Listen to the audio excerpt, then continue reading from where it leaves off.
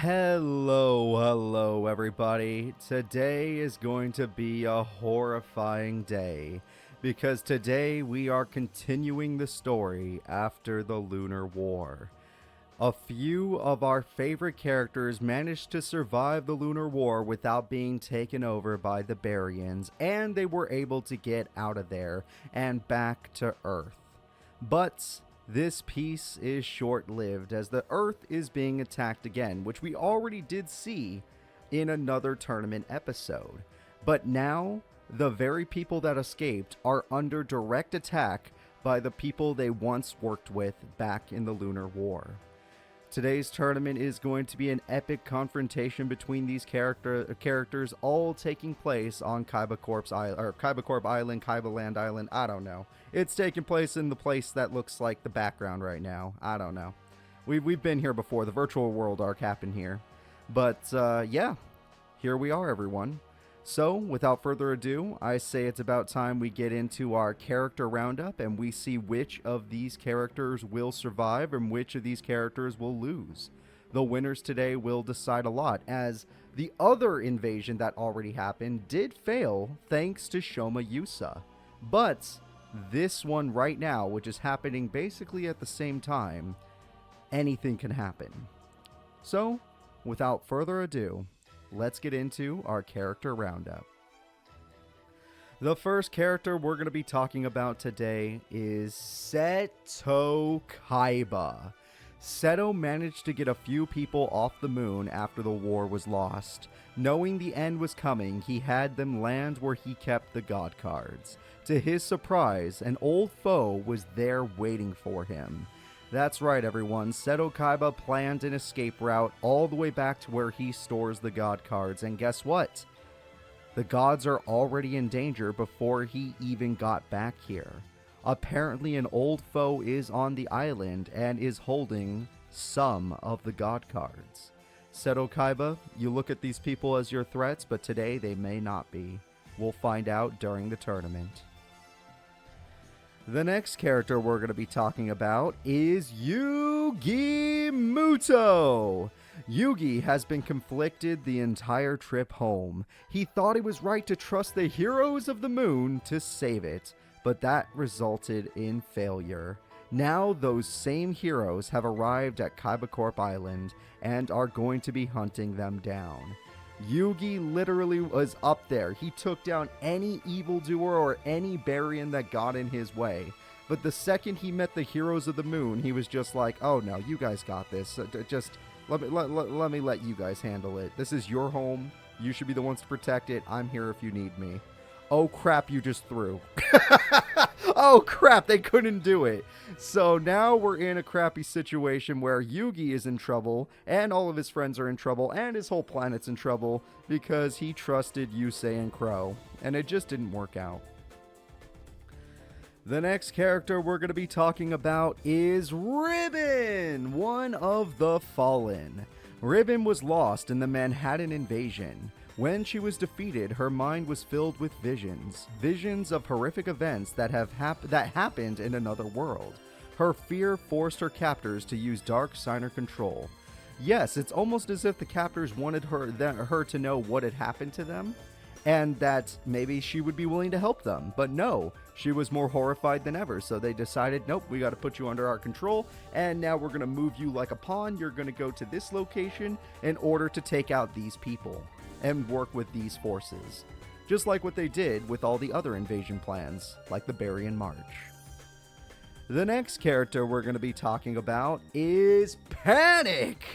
After Panic fell in an invasion, he was mind-controlled by the power of the Dark Signers. Now he serves the Barians' will, but wants to fail now that he has seen the being beyond the portal. That's right, everyone. Panic has also seen some visions as well, and he does not want to succeed in today's tournament. He wants to fail, but he is under control by the Barians, so he's going to have to do his very best. Hopefully, he does fail, but if he doesn't, then I feel like all of our favorite characters are going to be working for the other side, unless your favorite character is Nash or any of the other Barian characters. The next character we're going to be talking about is Papa Hops. He's fallen. Papa Hops was taken under Barian control after Manhattan fell. Hops and the other people that fell have been redirected to Kaiba Corp Island. The man inside the shell fears for his family. That's right. Papa Hops is still somewhere in there, but guess what? He can't do anything to stop himself today.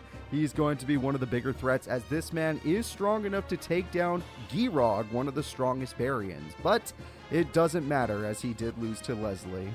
I wish you luck, Papa Hops. Well, he didn't lose. He lost to somebody. It doesn't matter. I wish you luck today, Papa Hops. I hope for your family's sake that you are saved today.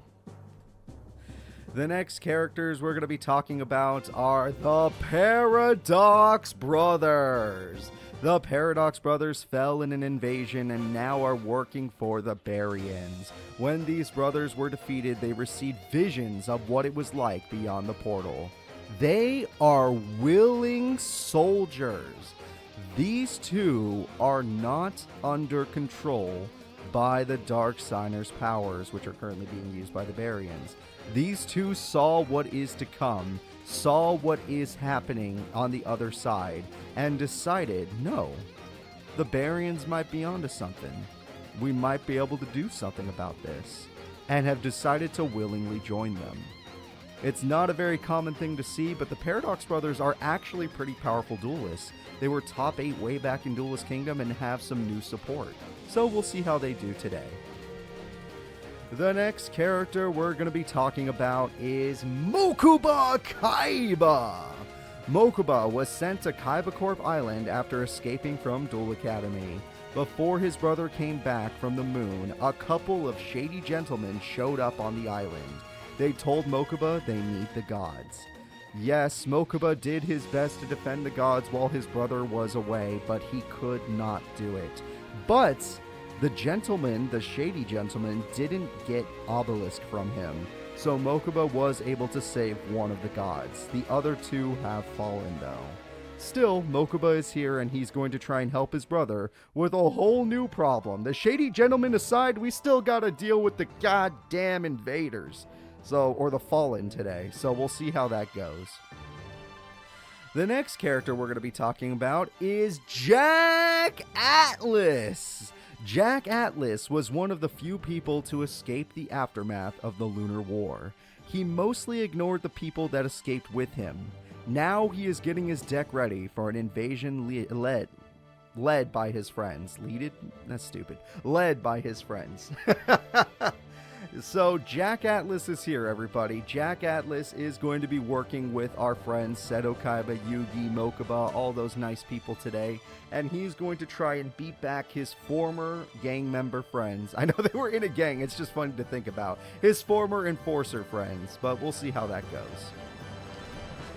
The next character we're going to be talking about is Alda V-Stormer. Alda V-Stormer is one of the fallen. Alda was an interesting addition to the Barian army. Apparently, another force was already influencing her, but the Barians' use of the Dark Signer's power was much stronger. In other words, Alda, for a very long time, was already under somebody else's influence, but thanks to the Barians and the Dark Signer's power, it has been converted to their influence. So, we'll see what Alda V-Stormer does, and we'll see how she does today as one of the fallen characters. The next character we're going to be talking about is Borgard, another one of the fallen. Our favorite aspiring background dancer has been taken over by the Barians. Now he and a lot of other people taken over are coming after Kaiba and his escapees. Yes, Beauregard has been redirected and is going to be taking on all of our escapee friends from the Lunar War. Hopefully somebody can stop him, as his deck has received major buffs, especially since many people have been receiving Exceed cards from their masters. We'll see how this goes today, as Beauregard got one of the biggest buffs. The next character we're going to be talking about is the Director. The director seems to be immune to the powers of the Underworld King. After losing to the Barian forces, he was shown visions of what is coming. He knows of these threats and has joined Nash's forces willingly. That is right, everyone. Even though the director seems to have some immunity to what the Darksigners and what the Underworld King can do, he was still shown visions by Nash and his troops, and Nash was able to convince the director to work for him. So even though he is fallen, he is a willing soldier. Let's hope the director picked the right side, or maybe he picked the wrong side. It doesn't matter, as today he is going to be a threat for our friends. The next character we're going to be talking about is Yami Bakura! Yami Bakura has been enraged since being saved by Joey during the Domino invasion. The insult to his pride forced him and his buddy to sober up and take initiative to power up. Invaders are their only concern today. Despite their, let's say, proclivity towards evil, Yami Bakura is only going to be focused on taking out invaders today. He is very upset, so much so that he is no longer drinking. He and his other friend, his drinking buddy, are no longer drinking at this point in time. Hopefully that means they'll play better, but honestly it's always up to luck with this character. The next character we're going to be talking about is the Rose Duelist. The Rose Duelist has been called to take out any invaders. At first he thought he was meant to knock out the rare hunters, but that changed when a force from the sky fell onto their island. Yes, the Rose Duelist showed up on the island and was like, what the hell are these freaks doing here? I thought we dealt with them during the freaking, what was that called? Godstalkers thing. But they're not his target today. His target are the people that just arrived, the Fallen. And hopefully he will be able to deal with them. The next character we're going to be talking about in our tournament is Sect Ijuin.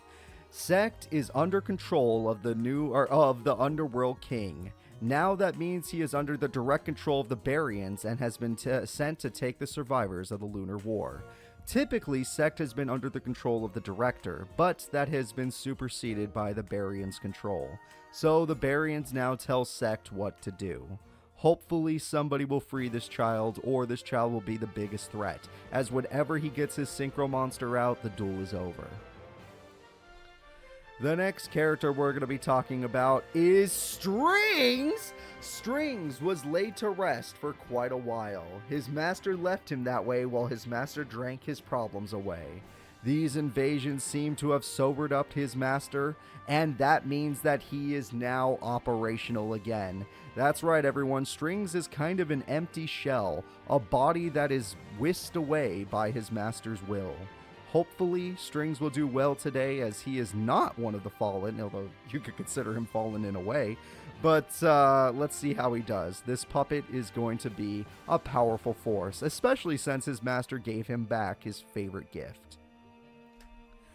The next character we're going to be talking about is the Rose Witch! Akiza is free from the influence of Sayer, and now back with Seto Kaiba. After Sayer fell in the Lunar War, Kaiba basically grabbed everybody he could, including Akiza, and despite her betrayal, he understands manipulation, all this stuff. It takes time to break from your, let's say, abusers. It does take time. You're gonna slip up. It's okay. Kaiba wanted to get her back on the limiter, but the invaders are still coming, and her powers are needed. I'm afraid that Kaiba did want to just go like, nope, you need a lot more. We need to take you back to therapy. We need to do all this stuff. But crap, they're coming. I can't give you back your limiter. We can't do it. Because if you power down, there's no way you can help us fight these guys off. Which sucks. It really sucks. She needs help. But we also need her to go crazy. It's a weird thing. It's like controlling the Hulk. I don't know. Hopefully she does well today, as last time she kind of just fell apart. The next character we're going to be talking about is Psycho Kohinata. one of the fallen. Psycho is coming to Kaiba Land to destroy those that escaped the Lunar War. She was already weak-willed by the principal's training, so she is fully under the control of the Barians.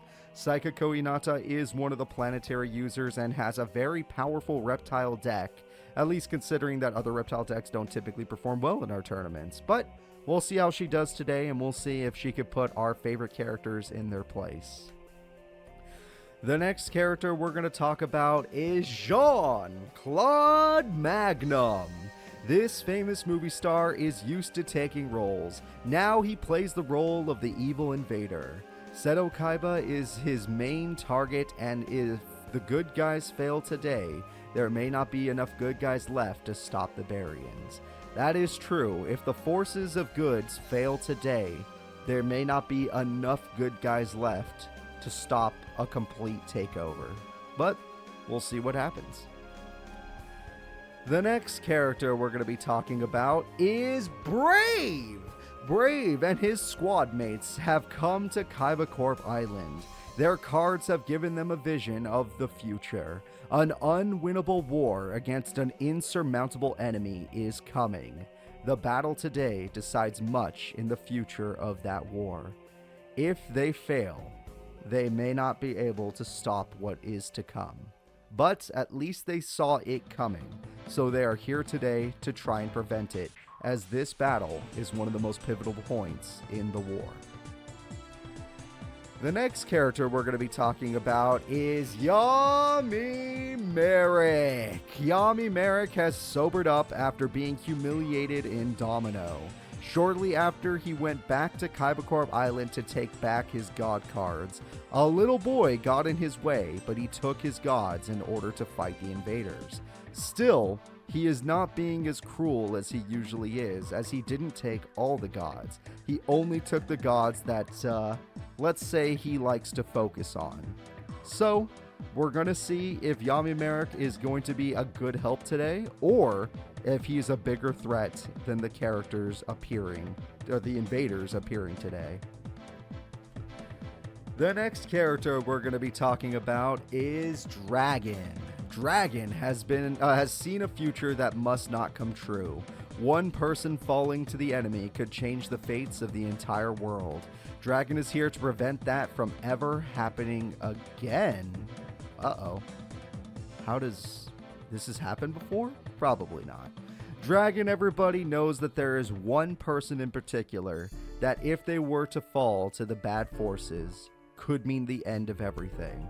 And he is here to stop that person from falling. Still, we'll see if he's able to do it. It's going to be a tough road, but Dragan's deck is pretty strong, and in the squad league, these guys perform quite well. Though today is not a squad battle day. The next character appearing in our tournament is obviously Harold. Harold has led his friends to a world-changing event. The battle that takes place today will decide whether or not the forces of Earth will be able to stop the invasion. If they fail today, it will take a miracle to live. In other words, if they fail today, those that are still fighting on Earth, those that are still surviving, they may simply get overrun. It may be an unwinnable fight after that. But who knows? Anything can happen. The next character we're going to be talking about is Crow Hogan.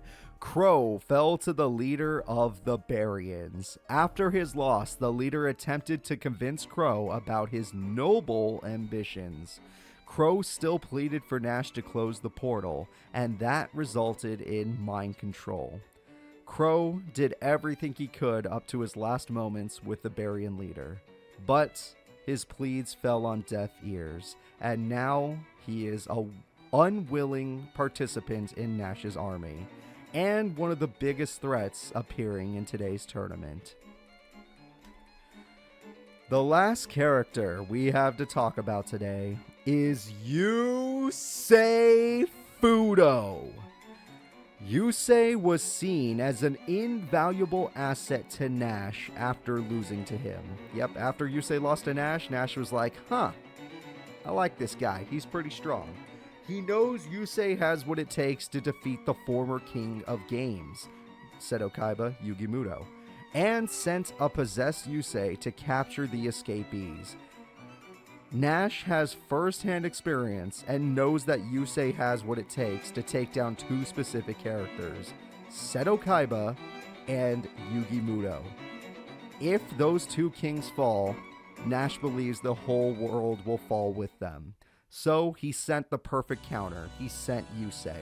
Yusei didn't even get a chance to plead like Crow did. He was just like, nope, I need him. Snap my fingers, you're working for me now. I beat you, you're working for me now. Go. You lead these forces. You go. You do good. You take them all out. So yes, Yusei Fudo is definitely going to be one of the biggest threats today. I would say Yusei Crow are the scariest threats in today's tournament. The strongest people to fight back are probably Yugi and Seto Kaiba, and everyone else is going to have to do their very best. But that is everyone, so I hope you're all ready. If you want the bad guys to win, I understand. It could go for an interesting storyline.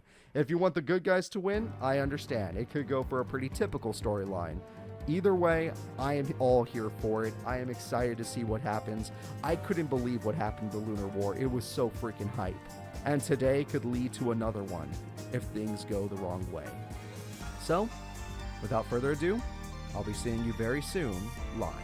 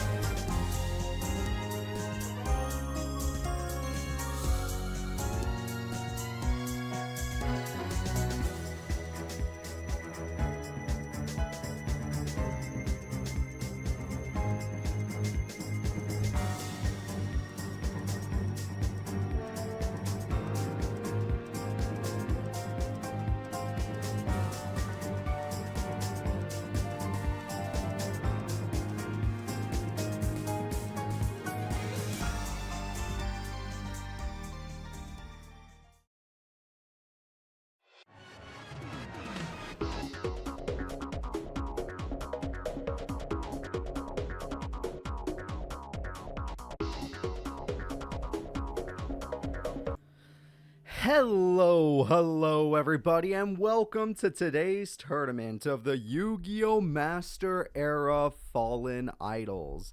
Thank you all for being here today, and thank you all for, just getting ready for a fun stream.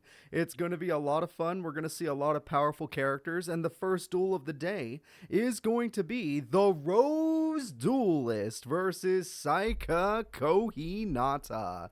Thank you guys so much for the 99K on YouTube.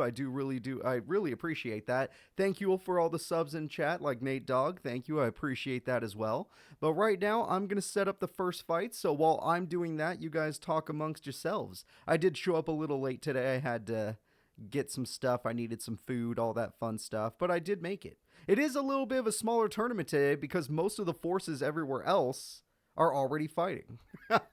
Bernard Blaze, thank you so much. This is not going to be the biggest fight we've ever seen, but it's probably the most important fight we've ever seen in the tournament. So I'm excited. I really hope to see a good day of dueling, but who knows? Anything can happen. And again, Bernard, thank you so much for gifting out those subs. It's very kind of you. I do appreciate it. So everyone seems to be set up for the first fight. You guys have already seen a good look at what the brackets got for you. Let's go take a peek at our fighters. Yep, Psycho Kohinata is ready. The Rose Duelist is ready. Yes, of course you can have a happy birthday. Happy 25th. By the way, for those of you that don't know, but I know most of you probably do know who Arturo is, there is no trailer because today's tournament matters. Arturo's birthday is today, so I'd like to say happy birthday to my buddy Arturo. There's no way he's watching this, but still, happy birthday. And I hope he has a great day. So let us see, and I'll be seeing him tomorrow to actually celebrate. So let us see the first fight. It is time to start the tournament, everybody. Let us go. The Rose Duelist versus Psycho Kohinata. Let's do this. Starting it. Psycho Kohinata and the Rose Duelist fighting it out. Ready to go. Is it choppy? I don't know what that means. I have no chop on my side. Everything's working. Game audio? Oh, forgot about game audio. My bad, my bad. Wha-bam. Is that what you guys meant? Sorry, I always turn that off just in case because I don't want you guys hearing Master Duel during the intros. That would be terrible. And the Rose Duelist opened up with an 800 attack point monster as if that was a good play. Dear God. Alright, this is not what I wanted to see, but we already have the Reptile Girl doing her thing.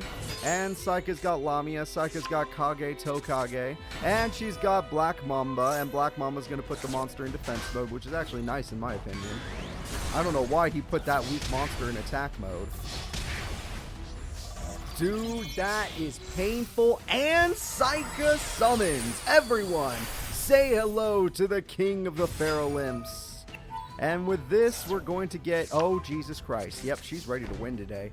She is ready to win. All of these people have been buffed to a point where all of our favorite characters are in trouble. The World Tree's too damn late. I don't know what he's going to do. The Rose Duelist is in trouble. He hasn't played any combos. All he's doing is sitting. What the fuck?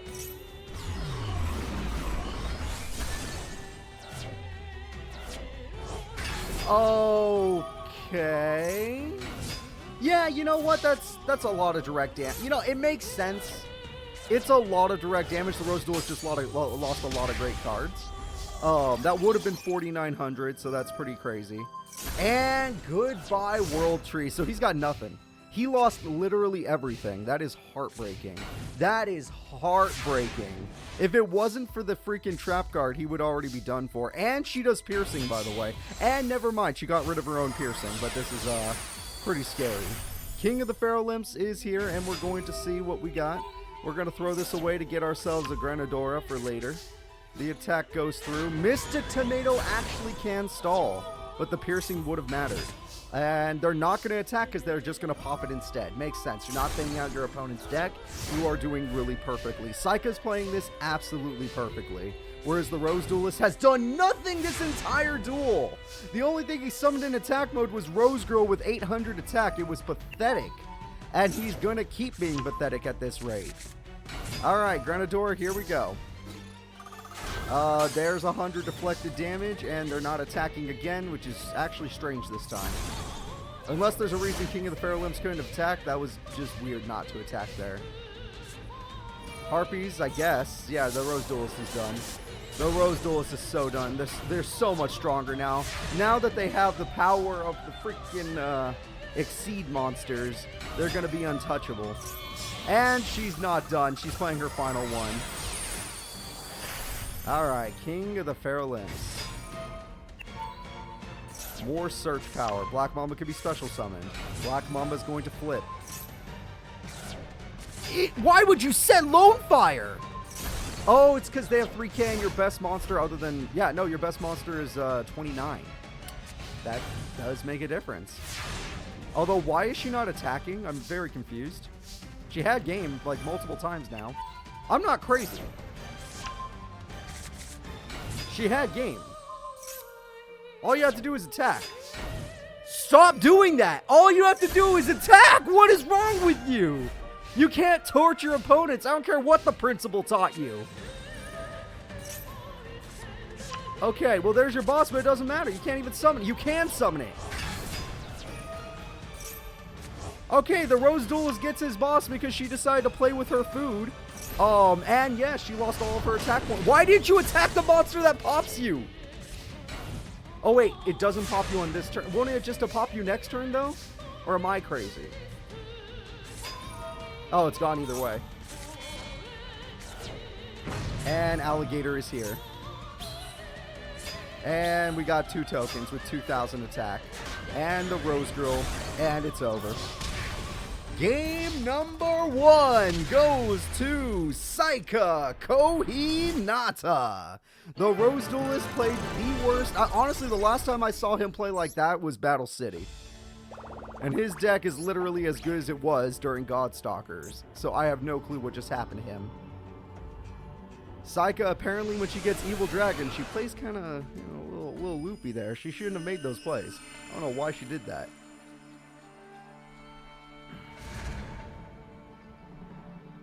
Alright, let's see it.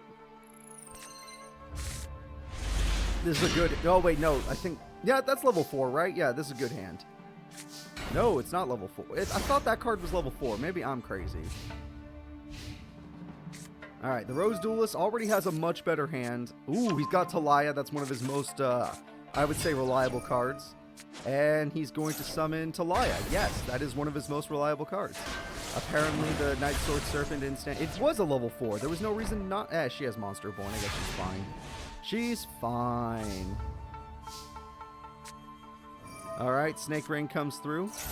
Snake Rain throws away a bunch of cards to make Monster Born a little bit better, but she's just going to go for the Invincible Monster, which is the right choice. You might as well pick the Invincible one.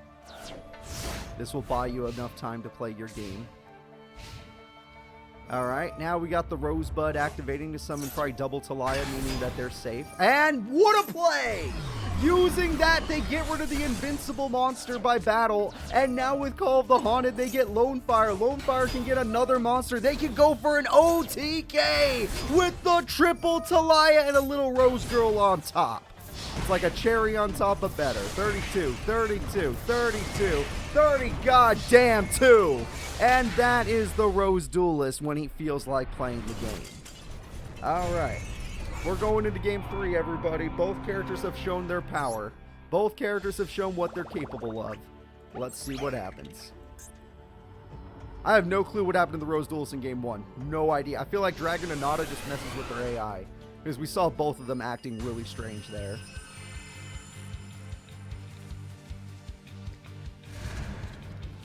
Feels good to see the Rose Duelist actually do what his deck is supposed to do. At least some of what it's supposed to do. That's not a terrible hand if she summons that monster face up in order to exceed summon. Snake Rain is going to throw away the card I was just talking about. Why would you do that when you have the exact combo you need? Rosebud comes through. Rosebud gets Talia. He loves his Talia, doesn't he? And Botanical Lion is here just for a decent attack. Nothing wrong with 1900. It's a very solid monster. She better hope she draws a level 4. Now, see, well, Damage Eagle's Reptile is good, though. So losing Botanical Lion does suck, but that trap card actually could be a game changer. We might see a Dark Alligator next turn. Because it's time to special summon that Talia, everybody. Talia is on the field. Another lion is on the field. He's going for game. He's tired. He didn't like that first duel. He did not like that first. Why are you using damage while you have the chance? Oh, yeah! Yeah! Just a complete idiot. Alright, there we go. Maybe being with Fallen means that she wanted to lose. I don't know, but we'll take it. The Rose Duelist has won. Despite a horrifying first duel, the Rose Duelist has won. Psycho, you have gotten better. You're just really stupid for some reason. You made some huge misplays. I'm going to just say you did it because you were under control and you don't want to be under somebody's control. Let's go with that. So the Rose Duelist shall move forward. The next duel is going to be the Paradox Brothers.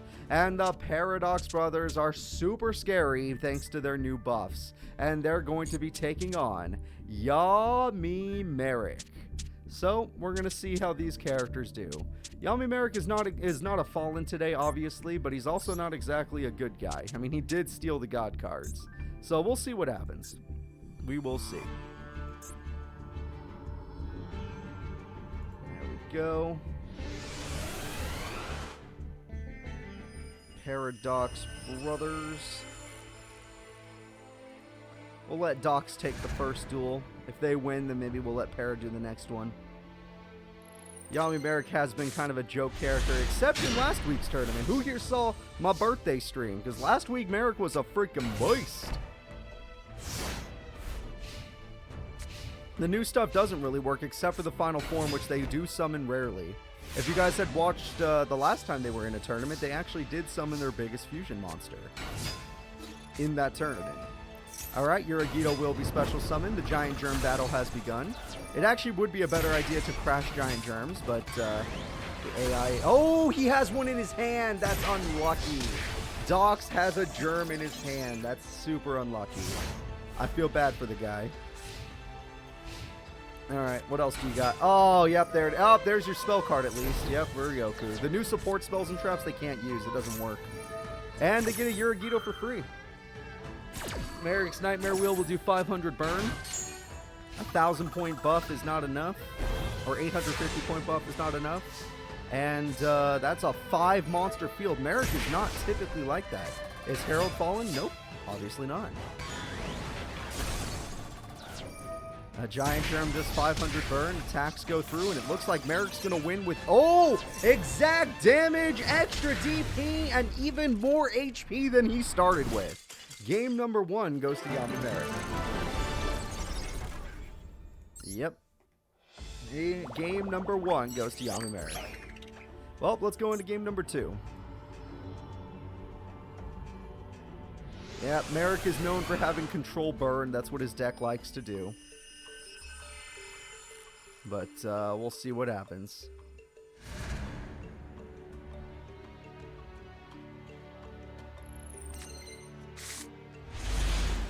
Nightmare Wheel is good, but he didn't draw a lot of spell or trap cards, so that's typically a bad start for Yami Marik. He usually needs a lot of his support to make his deck good. Mystic Tomato will make the first attack, but Nightmare Wheel will do its job. Sadly, it's a Mystic Tomato, so... You know, it's actually better just to let it attack because you don't want it to float later. But I guess Marik is not concerned about that. There are 2 trap cards, so I would be concerned. Wow! We're counting it. That's 1. That is 1. Very early on in the tournament. Why didn't you summon?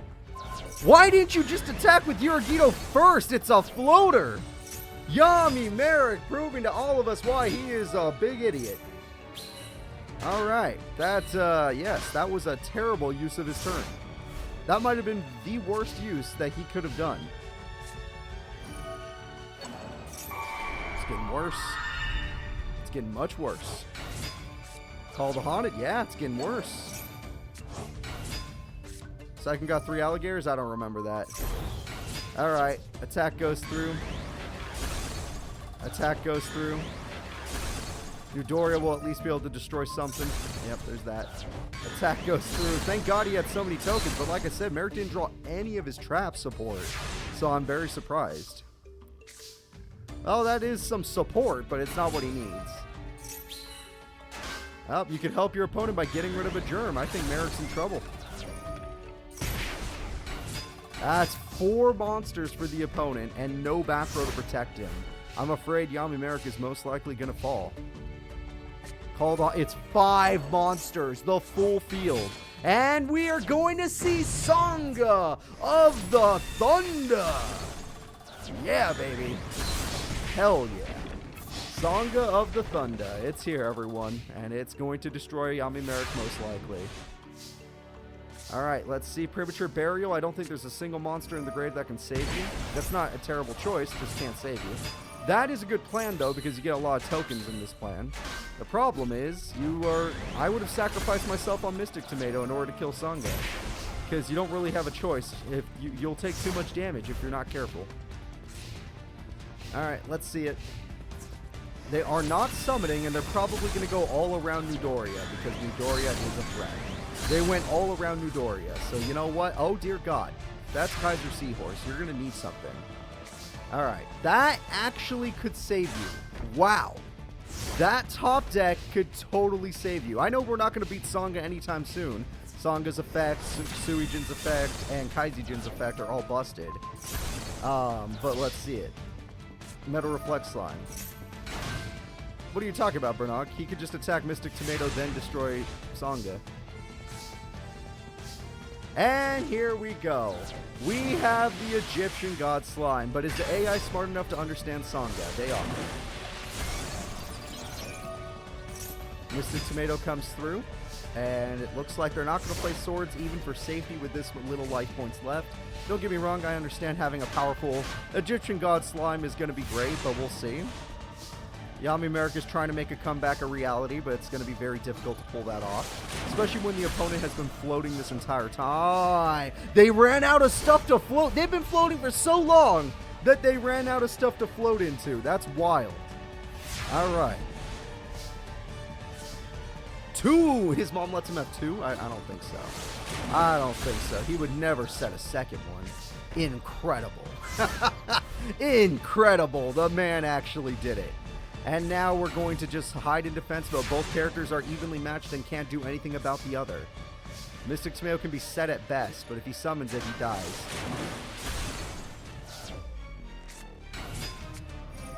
Why is that thing in attack mode? Oh, does the Egyptian God Slime probably says you can't attack it. That's the only reason I could see them do it. Granted, Dark Hole still exists, so we'll see. Yeah, Egyptian God Slime does say you cannot attack it. I knew it. Ring of Destruction, not useful anymore, sir. You had a very bad start. Would have been useful earlier, not useful now. I'm starting to think Marik is just waiting for a very special card because he can't win this duel otherwise. Monster Born is not that special. It's not terrible, it's just not that special. Kaiser Seahorse is your best choice, huh? Don't worry, he can't use the Ring of Destruction. It's been eroded. You're not allowed to use it to destroy somebody or yourself, I believe. Harpies is gonna work! The Judgment of Anubis will pop Sangha the Thunder! And with this, that is 2,600 burn! Oh, but he uses his last 2,000 life points to summon the Labyrinth. That was a misplay. Unless there's Magic Cylinder. Unless there's Magic Cylinder, he's baiting. No, he's not. It's over. Yami Marik 2-0s the opponent. That is going to be it. A duel where I 100% thought Marik was going to lose. It turned all the way around thanks to the Judgment of Anubis. And now we are going to be moving forward. All right. Pretty cool. Pretty cool. Let's go ahead and let's see who's up next. I honestly thought the Paradox Brothers would be a little stronger since they did fusion summon last time, but not this time. Alright, the next duel is going to be Seto Kaiba versus Dragan. For the honor, it's a guaranteed move forward for the honor of fighting Papa Hops, which, honestly, I've seen Papa Hops take down some big boys, so it's a possibility. Out of these two people, who would you rather see advance? One of the Nordic gods or Seto Kaiba? That is my question.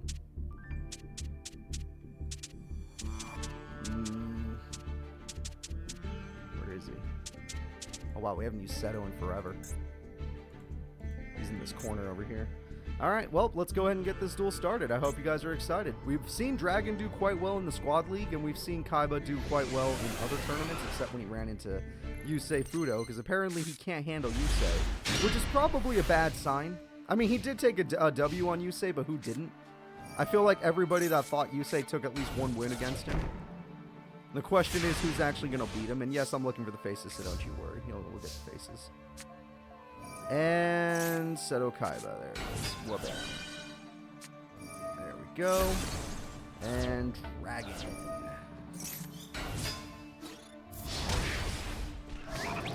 Both these characters are good to go. And it looks like a good start for Dragan. Seto Kaiba uses his special effect to get himself Protector. And now he uses Call of the Haunted to bring out the same card for some reason. And then he wait, all three of them? What the hell? What just happened? Was that another one? Did he search any of those, or is that actually something that just happened? Alright, damn. Seto Kaiba gets his blue eyes, that's for sure.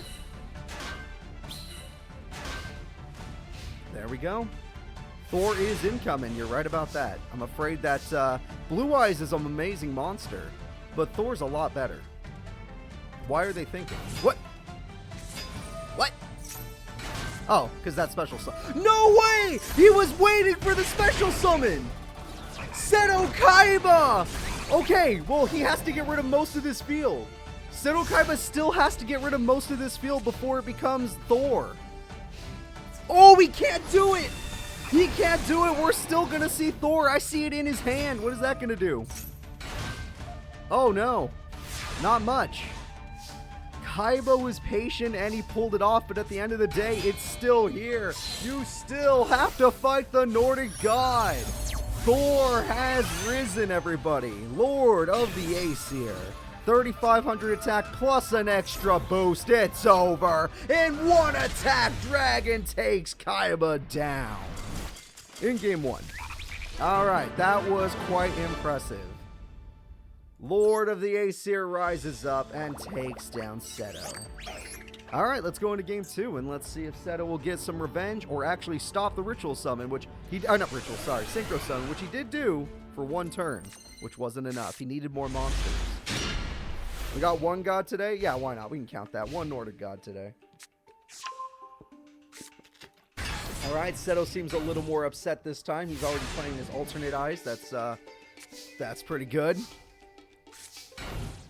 And now we're going to have to deal with some germs. Nobody likes germs, right? We can deal with those. Seto, wait, what? You started with 2? Your mom lets you have 2? And blue eyes? And whatever that is? Ah, you're so lucky. Dragan, you are so lucky that these cards heal you. You have no idea. And that they special summon. Alright, well, Nimble Momonga does its job. Nimble Momonga does its job. No damage has been dealt this turn. Alright, 3,000 damage right there.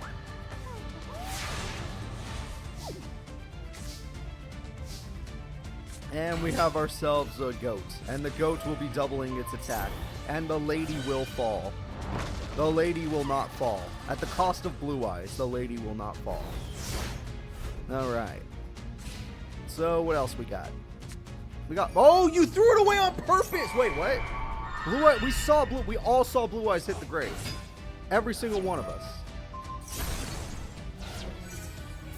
Every single one of us saw blue eyes hit the grave. I mean, this is still enough damage. I'm just saying. Whatever. Burst Stream of Destruction! Seto Kaiba wins the duel. Alright, the Burst Stream is good. We're going to game 3, baby.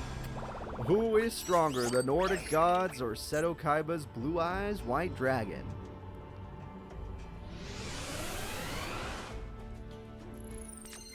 Kaiba does have synchro monsters, he just may not want to. It's just the way he is.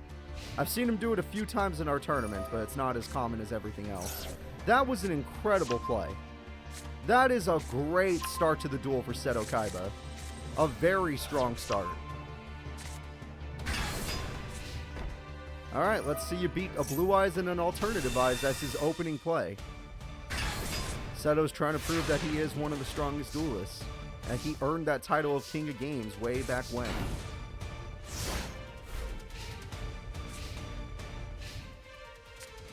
Monster Born comes through. Okay, we got ourselves a tuner. It's curious if you'll actually use it for it. Alternative Eyes will destroy the Giant Rat, which is a good play. No synchro play. And Call of the Haunted just brings it right back, so I guess it did not matter. And Magic Cylinder is going to hurt like hell. Yeah, just White Lightnings yourself. That sucks. And we do synchro summon. Okay, so he's just patient with it. Okay. He's got some patience, but it's coming. Azure Eyes, Silver Dragon, just chilling in defense mode. Having a good time. And with this, Blue Eye, really, you want Blue Eyes in your hand? Okay. I don't know about that, but sure. And that's not enough monsters, so we'll see.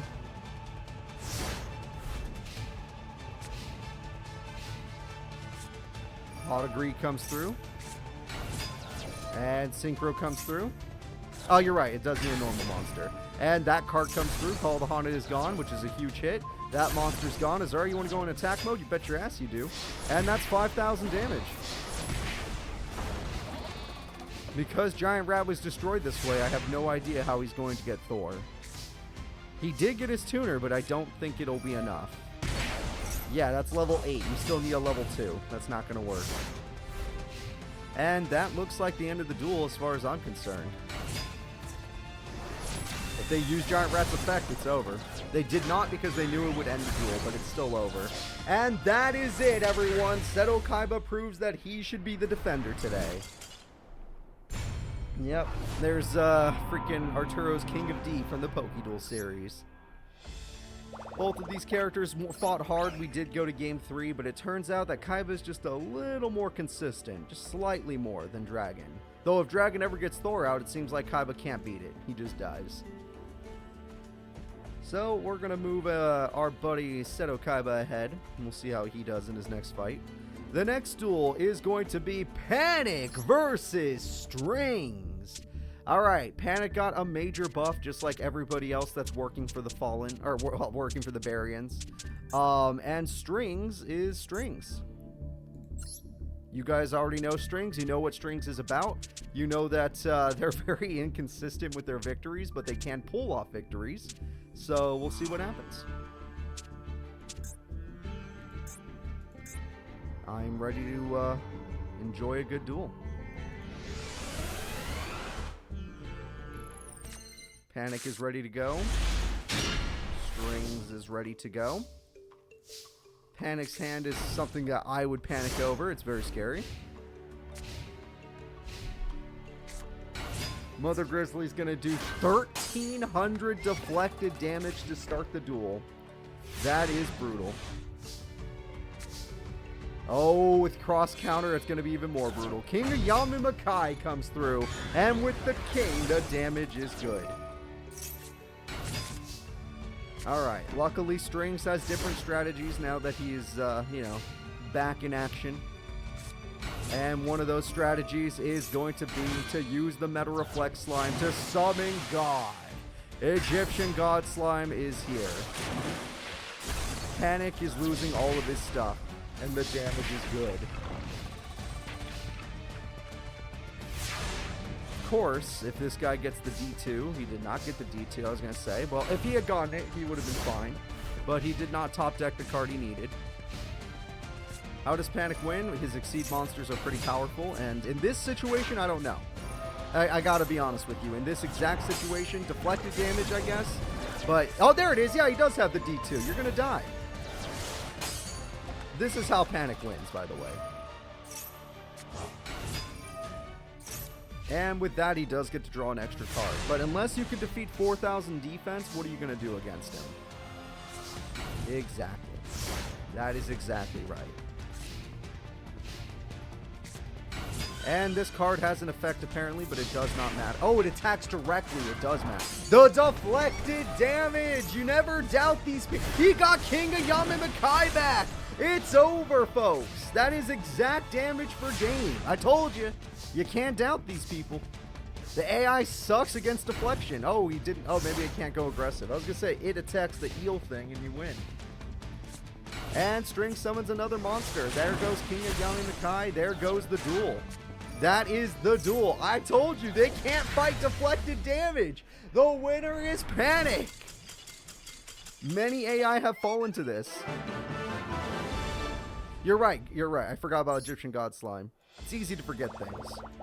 All that matters is that duel was over. The second you got to the idea, oh wait, Strings uses weak monsters. Oh wait, Panic uses Big D.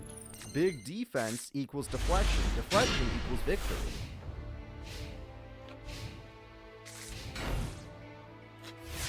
Oh, this next turn is going to be hard to watch. I hope you guys are going to be okay.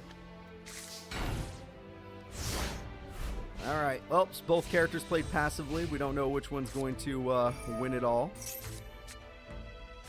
We got card of safe return. We got the eel that attacks directly. We got already a slime. Though we already know that slime isn't even enough. It's going to take a lot more than an Egyptian God card to win this. Also, if Quillbolt attacks like it's been doing, oh my god. Yep, 2,100 damage. You should have D2 shield chain, but whatever. Doesn't matter, you still did good. Never trust Master Era Strings, I agree. Not a good idea. Not when they don't know how to handle deflection. They aren't built for this. And there we go again. 11. Oh dear god, 1,200 damage. Brutal.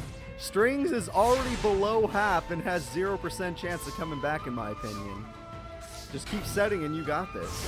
And remember, this could happen to every single person in the series. Panic is a big threat today. Meta Reflect Slime comes through. He just drew 3, I'm guessing. He drew 3 of those. That's actually proof that he drew 3. And there we go. This is the end of the duel. This is the end of the duel. This is it. None of this other stuff matters. As long as he keeps setting, the AI will keep attacking with useless cards. You're lucky that didn't kill you. You're honestly lucky that didn't kill you. But the next attack.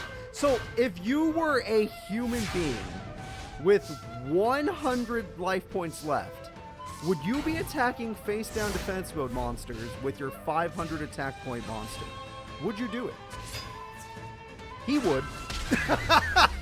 And that is it, everybody. That is the end of the duel. Panic takes advantage of Master Era. He takes advantage of Master Duel and he wins. Panic shall be moving forward as a big threat. Alright, so Panic is good to go. Somebody's going to have to stop Mr. Deflection himself.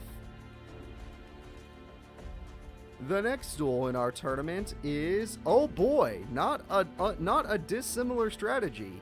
It's Yugi Muto versus Borgard. Yugi Muto and Borgard are going to be fighting right now. We all saw what could happen when you fight a defensive deck. I hope you are emotionally prepared for this ending. I hope you all have been built up and like are like, oh no. Oh no. Oh no. What do I do? What do I do if Yugi loses to Borgard?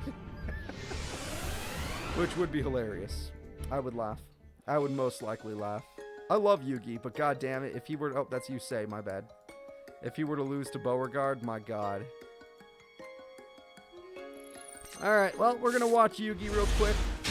His hand is pretty much basic, very, you know, solid cards, but nothing he actually needs. Manju, I guess, is fine, but it's not great. DD Warrior Lady's a little bit better. Chaos Greffer is going to throw away DD Warrior Lady, which is interesting. Monster Born can bring it back, though. No, okay. Interesting play from good old Yugs. And Yugs is going to go in. Now, that monster has a lot of D, and Yugi didn't like it. Okay. Yugi is going to sit there with 1700 defense. I'm pretty sure Beauregard's not going to try and fight that until he gets his spells and traps. Exactly, he will be using that, but he will not do the other stuff. Yugi has lost most of his support already. 800 damage is a little weird. I didn't expect Beauregard to actually play. Oh, if it survives, it'll have 2200 attack next turn. That's horrifying. If it survives, oh, that's a dark and a light. Yeah, exactly. And Manju is going to get you a ritual spell. Beautiful. So the attacks start going through. The damage is going to be brutal. Yugi top decking his legendary BLS card is going to end the duel. Is that going to end the duel? Okay, I was going to say, it's not going to end the duel. That'd be too far. That's a little too far, Yugi.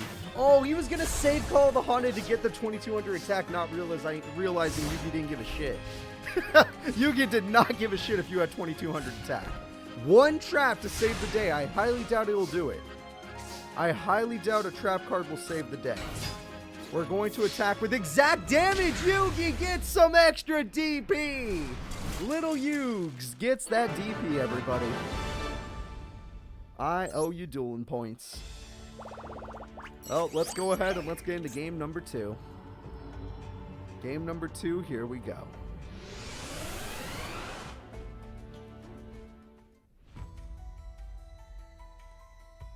Poor Beauregard. He's just, honestly, I always thought Beauregard was a nice kid, and I always liked his deck idea. It worked a little better back in the 4th tournament, back in Duel Academy, the first one. The first Duel Academy tournament. I think it was episode 4 of Master Era. It was actually kind of fun to watch, but what are you going to do? Sometimes the big guys fall. Command Knight's going in, but Command Knight doesn't stand a chance here. That's 2 traps, though, so I'm going to give some more confidence to Command Knight. It'll probably be okay. And Yugi needs to get rid of Command Knight before it becomes a problem. I would have used Chaos Greffer's effect, but he just decided not to. Interesting. Warrior Lady would Call the Haunted. Doesn't make a difference. You're still not strong enough. Oh, it's because he's Exceed summoning. Everyone say hello to a cowboy with 2 guns, bitch. Okay, he's just going to do, what, 1,000 heal, 500, 1,300 damage. All right, good job. Good job. Nice buff for your deck.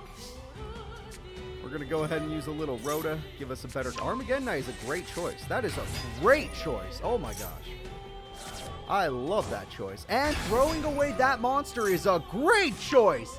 Yugi is going to show off his boss monster. Everyone say hello to hell itself. This is Super Soldier. BLS Super Soldier. And Super Soldier has some fun stuff. First things first, that's gone. But so's your life. And the attack goes through. He ended the duel. No, he's done. Like, he's like, yeah, that was fun, kid. And Yugi Muto will be moving on to round 2 of the tournament. Not bad from little Yugs. So, Borgard, your defensive deck didn't work as well as Panic's, probably because Panic was too afraid to be in attack mode, whereas you're not afraid to punch somebody if you have to. So let's go ahead and let's see who's up next. The next fighters will be Jean-Claude Magnum versus Brave. Brave of the Nordic Gods will be here. Brave of Team Ragnarok. And Jean-Claude Magnum of Ninja Cards. Let's see what happens. Of course there'll be another Tag Force episode tonight. Alright, so Jean-Claude Magnum is ready. And Brave is somewhere on this screen somewhere. Give me a second. I'll find him. There he is. We found him. We're good. And the ninja card goes in and does 400 damage. Perfect. He got his level 5 tuner. I highly doubt he'll be able to pull that off unless he draws like Mimir or something. Or that card. No way. No way! You're joking. That top deck was god tier. This man has Loki. Loki gets summoned off the best top deck in the game, and that card also has an extra effect. We're going to go ahead and get some hands. That card is going to try and stop Loki. Loki doesn't care about traps. Loki's a trickster. Alright, Loki just gets rid of the trap card. Would have been nice. Magic Cylinder would have been huge, but no. Loki says no. Whenever a Norse god is summoned, the duel is typically over. It happens every time, but we'll see if it's going to happen the same way in this duel. Jean-Claude is definitely scared right now. And this monster lets you get another card. That's not a bad one. Alright, we're going to take whatever we can get. Attack Ghost, it's over. It's over. That card's going to try and stay in the... Yeah, no. No, I don't think Yellow Dragon Ninja's going to be enough. Yeah, I'm pretty sure you're going to die. There it is. Alright, well, Loki will still come back, though, right? So, not the biggest deal, except you lost the Eclipse spell. Take some damage, yeah. Jean-Claude top decking a Dark Hole was still good. It's just, you know, it's Loki. Loki's always going to be a problem. And what else do you got? Oh, there's Mimir. Hi, Mimir. And Mimir goes in. Oh, no, we're just going to use this thing. Yep, 6,600 attack, get wrecked. That is it, everybody. With the power of Loki, Brave takes game 1 against Jean-Claude Magnum. And now we're going to be moving into game 2. Let's see what happens in game 2. I'm going to get some water. I need it.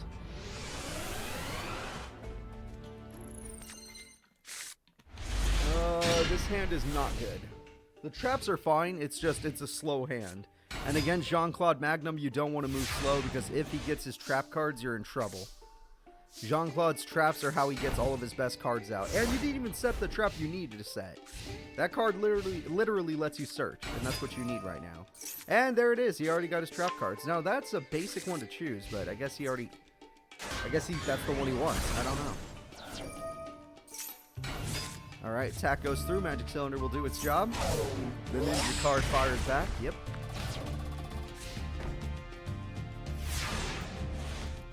I don't know what else you're going to do. Premature is not terrible, though. Premature actually gives you higher odds of getting what you need. Mystic Tomato says, nope, if you're going to attack, you're going to attack red.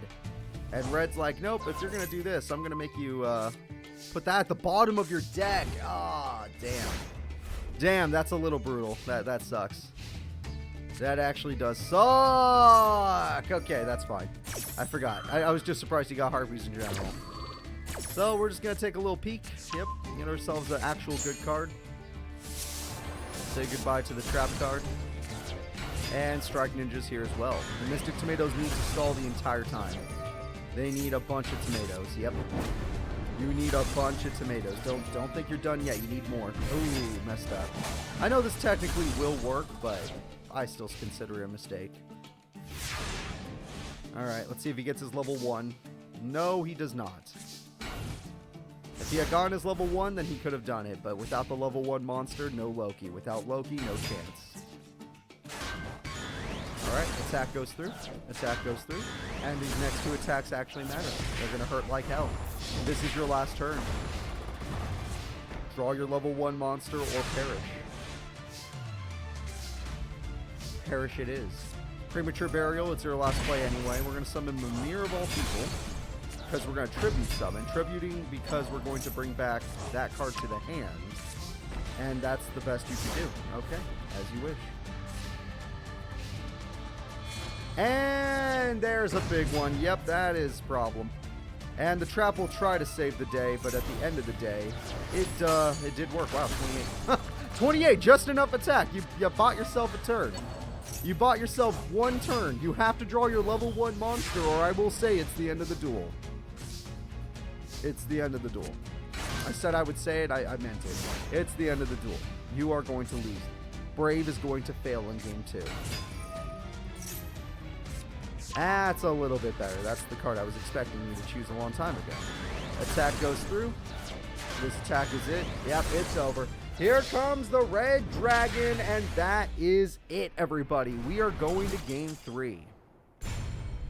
We are now going to be going to game 3 between these 2 characters. Both characters have decent decks, but both of them rely on something. Jean-Claude needs his trap cards, whereas Mr. Loki needs his Synchro Monster. Without the Synchro Monster, he can't win duels. This hand's a little bit better. It has Pot of Greed, it has Monster Reborn, Mystic Tomato's always good. This hand is a little bit better if we're talking about Brave. Though I already see 2 traps, so it may not matter. Pot of Greed is obviously going to be the first play. We're going to get terrible draws. Okay. Absolutely awful. Not going to work. Okay, we got more ninjas, and Mystic Tomato will die. You have 1 more, though, so don't not summon it. Thank God. And Trap card activates. You know what? That's not a terrible idea. It's a win-win right there. You get what you need. Oh, crap. It's still battle phase. They wanted you to make this play all along. Oh, crap. They got you. Oh, God damn it, did they get you. That's a good use of the ninja trap cards. You know what would beat the ninjas? 1 good harpy. 1 good harpy's feather duster would beat the ninjas. But you don't have that, so you're going to die. Monster Reborn does not matter. Mystic Tomato is just pitiful. If you're picking that card that lets us all know you're about to die.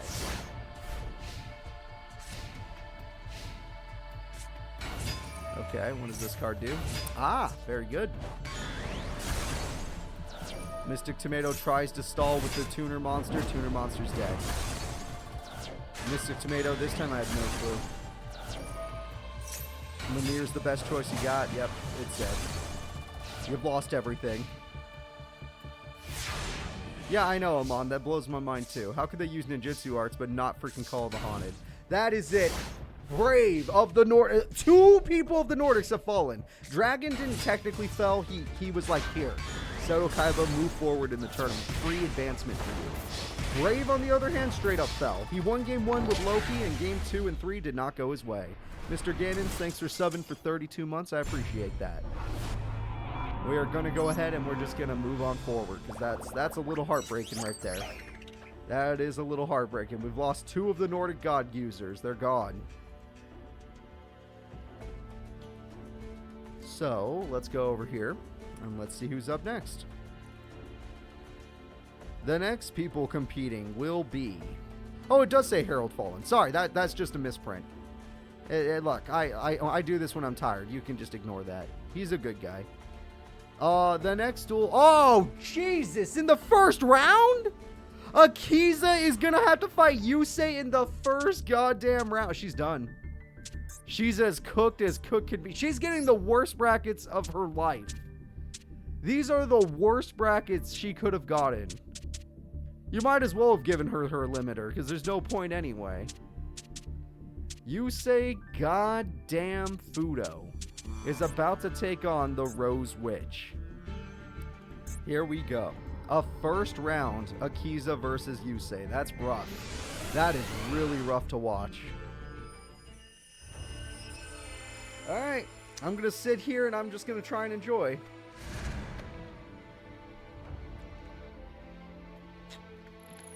It definitely didn't go well when Sayer was telling you what to do. You lost duels horribly up in space. You did very terrible. But we are back on the Earth, so let's see if you can't do better. And Sayer's no longer manipulating you. Hot agreed, a horrifying start. Well, let's watch Yusei pop off. Tuning! Oh yeah, it's time. It's to high Stardust Synchron. It's time. We've seen you pop off like crazy before. That's just a bait. He's not actually using that. He's trying to summon his other monster. And that gets 2 tuners, kind of a weird play, but whatever. And that gets you your spell card that he loves to use. And the spell card is going to get him nothing. Like, where's your monsters? But where's your monsters? You need monsters that aren't tuner. Okay, whatever. Well, we're gonna special summon a monster. We got the Black Rose Dragon. Black Rose Dragon is on the field. It's a decent monster. And this guy's like, you know what? We're going to give you this now. And you know what? We're going to give you this now. And you know what? We're going to do a bunch of special summons. And they're just going to go in for damage, because why the heck not? Everyone is stronger. Black Rose is quite the monster. See, you have Magic Cylinder. He has freaking Magic Cylinder. I could see it. I could see it from a mile away. 2,400 deflected damage. Actually, amazing plays. And she's going to banish his graveyard. He really needs his graveyard. Ruddy Rose Dragon is about to lose all of their... Oh, man. Oh, man. That is a big hit. All those tuners are gone. Harpies, doesn't matter. Oh, really? Over a Harpies you did that. I do not recommend... What? Go, Akiza! This is probably the only freebie. Remember, Yusei always throws away a duel. He lost every duel in every match in the Lunar War. He lost 1 duel. Every single match. So this is the freebie. Just take it. Also, that's illegal. What the hell? Just take the freebie. Shield Wing is insane. That's actually crazy. That stalled just long enough. It's not over yet. Thank you, Bernard, for subbing. I really do appreciate it. 16 months. Insane.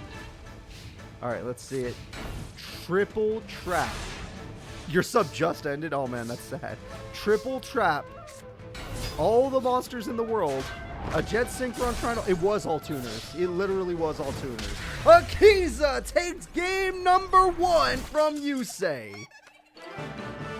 Holy crap. That is insanity. Last time, I swear, Akiza did terrible on the moon. Just absolutely fell apart. And Yusei on the moon, it fell apart in 1 duel every time. And then would blow up the other 2 duels with like 1 billion summons. So I'm waiting to see 1 billion summons. Also, the fact that he didn't summon a single synchro blows my mind.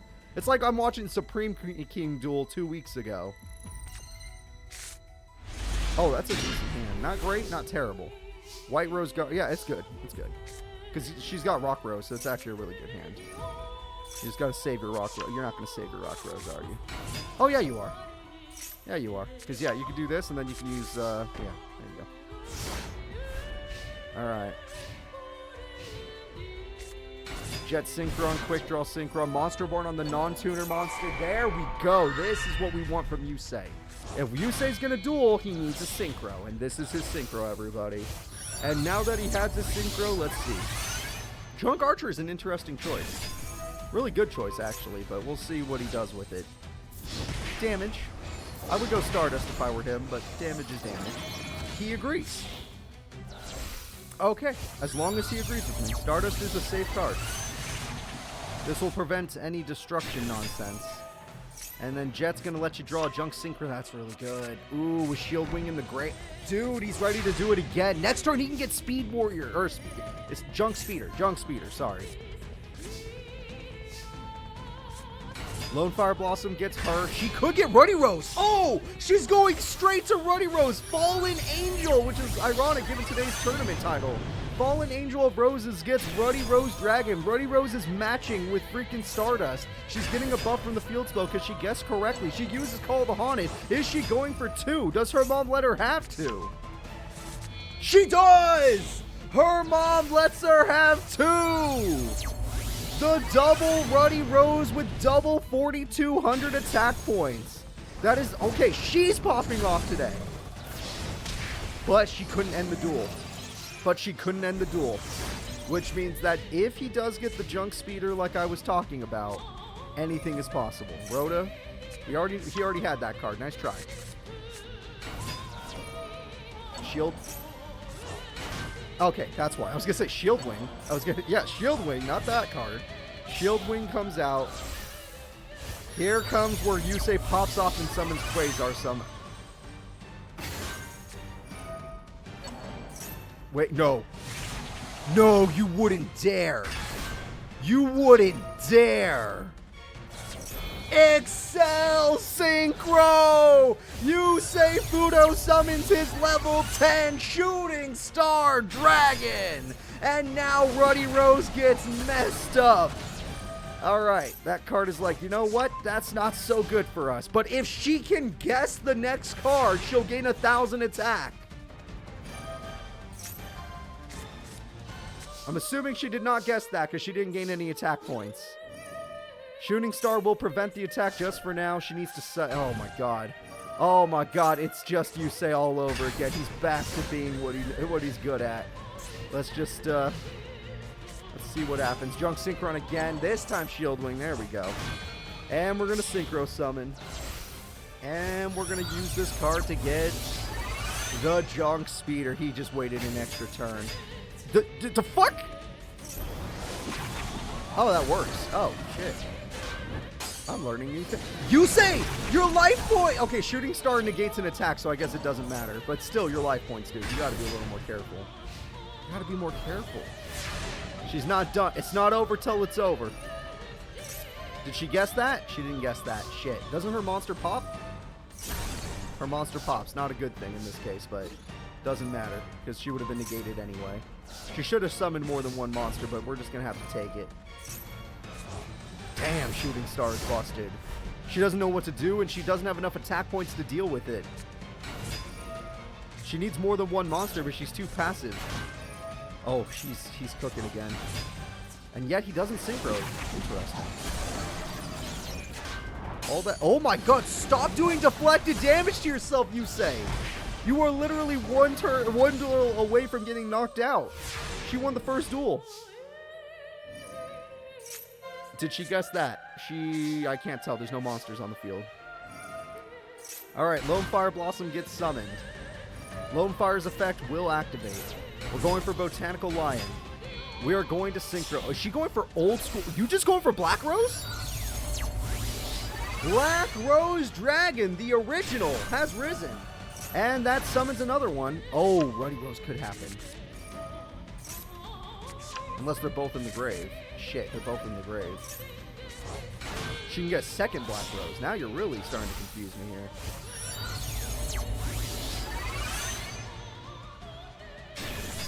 Alright, attack for game, but you need 2 monsters. The AI is not smart enough to know it needs 2. The AI is just not smart enough. If she just had 2 monsters in attack, she won. But she just couldn't do it. Her AI just can't understand that concept. Oh, what is he doing? Level 8.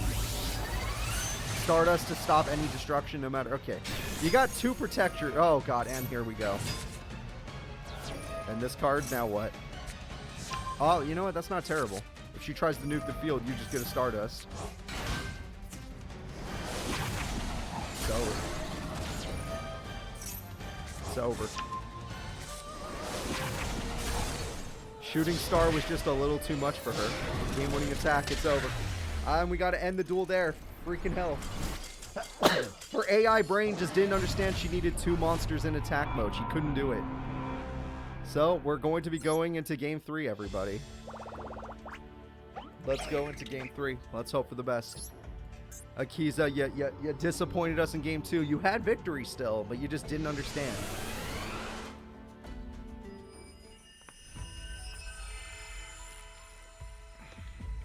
It was a good duel. It was a good duel. Why didn't she use Dark Hole? Because it would have just been negated. So her AI, it's like when Light and Darkness Dragon's on the field. If she thinks it won't be activated, she won't use it, even if it would save her in the end. By getting rid of one of the problems.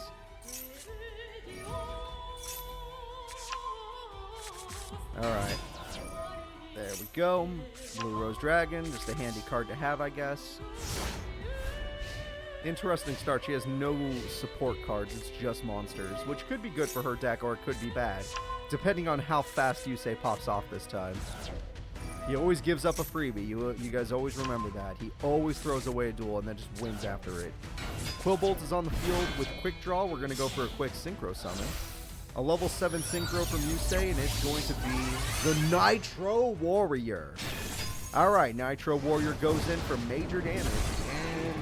Not so good for you, is it? Let's see if you can cook something better than this. I highly doubt you guessed your own field spell. You did not guess spell card. Alright, we're going to summon your Fallen Angel, and we're going to get that Ruddy Rose Dragon. Ruddy Rose Dragon's coming through. Akiza in Game 3 summons her boss monster to try and take down Yusei. The boss monster is going to be great because it can get rid of all the annoying stuff. Okay, we get ourselves a special summon. Everything is gone. Yusei can no longer use his grave, which is pretty brutal. It's actually how she won her first duel. And attack comes through, and attack comes through, and he is fine. His life points are A-okay. He still has 6k left, but he has to get over Ruddy Rose, which only works if, luck. He's setting! It's gonna happen already! He is setting, everybody! Is Akiza gonna save the day? Botanical cards. I don't know what that is. That's a lot of defense. That's what that is. Actually, it bought him some time. Whatever that was, it was tanky and it was a problem. I feel like we saw her in the Lunar War. It's been a while. All right, Akiza's fighting hard. He's at around half. He goes for 2 tuner monsters, which don't matter. Level Eater totally matters. What the hell? Okay, hold up. The AI has to think about it. The AI Synchro Summon. You know you need a non-tuner monster. Junk Speeder is exactly that, a non-tuner. Junk Speeder summons, summons, and here comes the plays. All tuners, all day. No, Junk Speeder could beat Ruddy Rose, I think, right? Or not. Okay, we're just going to Synchro. He's going to use Level Eater. It's just too busted. It's too damn busted. It's too damn busted. Stardust Dragon is here. He's going to use Level Eater. He hungers. Level Eater hungers for this situation. You can go Formula. There's a lot of plays here. There's a lot. Yep, Formula Synchron, he agrees with me. In Game 3, Akiza had a great advantage, but could not clutch the duel in time, because right now, it looks like he's going all the way. He draws a card. Jet Synchron throws away a card. It returns. I don't know why you would do that.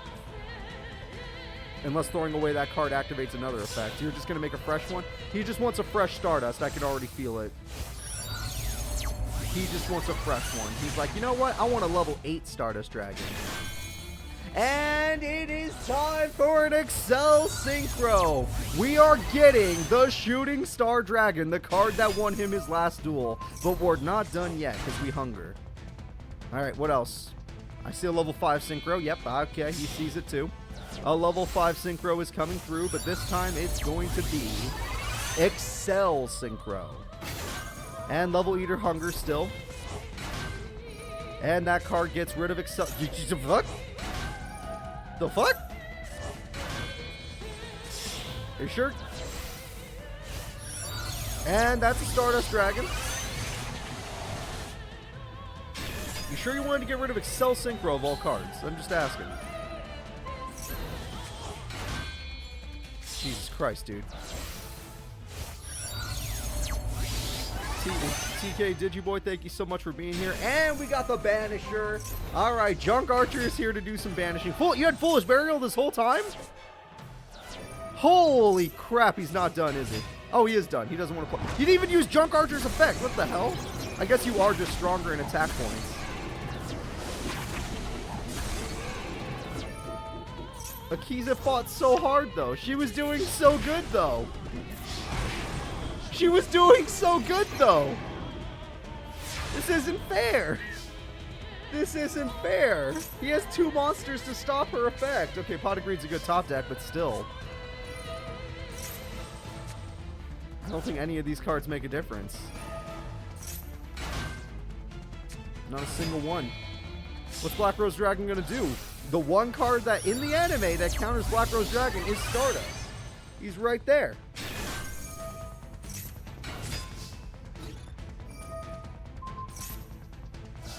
There it is.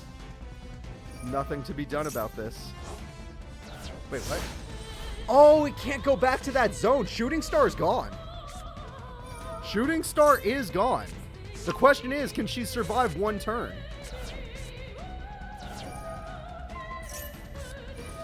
Okay, Junk Archer was about to banish the monster, so she's like, no, I don't accept this. Frozen Rose gets me, oh, you're dead. You're dead. You're dead. It's over. And that is it, everybody. Though it was an epic game, all the fights were epic, it doesn't matter. Yusei Fudo is still the strongest. He always drops a duel. Akiza is pretty powerful, but as soon as he got Shooting Star, it was over. Damn, she almost had it in game 3 too. She had such a good start, but she just couldn't end it. She just could not end it before he got his combo off. So we're going to have to rely on someone else. Akiza has already fallen. She took him to game 3. She made it close, but it wasn't enough. The next duel is going to be Sect Ijuin versus Mokuba Kaiba. Alright, Mokuba, you're a big bro, already won a duel, so now you need to. Alright, let's see here. Mokuba versus Sect. Both duelists are ready to go. If Sect gets his, what is it called, Synchro Monster, then the duel is over. But other than that, Mokuba is pretty decent. Really good at the school, but I don't know if the, you know, being good at the school is good enough. I know Shoma's amazing, but he's kind of an outlier. Even, oh, Serenity's pretty good too. There's some pretty good duels there. But there always have been. Whether it was Blair, whether it was them, whether it was Daigo back in the day. Like, there was always people that stood above the rest of the classmates. Alright, Bright Star Dragon goes through, and Bright Star does its job. But that gets him exactly what he wants. More Beetle stuff. And Lairwire is going to get rid of his Bright Star Dragon. A big shame.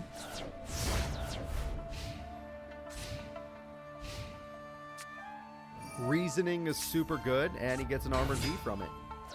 How do you not say level 4? And that was probably a misplay unless you can get rid of Armored B. Okay, yeah, that was probably a misplay. Armored B wanted you to do this. There we go. Yeah, of course he still has his main deck boss, the Poseidon Beetle, whatever. All the characters still have the cards they've been using all along. Oh, what a top deck. Wait a minute. With Assault Wyvern and, yeah, no. Okay, that was crazy. That was so crazy. So you could use Assault Wyvern first, or not. Okay, you're a weird guy. You're a weird kid, you know that? I mean, this is still good damage, don't get me wrong, but there was better damage to be had. There was better damage to be had, kid.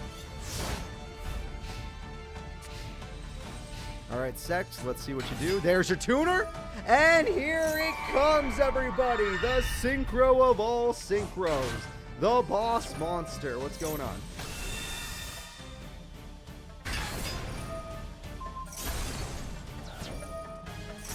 Okay, wait a minute. That didn't go the way it was supposed to. That worked. That actually worked. You stopped them from playing the game. Okay. You know what? Last time he popped a trap, so I didn't realize that he could just pop monsters, because he should have popped a monster the first time he did it, and never did. All right, well, there we go. We're going to go ahead and get another Infinity Beetle, as if it matters, and 25 to the face. Mokuba is doing amazing right now. Mokuba fighting back the invasion. Amazing. But, yeah, this Armored Bee is still giving Mokuba some trouble. He definitely does not like Armored Bee. Okay, Assault Wyvern, here we go. And the attack goes through, and the attack goes through. And that is game. Wait for it. Wait, is it game? Do you have a Karibo? And that is game, everyone. The winner is Mokuba. Mokuba Kaiba. Now let's go ahead and get into game 2. Mokuba's doing quite good. I'm sure his brother is proud, but we'll see if he can really put down Sect. He got lucky. Sect was one move away from actually summoning his boss, but Mokuba had a card that let him stop it, so that was lucky. Not agreed. Reasoning's a great start. They should always say level 4. It's crazy when they don't. Especially if you don't know what kind of levels your opponent's working with, because I believe his boss is level 7 if it's just main deck boss. These two cards get special summoned apparently. They have effects. That gets you the spell card that was seen pretty good last time. The spell card will activate, summoning that card maybe? Oh no, it lets you search. Interesting. Ah, that's a good effect. Pinchhopper! It wanted to die.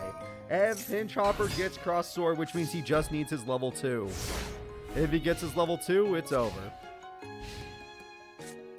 Harpies! That's brutal! Mokuba loses everything! Armored Bee nerfs the monster. The attacks go through.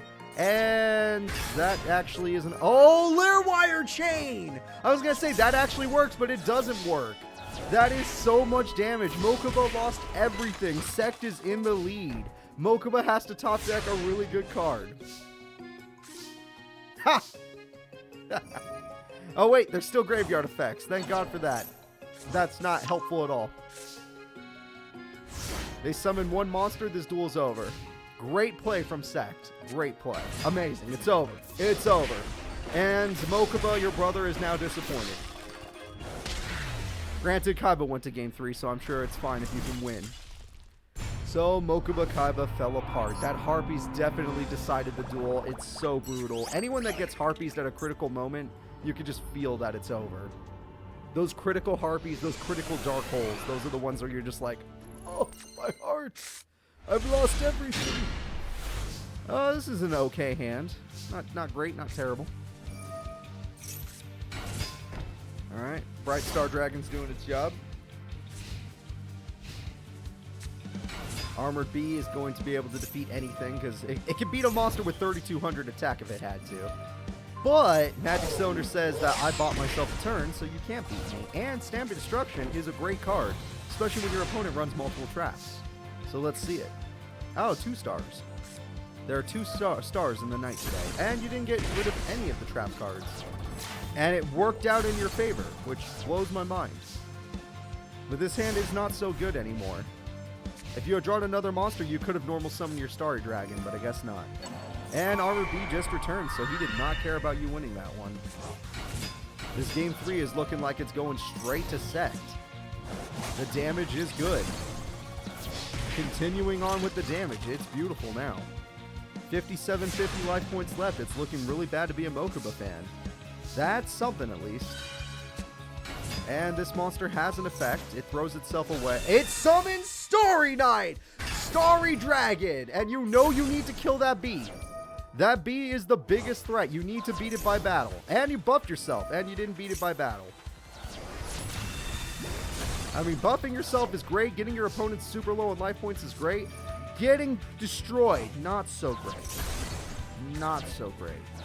Also, you should have killed the bee. The bee is the biggest threat. Also, your life points. This last duel is down to the wire. It's down to a top deck. Alright, let's see what happens. Mirage Dragon is something, but the best it can do is help your opponent search. That's terrible. Mokuba. Oh, dear God. It could be. Yeah, that's it. That's it. That's it. I'm already calling it. I'm calling it. It's the end of the duel. I can feels it. I feels it. It's over. It's the Synchro Summon. Mokuba doesn't stand a chance. Here comes the boss monster, Beelzeus. God of Death, 3,200 damage, and it's done. Mokuba Kaiba has fallen in round 1. That poor child. He had to fight Sect, and Sect is pretty strong. Sect is pretty strong. So let's go ahead and let's move on to our bracket. Let's see who's up next. Looking at our bracket, we are going to be moving into round 2. And in round 2, we got top 16. So the 16 strongest characters. We got Sect versus Bakura, Yusei versus Jack, Jean versus Harold, Yugi versus Alda, Panic versus the Director, Seto versus Papa Hops, Yami Marik versus Ribbon, and Crow Hogan versus the Rose Duelist is our first fight. Crow Hogan and the Rose Duelist are fighting in the first round of top 16. This is going to be an epic confrontation as both duelists are extremely powerful. Crow is either the strongest or the second strongest of all the people invading today. Just depends on how you feel about him. But Crow is one of the most consistent duelists we've ever seen. He's won multiple tournaments. He's always in top 4. He's always a threat. The Rose Duelist, he's usually in top 4. He's usually good, but not as consistent as Crow. Not as consistent. Alright, both duelists look like they're ready to duel. The Rose Duelist definitely drew a good hand getting the World Tree this early, but Crow's got his own stuff. Mystic Tomato with World Tree is one of the best starts, but you're probably going to go Botanical. Yep, no reason not to. Attack goes die and it's banished. That's a shame. That is a big shame to lose your freaking Botanical Lion just like that. But it could have been worse. It could have been worse. Attack goes through. And this attack will be stopped at the very least. So there we go. We stopped some of the damage, which is nice. And it's already Armor Master. Yep, that's a problem. Armor Master is definitely going to be a problem for the Rose Duelist, except for Rosaria. Rosaria can handle Armor Master. Rosaria can basically handle most boss monsters. It just can't handle something like Blue Eyes, a normal monster that just has 3k attack. Now, if he does get the ability to use the World Tree, it will be perfect. Ooh, he could go for Piercing. He can go for the Synchro monster that does Piercing. This could be bad. Yeah, this could be very bad. Zephyr, or you can get another Armor Master. Yeah, you're going for Piercing. That makes sense. This was his OG boss monster back in the Satellite Slums tournament. I believe that was episode 10. And this card's just going to get summoned for 400 damage. This is Crow, everybody. You should fear him. Mystic Tomato is going to hold on for dear life and build up the World Tree while doing it. But it's going to be painful. It's going to be very painful. Revival rose too early. Where's your last Mystic Tomato? That made no sense to do that. Alright, well, I don't know how, but the Rose Duelist has to think of something, because he's in a bad spot right now. Talaya's not bad. Rosebud's in the grave from Powerwall! Talaya is summoned! The World Tree will be used to summon Botanical Lion, which isn't even a good play in my opinion when your opponent Armor Master could just beat you. Oh, third tomato got Powerwall. Thank you very much. Appreciate that. And there it is. Talaya getting special summon was lucky. And Black Whirlwind is back, as we all knew. Shura's going to come through. Shura gets you a Zephyr. Zephyr gets special summoned. We could have 2 Armor Masters on our hand at this rate. Against the Wing gives him back his other card for an emergency, which is always good. Alright, attack goes through. We knew Botanical Lion didn't stand a chance. But we are building up counters. Rose, yeah. Oh, but Shura gets a special summon from that. Yep. So we could kill... Oh, Gale. Gale would be busted. So we're going to make a second Armor Master. So even if you do pop one, the other one will just do its job. Gale does not activate its effect. Okay. The World Tree will be used. We're just going to pop one of the 2 Armor Masters and destroy Gale, which is the biggest problem on the field. Sadly, there's nothing else the Rose Duelist can do. The Rose Duelist is in trouble. Armor Master can now get a wedge counter in there if it feels like it, and we can get a third Armor Master, which should be illegal, but it's not. Oh, it's negated? That's why. Makes sense. See, I don't play Black Wings. Nobody should. Nobody should. Alright, so there we go. Gale's going to do its effect, and now it's over. Goodbye to your best monster. Goodbye to Girl of Rose. Hello to Tuner. Well, not Tuner, but game. Power Wall! Doesn't matter, but do it anyway. Alright, Power Wall does what it does. Kalut end the duel. And there it is. Game number 1 goes to Crow. He just can completely rush the field too often. When it comes to the Rose Duelist, he gets powerful cards on the field pretty easily, but he doesn't flood the field like Crow. Crow just freaking buries you in his monsters. And there's nothing you can do about it. Not a damn thing. Not unless you have TT. Not a damn thing. You think the Rose Duelist can come back? It's going to be a tight duel. He needs his Rosaria, but it's hard for him to draw that card. Rosaria being able to negate all effects on the field is pretty freaking strong. Like, look at this hand. There's no nothing. He can't use any of this.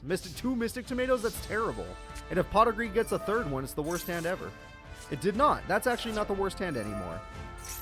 In fact, I would even say this is a good hand now. Just because of drawing Talia.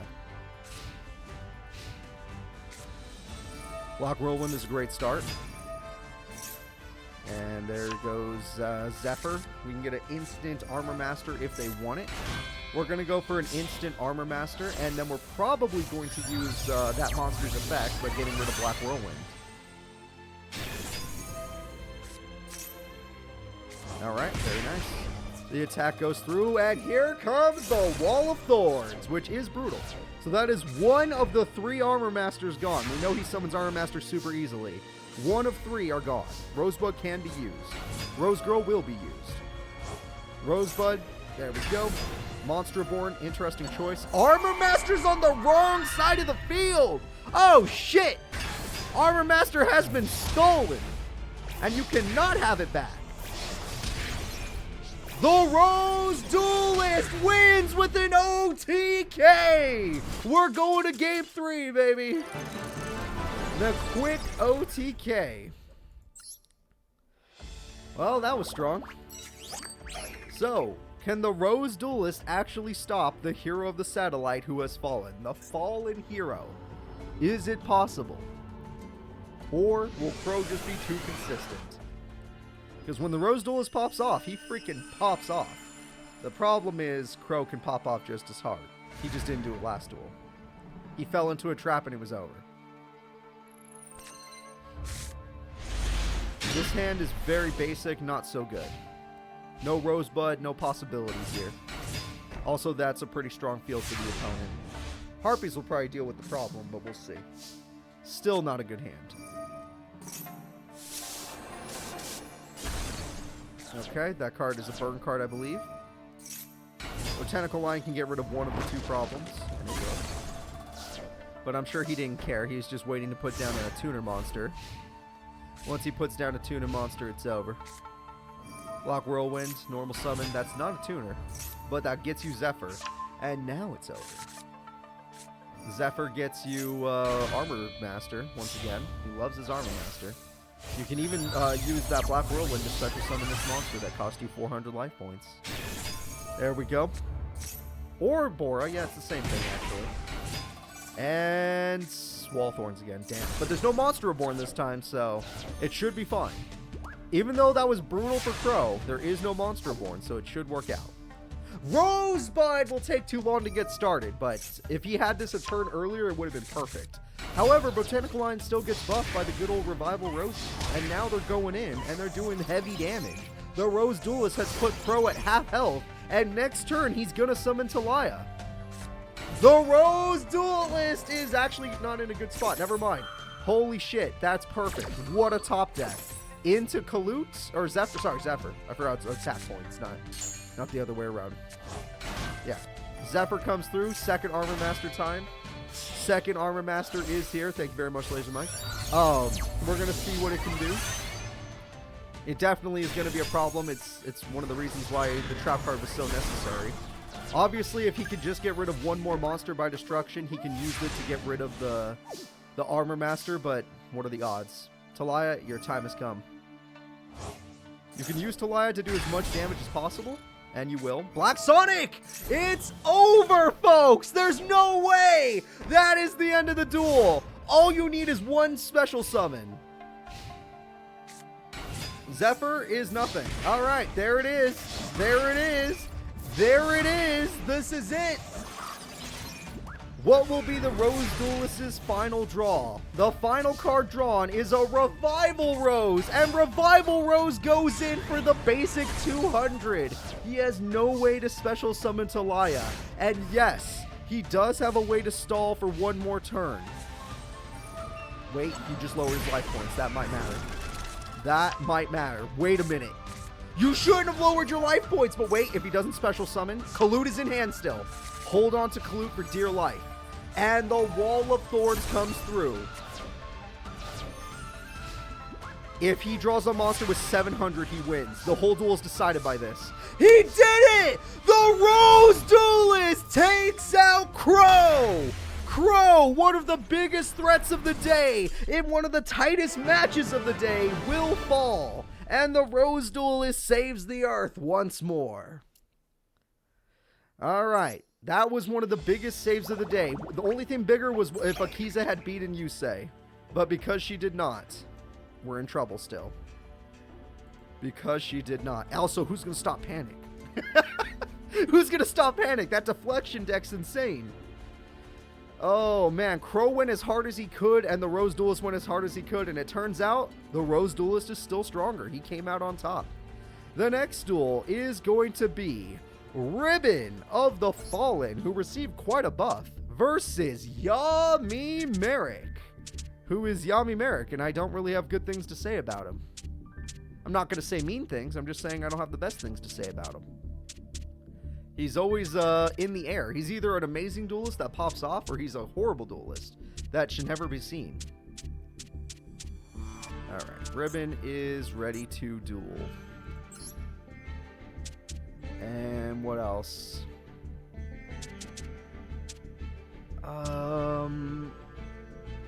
Marik. Where's Marik?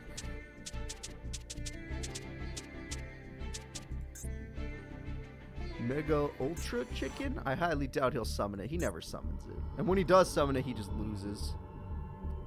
Although I will say he did great during the birthday stream. During the birthday stream, he did summon it, and he did great. So let's see how Ribbon does against good old Marik.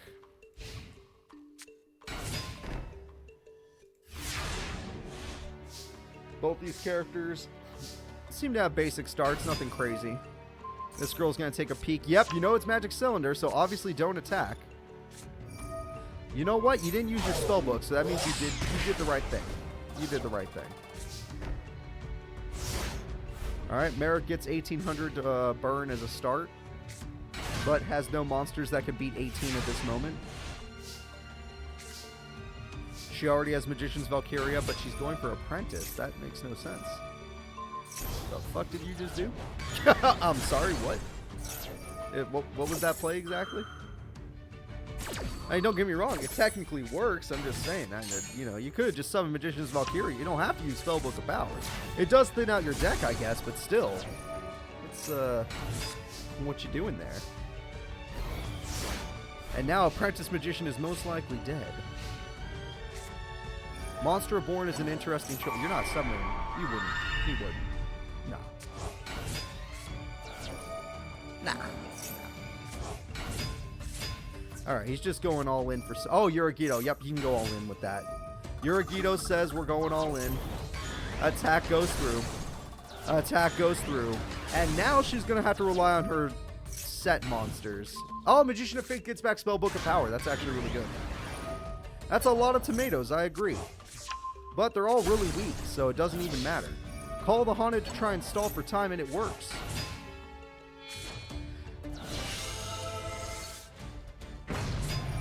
You lose.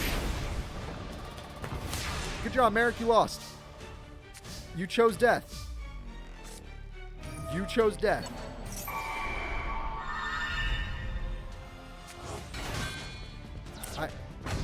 I don't know why he didn't do it earlier. Who here says using Mega Ultra Chica on main phase 2 is the right choice? He could have just did it on the first turn and won the duel, but he did it on main phase 2 and lost. Alright, let's go to game 2. Ribbon, great job. Great job, Ribbon. You took down a god. I told you. Never let him summon a god card.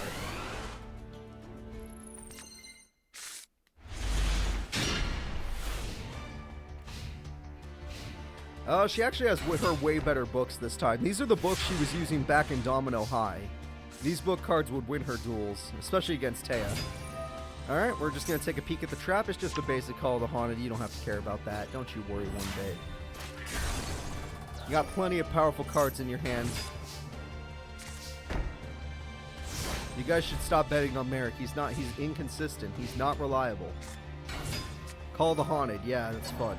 Obviously, he's not going to do anything with it. He's just going to... Wow. Okay. We are going to use New Doria. Book of Eclipse. Yep. That was very obvious. At least for him, he gets to draw 2 cards, and now he has 2 monsters in defense mode. So, hey, you know what? At the end of the day, that's not too terrible. And Dark Hole. Yeah, that's that's a brutal way to do it. I would have summoned a light monster, then Dark Hole, but yeah, that works too.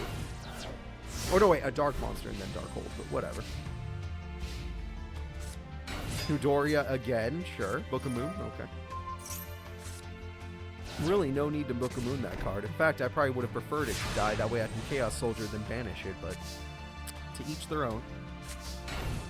Okay, you really aren't making any plays here, Ribbon, but sure. You keep doing you. I would have flipped the other monster before using that monster, but that's fine.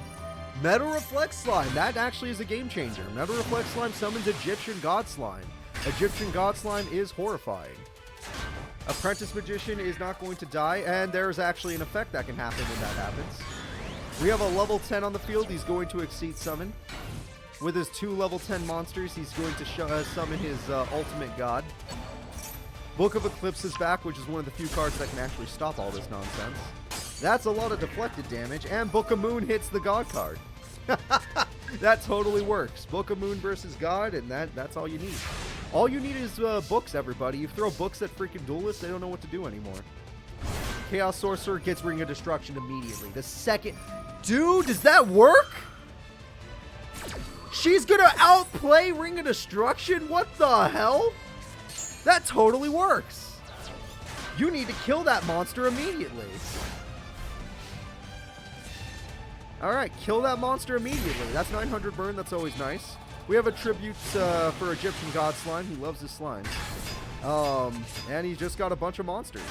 We're going to get rid of all the... He's going to do 1500 deflected. No, he's not. Thank God for that. At least AI knew what it was. And yeah, we're going to do a... That's it. That's plenty. Yeah, I just plenty. He did the 900 burn, so it makes sense. Alright. Yeah, no, he's got her this time. As long as he doesn't summon Mega Ultra Chicken and somehow destroy himself, he got her.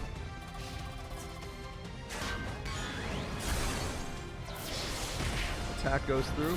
And that is it, everybody. Marik Ishtar will win game number 2. Yami Marik is just too strong. Now let's get into game 3. Game 3 is going to decide a lot. Who is going to top 8? Will it be an invader, or will it be a not good guy? Not a good guy, but not an invader, so they're not the worst. There is such thing as being worse than a bad guy. It's called being an invader. How could you? That's a lot of spell books, so if she wants to, she could. I would not use a spell book knowing what that is.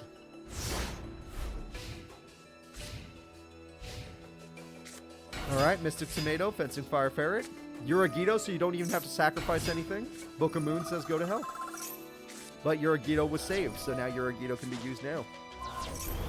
And yeah, she has no monsters, but she does have Dark Hole into Monster Born, into Spellbook, into Death. Unless it's once per turn, which it could be. She disagrees with my strategy. No Dark Hole necessary, apparently. Ribbon, and immediately is going to Ring Destruction, but that's a terrible... I mean, Yami Marik, you should know your own card. That was terrible. There was no reason to do that. And now, yeah, no, this is going to be the strongest apprentice I've ever seen. All right, 24 Blazing. All right, there it goes. 200 damage to both players, but it does not matter. Dark Hole, now it matters. Both characters are playing with absolutely nothing. Nobody has anything to play with.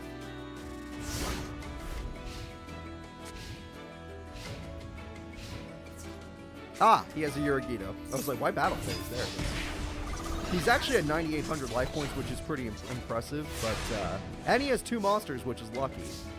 Magician of Faith is not what she needed, but it could get her a book, so that's not terrible. She needs to top deck one of her spellcasters that actually do damage, which she has quite a few of. Magician of Faith, what book do you like the most? Book of Moon. She would never pick Dark Hole because she loves her books. The AI is scripted with her characters. Books.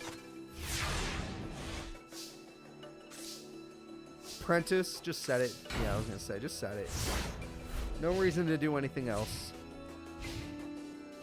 Marik not having a... Oh, wow, he has another Yurigito. Never mind. 1 Yurigito will be set, which is fine. They actually have 1,300 defense, which is not terrible. Apprentice Magician will get another Magician of... Oh, finally you pick Old Vindictive. I was waiting. Make sure you pick New Doria. Oh, I guess that works too. And yeah. So now, if you draw a monster with at least 1,400 attack, you destroy the face, son of a bitch. Alright, that's not the monster you wanted to draw. Ribbon, this is not working out so well. Maybe you try something else. Yeah. I owe him DP. Marik Ishtar will be, or Yami Marik will be moving on to top 8 of the tournament. Oh boy. Oh boy. Extra DP for the evil guy. I guess I need to give him something now that he's not drinking. There we go. Here we go.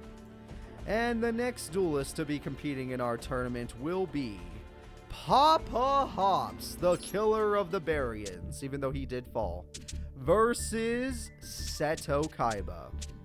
Hopefully Seto Kaiba has what it takes to take down Papa Hops. Papa Hops is no joke. This man, it seems like he is a joke character, but he's legitimately good. He has some crazy plays that can, you know, beat any other character in the game. But we'll see what happens.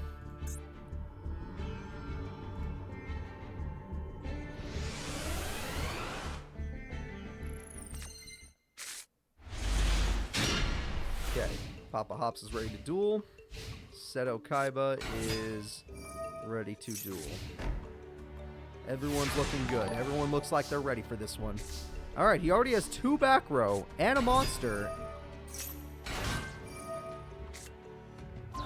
Interesting. Great play. Blue Eyes White Dragon. Now that is actually a really good card. So if you're going to fight Papa Hops, you're going to want to do it with the Blue Eyes White Dragon. Magic Cylinder got hit. That's brutal. Hate Buster! That's also brutal. Hate Buster does 2,500 burn. But if he had Magic Cylinder and Heat Buster, it would have been much better. And still during battle phase. Good job, freaking Kaiba. Hey! Heart of the Underdog gets hit! No! That is what makes Papa Hops so good, is his Heart of the Underdog. Well, shit. One of Papa Hops' weaknesses, other than anybody hitting spells and traps, is other normal monsters. He's not good against other normal monsters.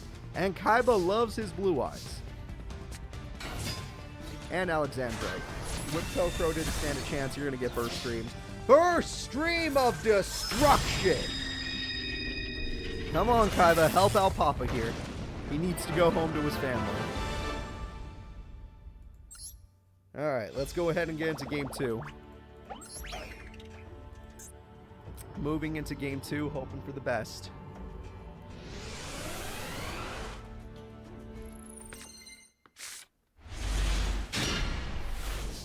Well, they can already summon a Blue Eyes, so that's pretty strong. They didn't go for Blue Eyes, though. Archfiend is going to go in. They will get Blue Eyes one way or the other, I guess. Hate Buster would still get rid of a Blue Eyes, though, and at the cost of 3,000 life points, it'd be brutal. so be careful there, Kaiba. I don't see a Lord of D. I see the king. I don't see a Lord. Yeah, you knew you were going to need Dark Hole. What is that? Well, that's a Blue Eyes. Okay, 2 Blue Eyes White Dragons. His mom lets him have 2. Oh, wait, he's an orphan. Damn. Shame. Alright, 3,000 attack goes through, and that is good damage. Anything else? Yeah, he's not going to exceed summon. We have ourselves 3 set cards, which is pretty tough. Ring of Destruction is way too risky. He just cost himself the whole duel. He just cost himself the whole duel. Okay. Harpies, Summon Monster, win duel. Dictator of D, unnecessary. Blue Eyes gets special summoned once again. And we got ourselves another monster. Burst Stream is going to come through. Here we go, everyone. Animate effect. Did that spell card say he couldn't attack? Is that what just happened? I'm gonna say the spell card said no. I'm very confused. Slightly scared. Yeah, alright, we're just gonna say it was the spell. Creature Seizure, you get yourself a Dictator of D. Premature Burial, you get yourself an Archfiend Soldier. And the attack goes through. Nice! You did some damage there, Papa. Good job. Now die. It's time to Burst Stream. Alright, let's do it. Triple Blue Eyes. Too bad no fusion. It'd be cool to see the fusion, but I didn't see him draw. He didn't draw Poly. Maiden is going to come through for what reason? Oh, that Blue Eyes. I guess it gets rid of Premature. Unnecessary, but sure. And here it comes, the Burst Stream. Seto Kaiba, everybody. 2-0'd his opponent extremely quickly. Seto Kaiba will be in top 8.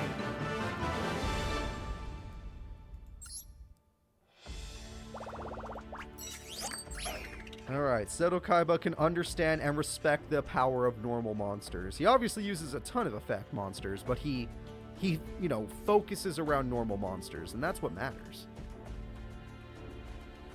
The next duel will be the Director versus Panic.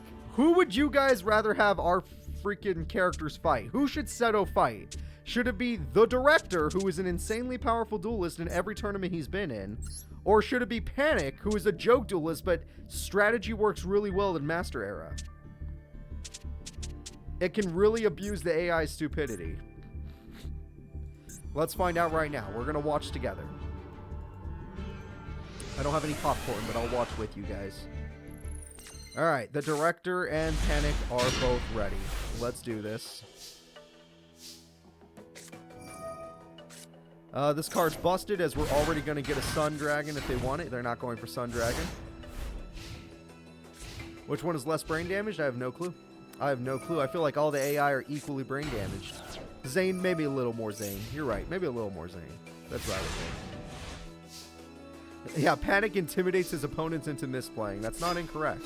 The attack goes through, and you really should have used a Synchro Summon. You are gonna... You use the weaker Synchro. Because why? Alright, we're summoning Moon Dragon. Did not expect it.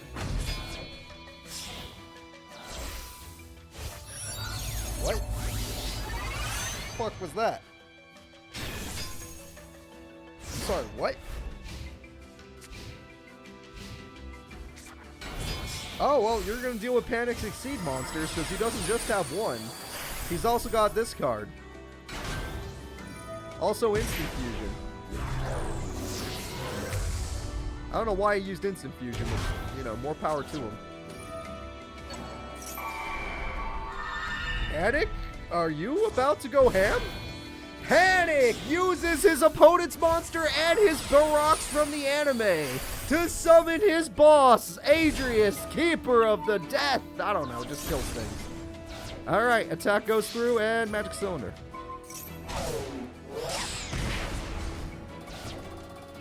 You know what? All of that just to die. Kind of sucks. But you got rid of all the Sun Moon crap, so I guess it was good. Oh, but Sun summons the Moon. That's true. Oh, wait. That card says, I wish you would do that. Get flipped. Yeah, not good to be a Director fan right now. Panic actually has a real deck now. But he doesn't want to summon Sun Dragon. Understandably.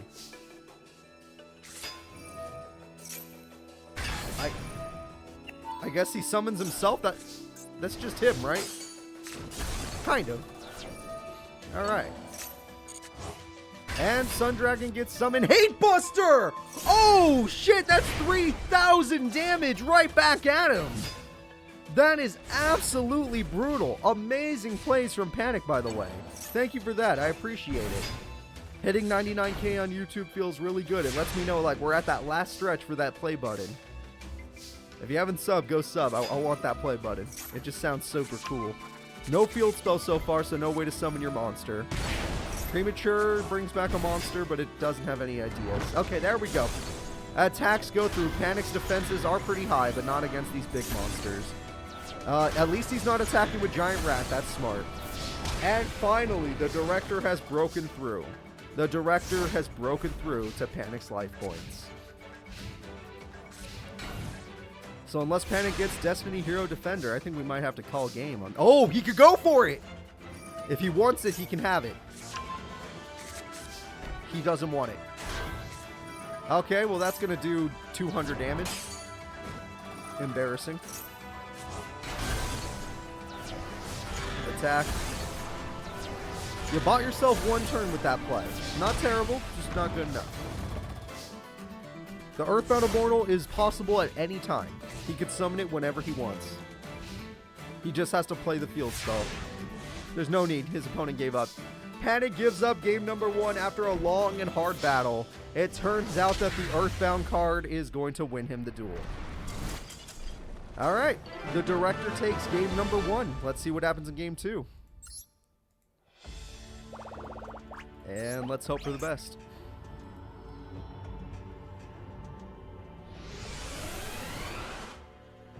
No, Panic's doing great today. I gotta give him some more credit.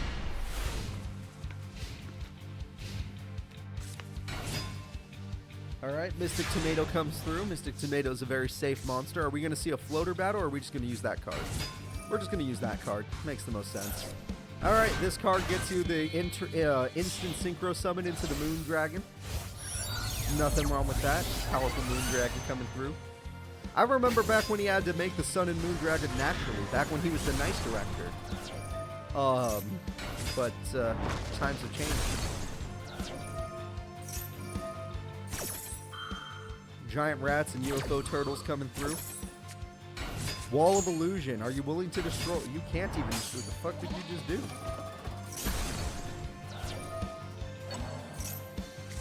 Ah, you know what? Great play. Now that I know what your plan was, great play. Very good. So, how are you going to beat the Moon Dragon? You're not. Gotcha. Nice try, Panic. I appreciate that. Thank you so much for the kind words. Field spell possibility, or are we just going to... Yeah, I was going to say, are we just going to go for the special summon? And more Moon Dragons, or are we going to go for the Ants? We're going for the Ants. We can get Sun Dragon. There we go. The Sun and Moon are together. And now we have one of my least favorite generations of Pokemon. No offense. Just not my thing. Alright, let's get those attacks going. Way too strong. Way too... Oh, well, let's throw that attack the other way. The power of Ants comes through.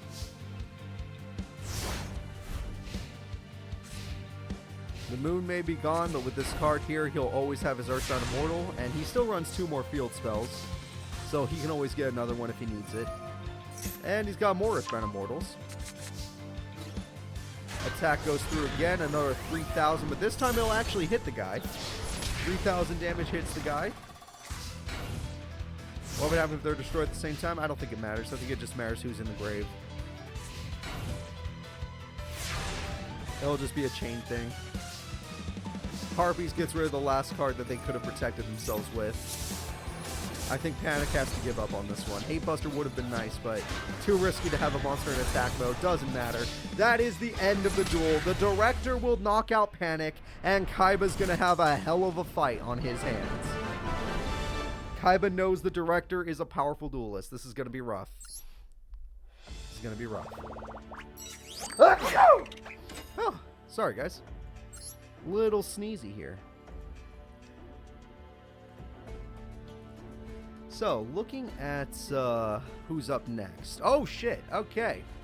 The next duelist, everybody, I appreciate it, is Alda V Stormer, who also got an insanely good buff, versus Yugi Muto. And as good as Yugi is, the buff actually is a counter. It's going to be so good. It's going to be so good. Alda, it's time to show your true power. So, let's go ahead and let's get into it, guys.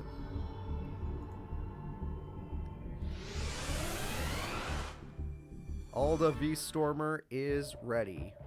Yugi Muto is ready. Let's do this. Alright, 1 sec, I need to blow my nose.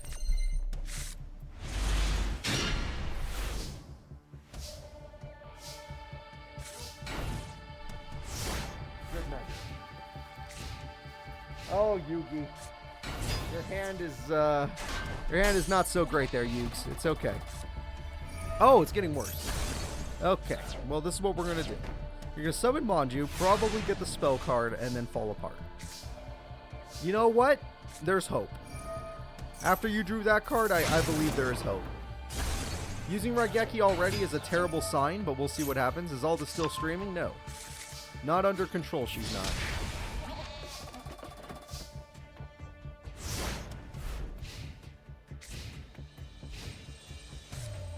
Hunter Owl is stronger, yep.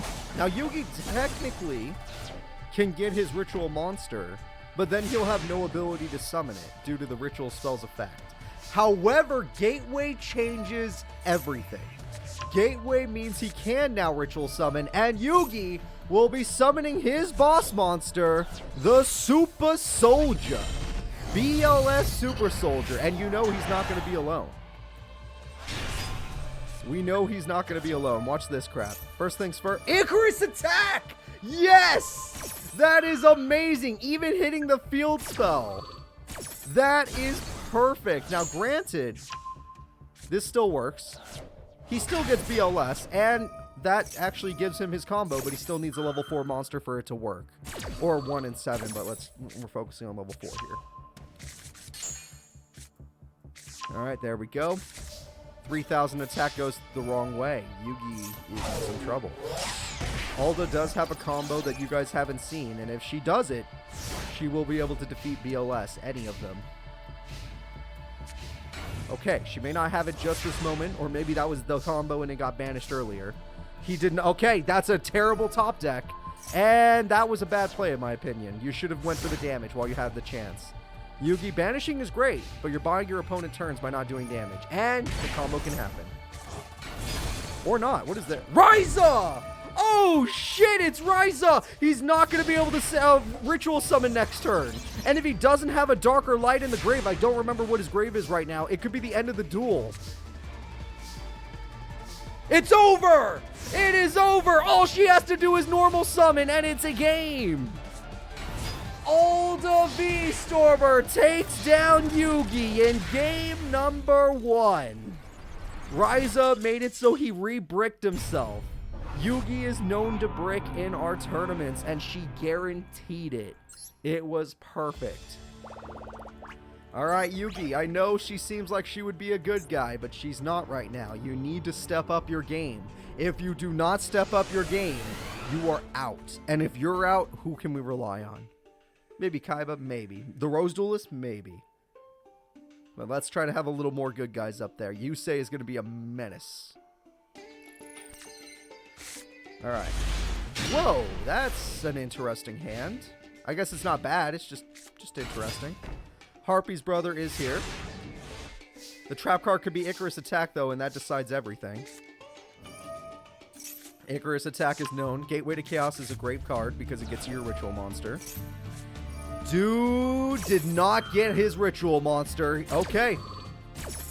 Alda's ready for him. Alda is absolutely ready for this man. There's nothing he can do. Hunter Owl comes through for big damage. Yugi's sitting there in tears, not knowing what to do. He has to naturally top deck his monster. Oh, what? He drew a fresh field spell out of nowhere. Yugi Muto is a freaking god. How does he do it? In every tournament, he draws the exact thing he needs. With the fresh field spell, he gets the Super Soldier, and then he gets the BLS, and then he gets another Super Soldier, but he can't summon it because he needs more level 4s. Doesn't matter. He has already got one. Alright. This card will banish and can still attack. And it can attack again, but it's not the end of the duel, giving her time to do exactly what she needs to do.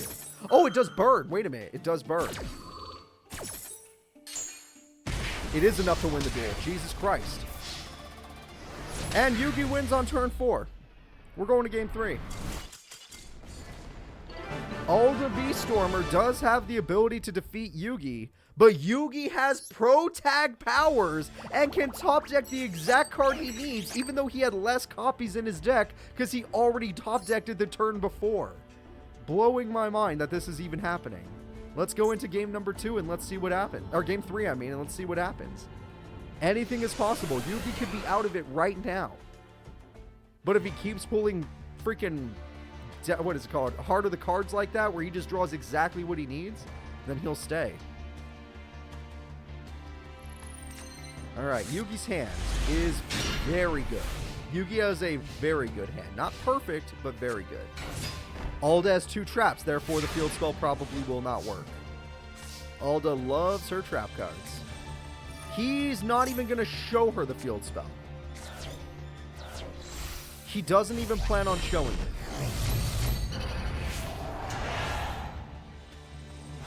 Is he going for a banishment? Oh, there's the field spell. Icarus attack, MST. No Icarus. Okay, that could be deadly. Icarus is kind of a necessity. Attack goes through. Alda might be in a slight... No, probably Call the Haunted, right? She probably has Call the Haunted. It's probably fine. Like I said, she hasn't even shown you the card that can beat his BLS. I mean, Ryza works too. Don't get me wrong. Ryza works too. But I'm saying there's a new monster that could do it. Ooh. Oh, no! Oh, no! You messed up! That's it! That's it. Oh, it's so... Yeah, call it. Cut the video. It's over. It's over. It did not work. She did not get to pull off her Exceed monster. And that is the end of the duel. Just know her Exceed monster could have gotten rid of any of the BLS cards, and that it was a Wing Beast. Alright, guys. That is it. Even without using her buff, she showed just how powerful she is as a duelist, taking Yugi in one of the duels. But let's go ahead. Yeah, there you go. Let's go ahead and move on in the tournament.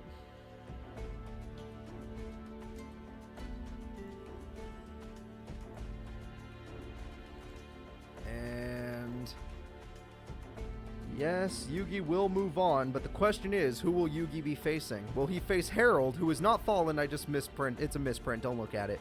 And, or will he fight Jean-Claude's freaking ninja cards?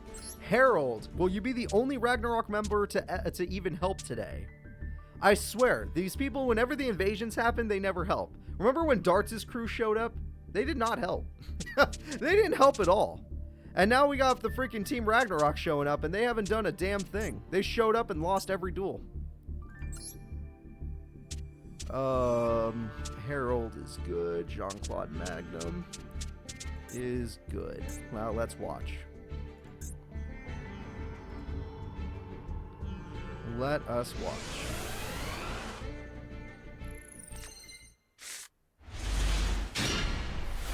Magnum is ready. Harold is ready. And let's enjoy. So looking at Harold's hand, it's a pretty basic hand, nothing crazy. Definitely not better than what we're seeing the opponent use right now. Okay. Go Gallant. Shining Angel will stall. You drew a lot of your floaters in your opening hand. 3 of them to be exact. But you run 6, so it's not terrible. Okay, you already have your tuner, but you need to synchro summon. Valhalla's not going to work here. That will work here. Tyr is not high enough level. Yep. to use the hand effect with Mimir, but it's okay. So far, you're probably going to lose your tuner monster, which is a shame. Monster Reborn is going to be a shame. This is a lot of damage. Tear isn't going to last a turn. Huh. I thought all you had to do was destroy the tuner monster. Yeah, whatever. AI is going to be AI. Attack goes through. And you are in trouble, sir. You may call yourself a god or, you know, a user of the Nordic gods, but yeah, no, that's not going to save you at all. Valhalla's adorable. I don't think it matters. It's just adorable. Not good.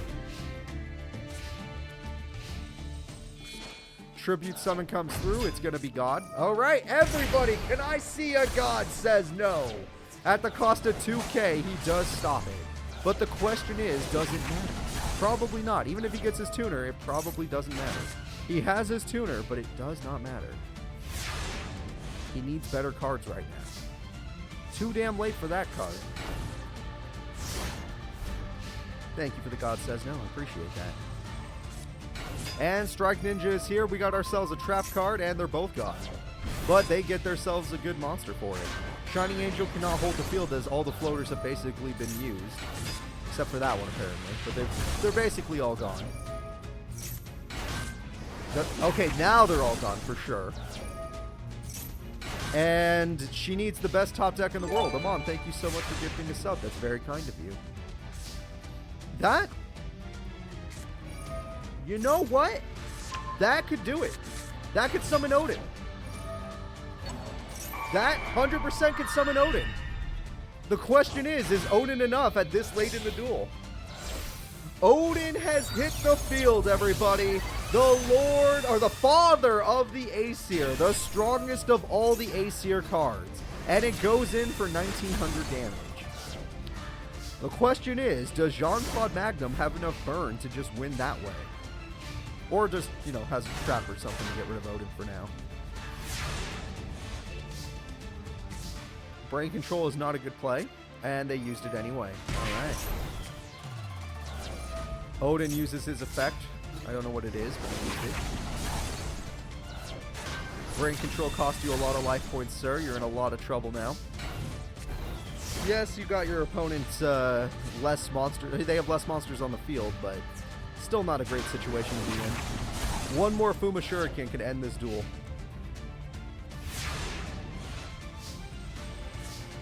Valhallas are just going to be bricks. Odin uses his effect again. There we go. 700 burn. One more Shuriken can end this duel if Jean-Claude can draw it. Or maybe he has a burn trap. Wait, did burn traps not work? Does Odin stop the spells and traps? Is that what the effect is every time he's been activating? I do not know, but we're going to find out together. The attack goes through for game, and that is it, everybody, with 500 life points. He does come back. It was a very close duel, but it is the power of Herald, everyone. He has done it. As long as they get their synchro monster, they win. We saw Thor. We saw Loki. And now we've seen this. They've all summoned their gods. They all summoned them. But you need to keep summoning them to win.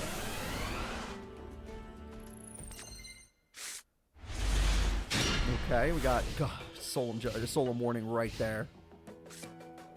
Pot of Greed comes through.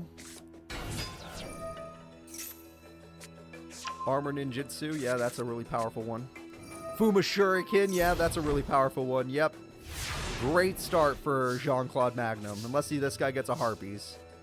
Pot of Greed can make it a possibility. Nope, no chance then. Valhalla gives you your tuner monster, but your tuner is useless and has half of its attack points anyway. Swords does work for now. I agree, Rust Mist is a very good card. It does require a ninja to be on the field, right? But it doesn't matter. Oh, look who has Harpies! Wait a minute. Wait. What does that card even do? Oh, wouldn't have been enough attack anyway. Oh, that is brutal. The Harpies was on the other side. Maximum value. Let's just go in. There's nothing he can do. He lost all of his tuner monsters. He had no monsters to float. He had no good hand. And we got a special summon during battle phase into Red Dragon Ninja. And the Red Dragon does too much damage. Nova Summoner is a floater. That could save you. Just don't pick Shining Angels unless you have to. Okay, attack goes through. Please keep the monsters in defense mode. Your life points will thank you for it, especially with this effect on the field. Okay, I guess now is okay to use it. Question is, are you going to keep floating or are you going to go for your tuner? The tuner's a weird choice because you really don't have the ability to use it at all. Yeah. Premature burial for what? I'm sorry, what? Okay. You know what? You got your opponent to activate their trap card, I guess. Just, you know, a little sad. And there, I believe that's the white dragon ninja, right? Yeah, we got red and white on the field. Red dragon, white dragon. Very scary. And a strike and a Hanzo. That's the end of the duel. You didn't stand a chance, sir. You didn't stand a chance. That is it.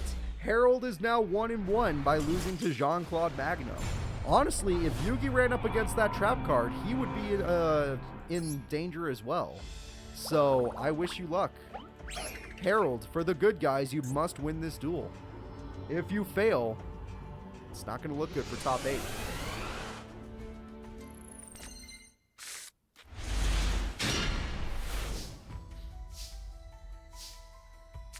Alright, Nova Summoner is here.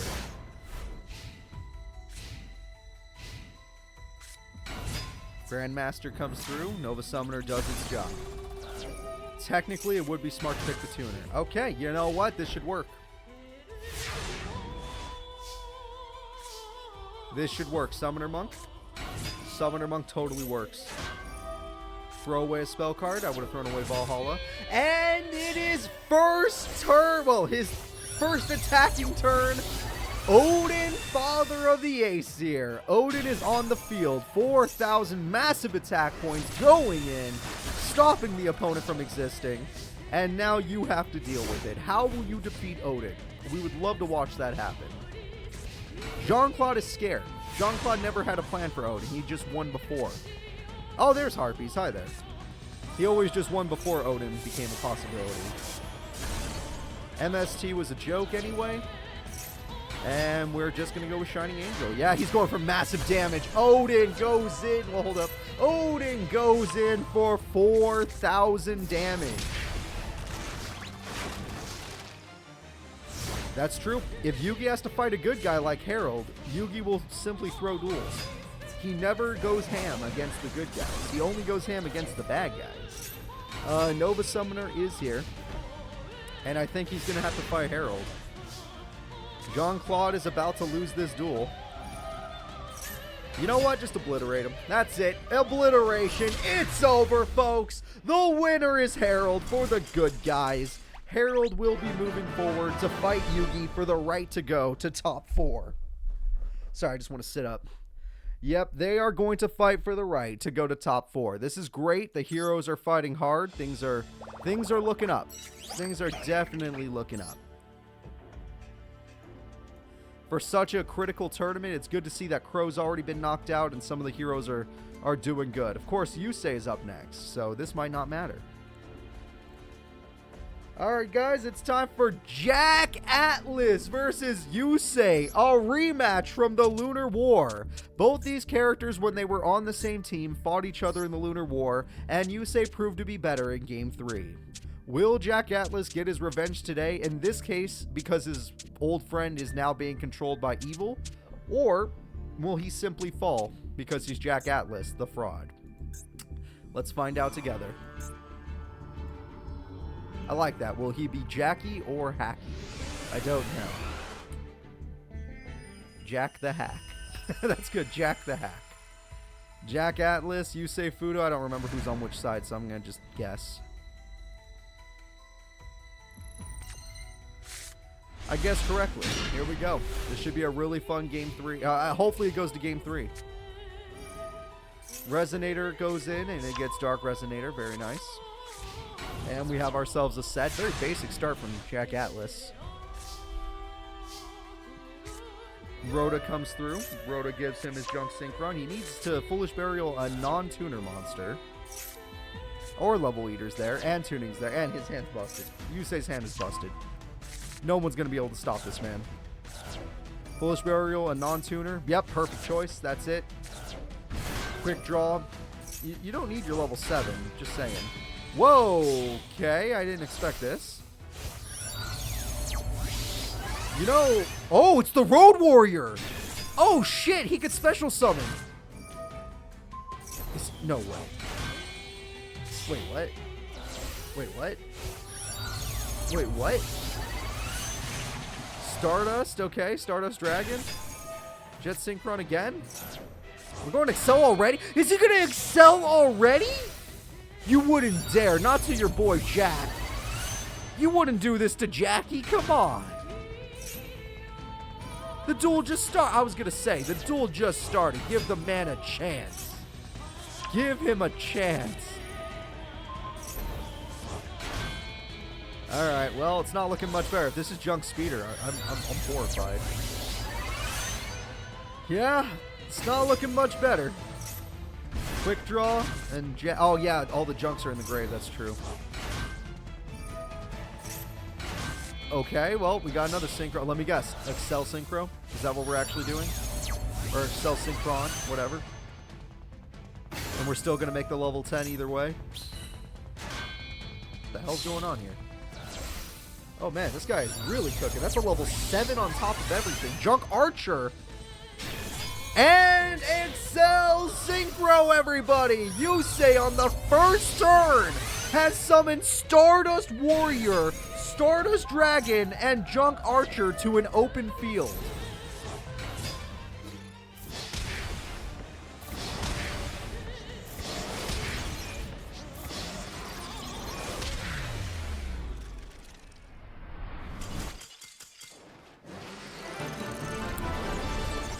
So, Jack, what did we learn? That was the fastest duel of the day. Jack, what did we learn? We learned we don't just set a trap. We don't just set pass. Not against Yusei. Against anybody else, sure. Not against Yusei. Akiza knew this. She went ham. You need to go just as ham. I need you to do something about him.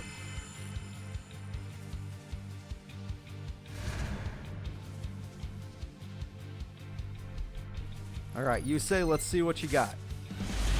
That's a great hand for Yusei. Not only does he have a non-tuner, but he has tuning, which might throw away a good card. Resonator Call, you did this play last time. He got Dark Resonator last time. Trap card at least? Okay, look, he played a trap this time. Maybe that'll be the critical thing that changes everything. Oh, there's Quibble. Quick draw into Quibble, perfect play. Yep, perfect. Yep, exactly what you want. Level 7. Get you a good monster. Where are we going to go? Another Junk Archer? Nope, Nitro Warrior. And Nitro Warrior is a good card. And it's gone. So Jack has put all of his faith that that was the only card he was going to have to face. And he was right. And Dark Red. Okay, Jack gets one turn this time.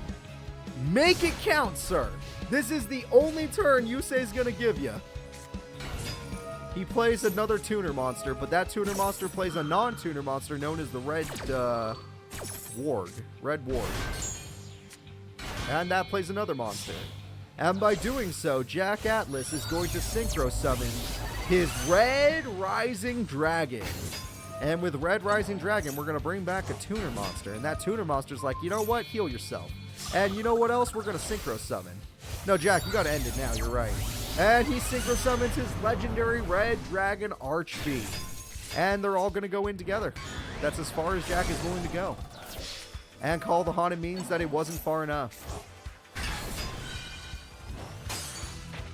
Okay. He did have to attack due to his effect, so makes sense. And Jack, that was as far as you went. I think it's time for Yusei to show us the speed.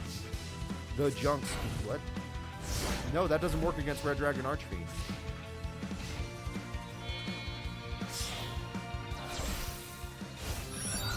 Sir? You want to explain? Hi there. You want to explain why you did that? Use your Red Dragon already. Yep, he misplayed. He didn't use Red Dragon Archfiend first, which was a huge misplay, giving Yusei Fudo another turn. Yusei Fudo now has another turn to do whatever he wants. All right, Yusei, junk synchron time. Oh, yeah. Oh, yeah. Now let's pop off. I don't know why you waited an extra turn for this.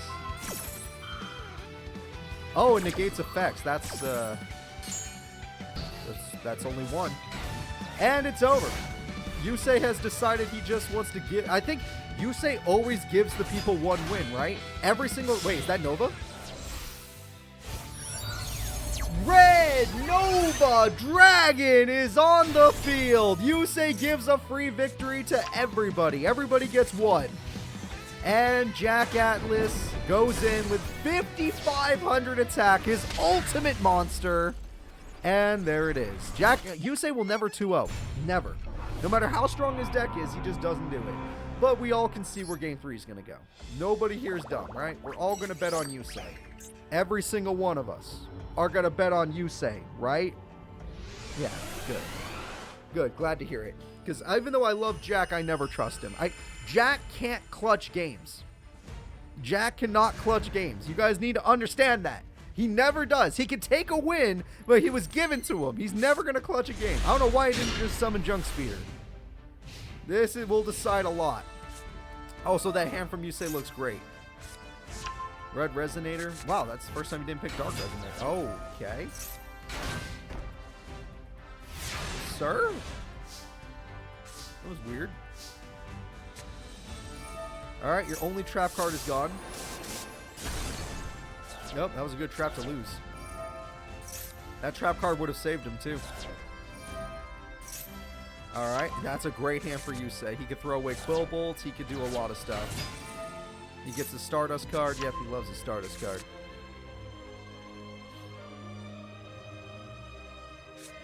Okay, Quill Bolt gets thrown away as we all expected. The AI's still thinking over it. Quick Draw hits the field. Level Eater takes away Quick Draw in order to get level 5. A level 5 Synchro would be good. Level 5 Synchro it is. Yeah, the second you guys see Level Eater as well, you're like, oh no, it's over. You're right. Junk Warrior! What?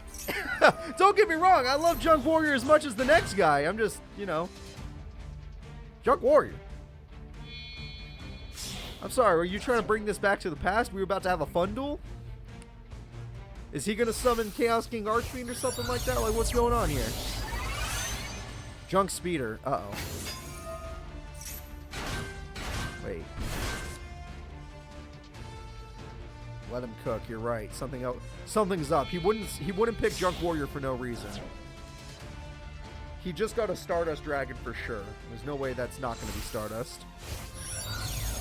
He loves the Stardust. He's cooking. You think Quasar? Of all things, you think he's going all the way to Quasar? That's a lot to ask for, if you ask me. Maybe Shooting Star, but Quasar's a little far. Excel Synchron, yeah, that's a good card. Jack's still thinking about it. He's like, why did I just play this and not any powerful cards? Oh, wait, you know what? We may have some trouble here. This is definitely looking a little more interesting than I first thought. Formula Synchron gives you a draw power. Quick Draw is not a bad top. Holy shit. Quick Draw is not a bad top deck. That gives you more levels to work with. Okay. What did you just go level 8? Did you just waste your Excel Synchro to go level 8? You refreshed a Stardust. Sure, why? You still have Quill Bolt. Good point. You still have a Quill Bolt. Let me guess. Stardust number 2. Because you're addicted to it. No, you're going to go... Wait. Junk Archer for game? Nitro Warrior for game? Sorry, same thing. It's the same thing. Sir, it's over. Sir, I don't need to see the rest of this. It's over. You win. Jack did terribly. You're going to beat him in 2 turns both times. This time it's just taking a little longer because you're weird. Excel Synchro. Chef Yusei has finished the duel. Stardust Warrior. You know what? He loves his Stardust Warrior today. Or at least in this duel. And Nitro Warrior's effect is the reason why the duel is over. Busted. And that is it. Stardust Warrior end the duel. No Battle Fader, no chance. And that is horrifying. Yusei Fudo will advance. He always gives his opponents one win, but Yusei Fudo will advance. Granted, Akiza was real. Akiza had him. Akiza was super close, but Jack not so much. I would say Jack not so much. So Jack Atlas will be moving forward. The question is, who will Jack Atlas be fighting? Let's find out. Who would you guys prefer? Yusei Fudo will be moving forward. Ignore everything I just said. Will it be Yami Bakura or will it be Sect Ijuin? Alright, let's see. Gamer, there is no refinement to losing on turn 2. You can't be refined for that. He has Battle Fader, he just didn't draw it. The AI is always going to play that way on turn 1, apparently. No matter what. And Yami Bakura will be up. And Sect Ijuin. Now, sadly, Mokuba failed us. We could have had a guaranteed good guy. Well, good guy. Moving forward. But now, Bakura is going to have to deal with Sect, which is going to be tough. Yep, here we go. Yeah, every character plays a little worse when they go first. But we'll see. Now, let's go find Bakura. Let's go find Sect. But usually they don't have to worry about first turn, because if they just set, they're usually fine. But against Yusei, nothing is fine. You're always in danger. So the good news for Bakura, he has his field spell, guaranteed. The bad news is his opponent is setting up to Synchro Summon. That multiplication card is specifically for the Synchro Summon.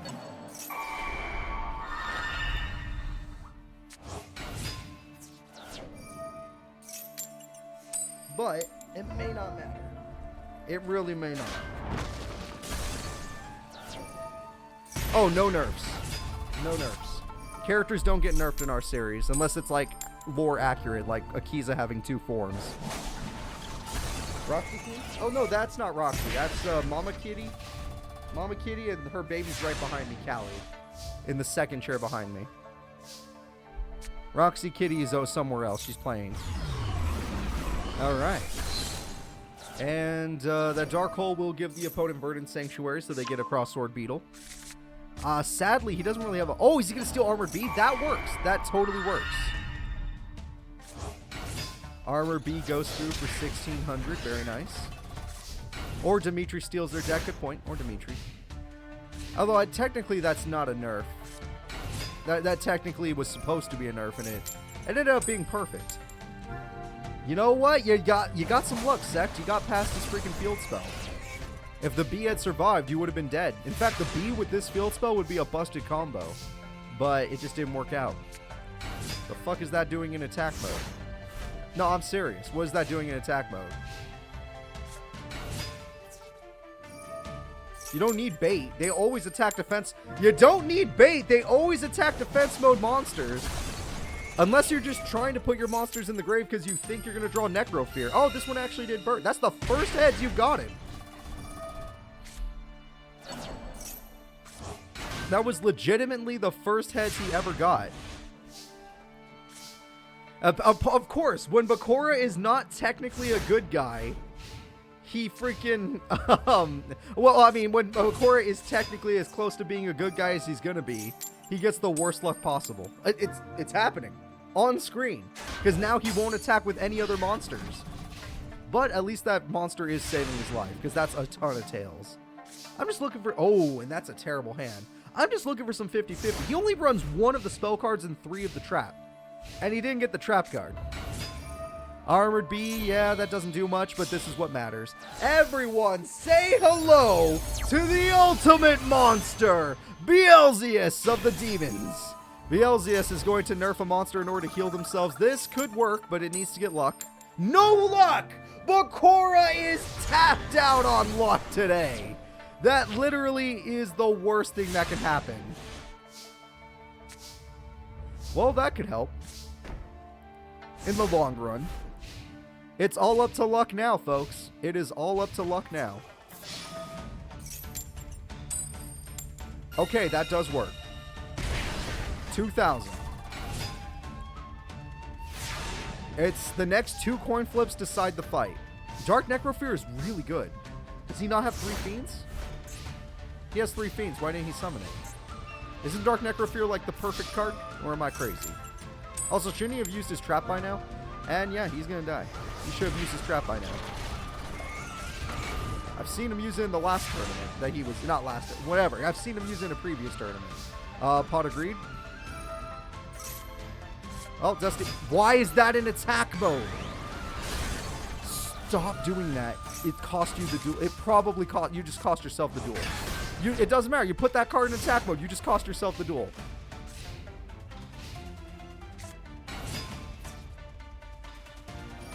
Heads or death? It's death! He literally just... Why? Oh my god, you guys are so stupid. Oh man. Oh man. Game 1 goes to Sect Ijuin. Sect is super powerful. If Sect wins the next duel, guaranteed problem in top 4. There will be a guaranteed problem. Let's go into game 2 and see what happens. Bakura's like, wait, no, I want to be evil, but I can't. I also don't want to suck. Alright, no field spell. No field spell this time. Bakura's still drunk. Oh, he's drunk as hell, for sure. Sect, you're doing really good today. Let's see what else you can cook. Reasoning. Beautiful. They never say level 4 for some reason. Beautiful. Get rid of that armored B. Best option. Good. Alright, Monster Worm brings out that card. He's going to need 2 more fiends to get Dark Necrofear. Dark Necrofear is a necessity. That is 2 fiends right there. That will work in the long run. But if this guy has Infinity Beetle already, we can just assume he's dead. Nope, just Armored Bees. Sad that he doesn't have his field spell, but he's doing deflected damage at the very least, since Bakura is known for having good defense monsters. Speaking of which, another one. Or you can just go for Dark Ruler since it negates everything. But it's only a negate during battle. It's not going to beat Armored Bee. So technically a misspell, it didn't matter. As long as you don't die in 1 attack, you can summon Dark Necrofear next turn. And summoning Dark Necrofear is your best bet. Although you might not, your AI might not be smart enough to attack the Armored Bee, which is the only target that matters. So I think we call it. I think we totally call it. I think Bakura's out. I 100% think Bakura's out.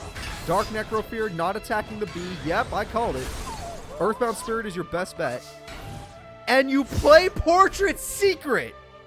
Earthbound Spirit was your best bet, and you're like, nah, Portrait Secret though. I love piercing damage. I love losing duels. Oh, it's super over if he has Great Poseidon Beetle. It's over. It's over. It's over. He got his Beetle. He did not summon his 2K Defend. That card has an effect, apparently. Oh, okay. That is much better than I thought. I didn't know about that card's effect.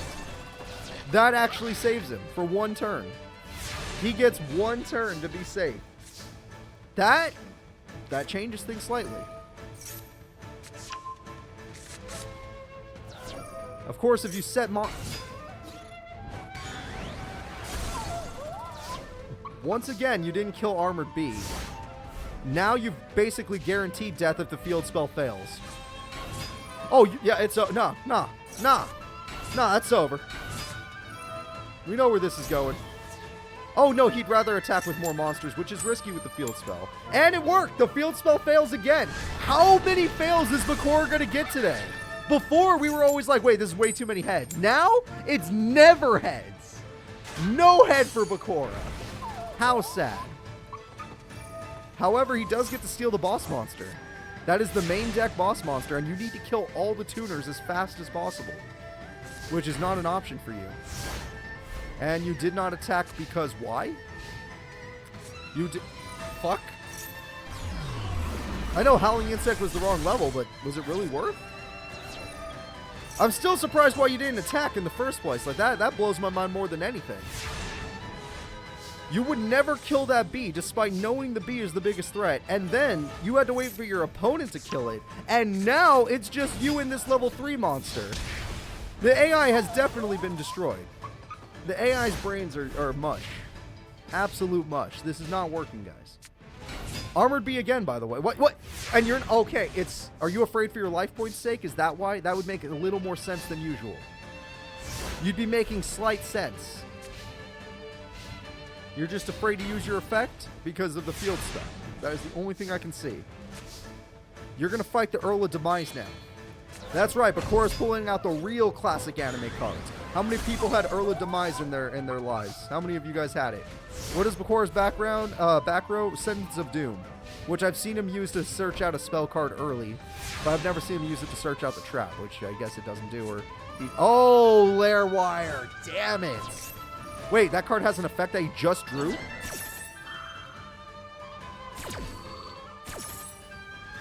There we go. Lair Wire destroys the weaker monster, and now Necrofear is here. Necrofear goes in. Pinchhopper has no target. Sect is in trouble. If Sect could just get a burn card, he'll win. But I don't know if he runs burn. I do not know. That top deck was pretty clutch, I got to say. He can lose by deflected damage if he attacks with Giant Germ. Okay. It wouldn't have happened, but there's always that. Where's Ukazi? Also, he can lose by piercing if he gets Cross Sword Beetle. Beatron is not Cross Sword Beetle, and he's just taking the risk. He doesn't care anymore. And apparently so! There is no risk! We've seen 1 heads out of like 10. We've seen 1 heads. I am not even joking. This is getting insane. Attack goes through, attack goes through. Somehow Bakura wins. Despite getting no head, Bakura still wins. I don't get it. I thought it was a rule that he can only win with head, but I guess not. Alright, we're going to game 3, everybody. This is probably the most unlucky tournament for Bakura, and he's still in. And he is still in. That game was terrible. That's what that was, Shadow Phoenix.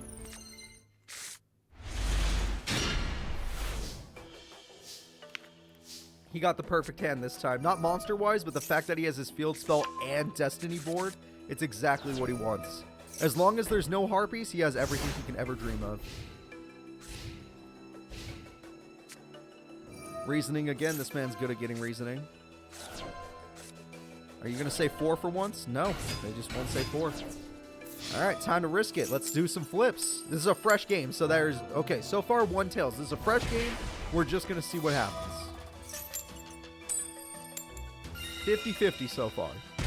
Fair enough. Nice 50-50. Destiny board is already starting to spell. We have the F, we got the I. Don't worry about it being a monster. It doesn't actually matter. And he's got a backup Destiny board, which... Did you just throw away Destiny board? No. Good. Sorry, I didn't know if that killed it, because I've seen him kill his Destiny board for tributes, which has pissed me off, but he does it. Call of the Haunted comes through. Doesn't matter. This guy attacks directly anyway, so it's all up to luck again. If it's 50-50, Bakura has a chance. All right. So far, 2 tails, 1 heads. 75% of the time, he's not going to get what he needs. That's pretty rough. That is pretty rough. These coins are weighted. If he doesn't get a monster next turn, he might as well call game, because he needs to set something. You know what? That is something. It's not great because of piercing, but it's something. I was hoping he would get one of his many defensive monsters, but no. Cross sword, let's see. Okay, a head. 2 heads, 3 tails. Okay, it's back to even. 3 and 3. The heads have taken over. That is 3 heads in a row, everybody. And there is only 1 letter left. If he spells final, the duel will end. Harpies would be great. He is 1 heads up on his opponent right now. And there's no more piercing damage, which is huge. Armor B doesn't matter. This is the end of the duel. These don't matter. These coin, we could stop counting. The coins flip, they're even now. It's 4 and 4, but the coin flips don't matter anymore, or whatever the number is. It's over. Sure. Sure. And with 3,200 life points, all this man has to do is say final. Or in this case, death. There it is. He did it. Everyone, spell it out with me on the board. You could see them hover over the T and the H. It is time for death. Death has been given to the opponent, and Bakura shall move forward. Despite 2 very unlucky duels, he still came out on top. That third duel, his luck stat kicked back in. All right. This is it. We're in top 8. We're going to take a quick look at the top 8 competitors. Bakura will be fighting Yusei in top 8. Yugi and Harold will fight to see who deserves to move forward. Seto Kaiba will be fighting the director. And the Rose Duelist will be fighting Yami Marik. And these two were not on the same side the last time they met. I'm pretty sure the Rose Duelist wants to get back that God card for Kaiba. He's like, you know what? You're not supposed to steal from us. That is not okay. So let's go ahead and let's see. Who do you think would win? Would it be Yami Marik or would it be the Rose Duelist? Harold is not fallen. Like I said before, just ignore the writing. That was a misprint.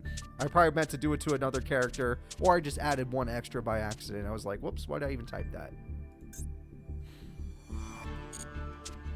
All right.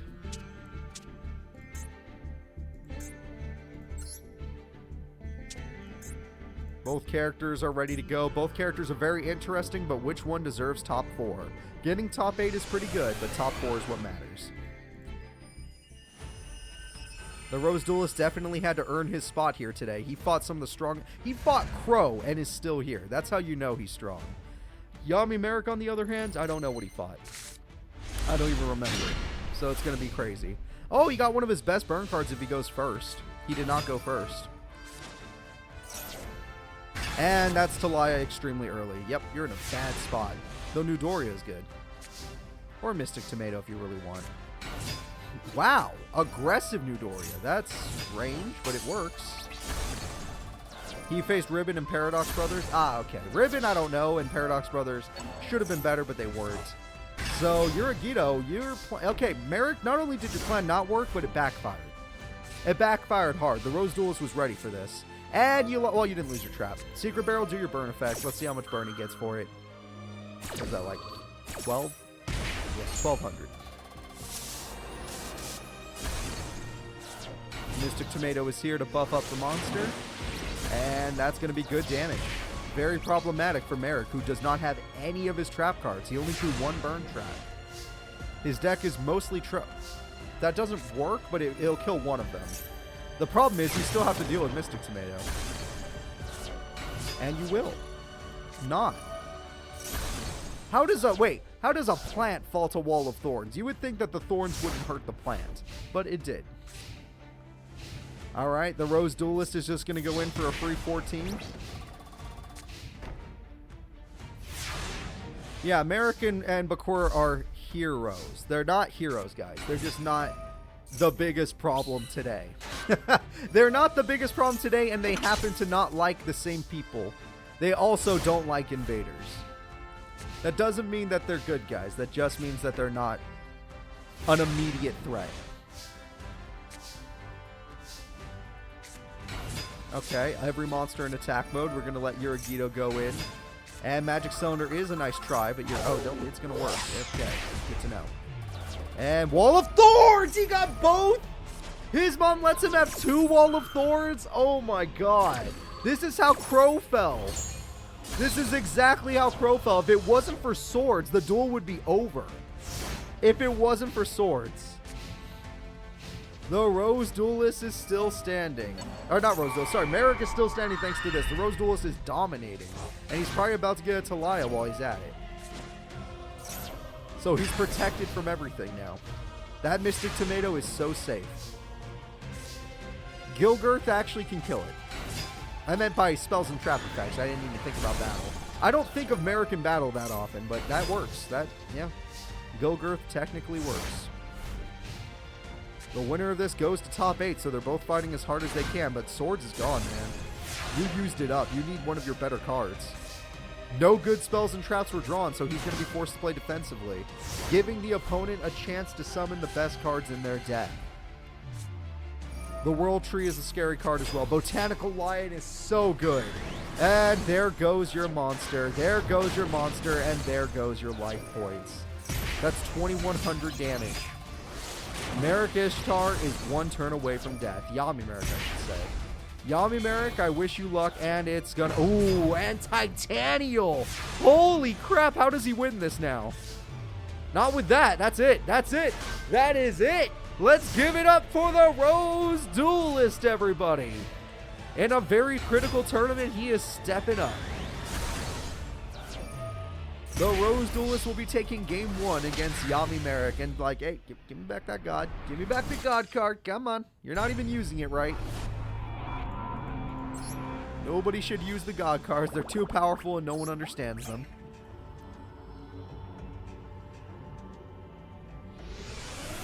Kaiba needs them for his plan to work. The Rose Duelist extra deck is Synchro Monster. He's actually used it in previous tournaments. It's a level 7 plant Synchro. This is a better hand for Bakura. Marik, sorry, shit. Ignore me. Sorry, they're the same guy. They both have decks that are complicated, which means they use them terribly. Even though they're still in top 8. Fencing Fire Fairy will do its job.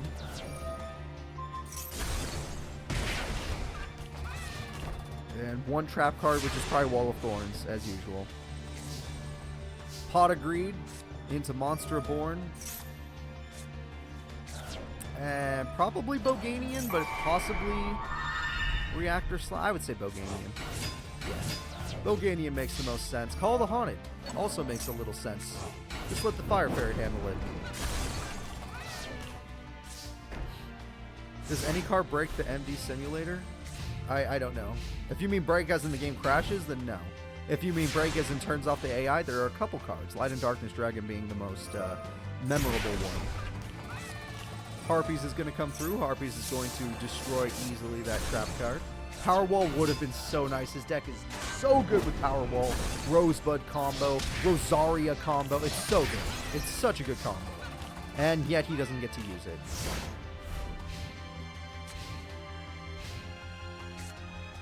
Dark Hole is here. What do you mean, Bernog? Maybe he will be. You do know if he loses today, he's a fallen, right? If the good guys lose today, they're gone. They're part of the fallen. It's over. In other words, Rose Duelist would be receiving some things like that, just for the other team.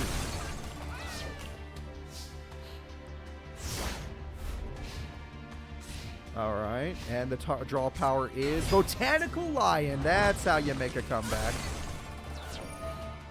Yeah, it's not really a 5v2 when Yusei's involved.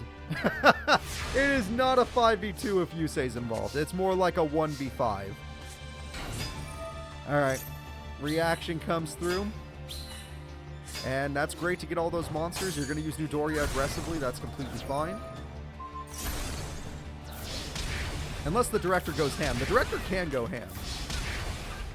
1,500 damage from just slimes. He loves his slime, doesn't he?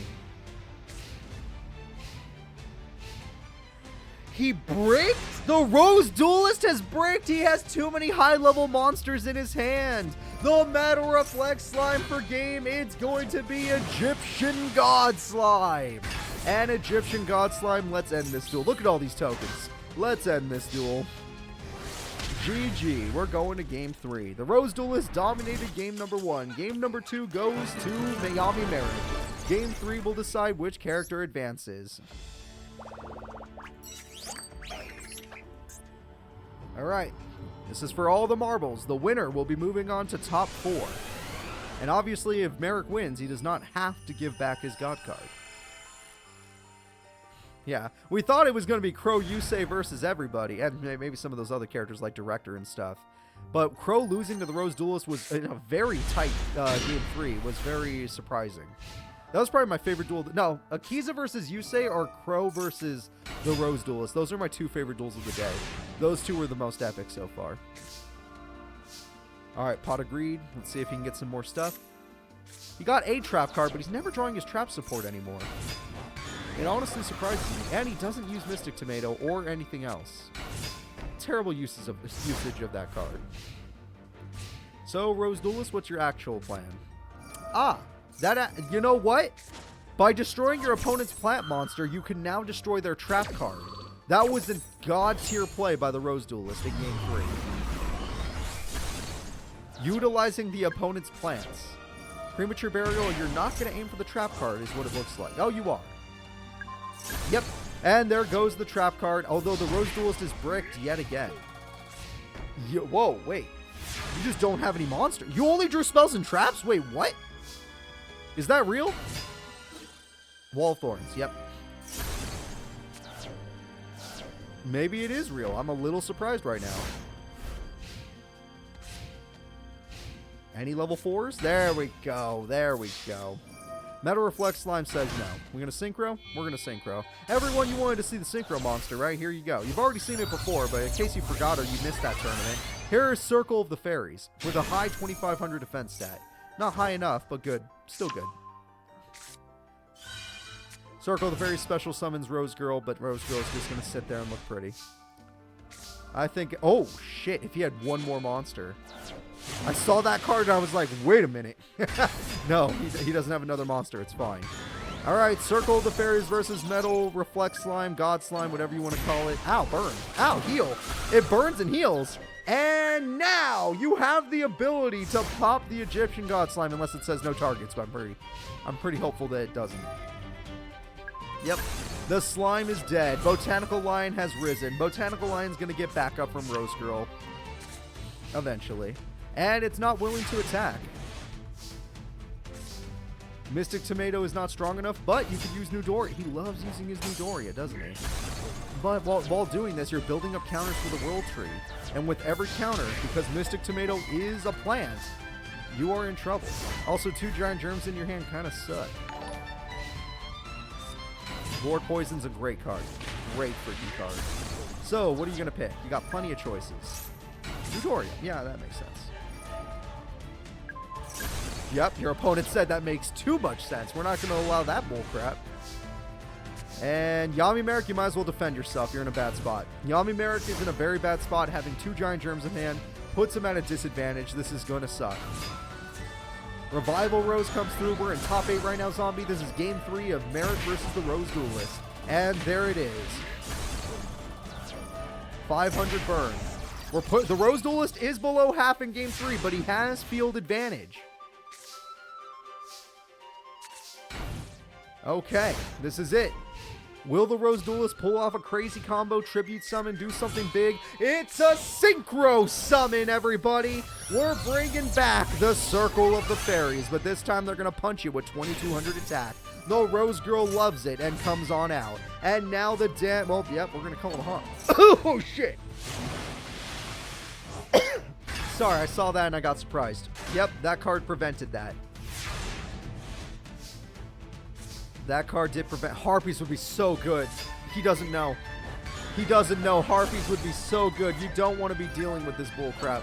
Especially, you should have killed that monster first. That was a misplay. Yep. You really don't want to be dealing with this. And you set up. I'll give you that. You did set up. You got a full 5 monster field. But the only monster you are going to keep is Giant Germ at the strongest. So it's not a good choice. You should have Harpies when you had the chance, but I guess you're waiting. It's Rosaria! Rosaria, the boss monster, is here! The ultimate card! The monster that can beat all monsters Marik owns. And it's going to be, yep, we're going to Metal Reflect Slime for sure. And Rosaria is not going to go for the major damage for some reason. That was a misplay in my opinion. But it doesn't matter. Marik has lost everything from 5 monsters to 0. Rosaria is on the field. And he summons this monster because he knows he can beat Rosaria because Rosaria's effect has ended. It's Egyptian God Slime. Goodbye, Goodbye. The boss monster of the Rose Duelist is gone, but we all know he's just going to pop the goddamn Magician God slime for the last time. There will be no more slime. All the slime will be dead. All of it. Rose Girl always comes back. You can't stop her. You can't. This game 3 is tight. It's a very tight game 3. That is interesting play due to the risk involved. Unless Rosaria gets its effect again. God, so. Alright, Rosaria is about to get popped, but the Rose Girl gets free damage, and the field is wide open, and he has a popping effect, meaning that traps do not matter. You have to get... No, nothing matters. None of this matters. Because of the trap... because of World Tree, none of this matters. Marik will not use Harpy's Duster because he's waiting for a second card, I assume. When the card's already face up, he just doesn't consider it a threat, even though it's the only reason the Rose Duelist is still here. If it wasn't for that card, he would have already won. The damage is almost in. That's it. That's it. If Marik doesn't draw a monster, the duel's over. It's super over because this is a special summon play. That is the final circle of the fairies. Both of these characters have used their entire extra decks. And the entire duel is decided by the next draw. Yurigito is not terrible because it can heal Marik, but it's not a big enough heal, and because the Circle of the Fairies wanted you to do that. It almost ended the duel. You got him as low as 200, but he just healed back up, and this could be a special summon for game. If he drew a beater monster, it's special summon for game. Special summon. He doesn't have anything else. He doesn't have any more summons. He can't win the duel. Oh, wait, the bird effect. The bird effect. The Rose Duelist will be moving forward. The Rose Duelist moves forward. Marik got him as low as 200 life points, but could not end the duel because he would not activate Harpies. If he did, he would have won. That was a great game 3, but the Rose Duelist stands above all. Marik did a great job today. Obviously, his AI could have played better, but it's AI, and that deck's too complicated for him. Still, great duel. Very enjoyable. Let's go ahead and let's see who else is going to top 4. This next duel matters. I mean, that duel, all duels matter, but this next duel really matters. So, will Seto Kaiba be able to save the day, or will the director move forward? Yo, Marik, don't pull out that flask. You don't need to go back to those habits. Come on, man. Come on, man. You made it to top 8. That's something. That's gotta mean something. And you almost took down the Rose Duelist who took down Crow, for crying out loud. Alright, yeah, Seto Kaiba and the director. This is gonna be a tough fight to watch. Both characters are interesting, but we'll see. Yeah, Yami Marik took down 2 falling characters by himself. And we're ready to start the next fight.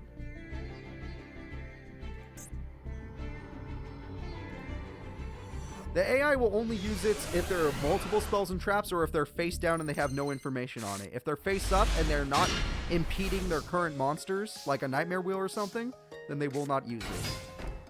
Which I know cost them the duel, but that's because that's the only programming they went for. And Dark Hole immediately. The director says no Alexandrite Dragon for you. And it works. There's his face. I couldn't find it for the life of me. Alright, 1 second. Monster Reborn does bring back the monster into 2 trap cards, so it's probably not going to work. And it's a giant rat anyway. It's probably not going to work, yeah. Seto Kaiba's in trouble. His own attack points are being used against him.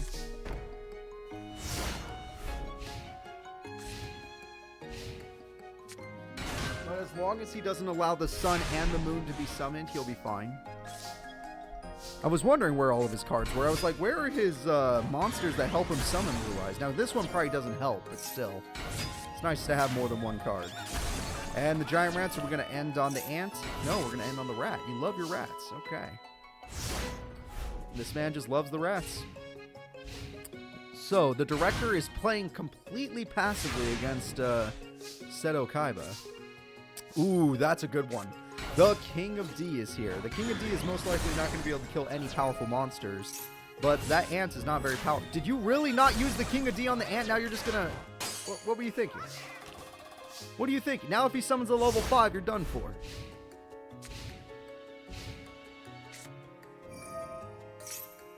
Alright, Mausoleum of the Emperors is here. If he has his field... Well, if he uses his field spell, we could be in danger. Monster Reborning a Giant Rat is kind of strange in my opinion, but we'll see what he does with it. Okay. Giving it to that monster because it canceled the attack anyway. Okay. Still a strange turn. Very, very strange. Summoning Blue Eyes, okay. Lots of damage about to come through. 2,000. Giant Rat could summon the final ant. The final ant has been summoned, and that's insane damage. Seto Kaiba almost wins off of that damage alone, but where are the synchro monsters? One of the moon, or the Sun Dragon can handle this. There's Supei. He has 1,000 life points to spend. Why is Supei in attack mode, though? Sir, why is Supei in attack mode, though, unless you have a Call of the Haunted? If you have a Call of the Haunted, then it's okay.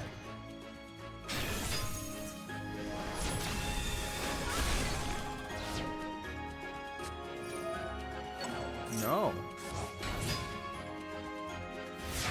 No. Is the Sun God a thing that stops all attacking monsters, or... No, right? Alright. The guy sucks. That's the only thing I can tell you. Kaiba takes game 1. That was the worst director I've ever seen. The director normally plays really well. That was the worst director. We're getting a lot of burst streams today. Burst streams on my stream. Let's go into game 2 and let's see what happens. Goodwin's in trouble. One more loss and Goodwin will not be protecting, you know, the Barian's interests in top 4. Pot of Green, Melody, all this is busted. Every card he got was nice. Every single one. Every single one. Alternative Eyes and a Blue Eyes. He's going to alternate on the first turn. He's got a Monster Reborn, a fresh Blue Eyes. That's Yugi versus who? Harold. Yugi is going to fight Harold. Odin versus BLS. Winner of that will get to fight Yusei or Bakura. Okay, we got ourselves a tribute summon. That yeah, before it can do anything, the tribute gets Ring of Destruction. But this guy was the real plan. All of that was bait. All of that was bait. Say hello to the Sun Dragon, which isn't strong enough to defeat Alternate Eye, so this doesn't work. That is correct. Kaiba has never won an on-screen Master Era tournament. None of our 46 tournaments have been won. Just like Yusei. Yusei has never won an on-screen tournament. Alright, Alternative Eyes, you know what time it is. Yep, time to do some popping. You just... Oh, Twin Burst! Wait, what? Okay. I mean, why ask why? That's... Sure. You rarely summon it, but when you do, that's kind of cool. Oh, she's coming with Moon Dragon. And with Sun Dragon in the grave, that's not a terrible play.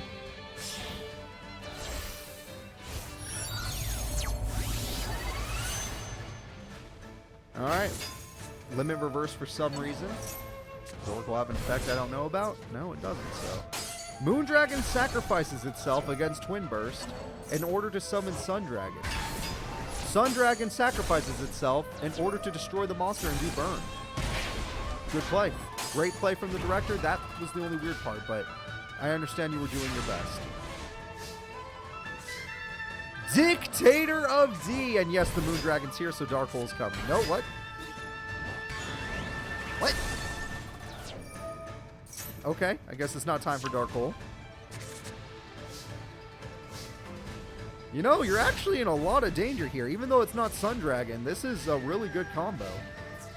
Moon Dragon will just keep coming back, and you can't even beat that at this moment because all of your cards are in the grave except for one Blue Eyes in your hand. So what are you going to do about it? I don't think you even have enough... Wait, do you have enough cards to do that?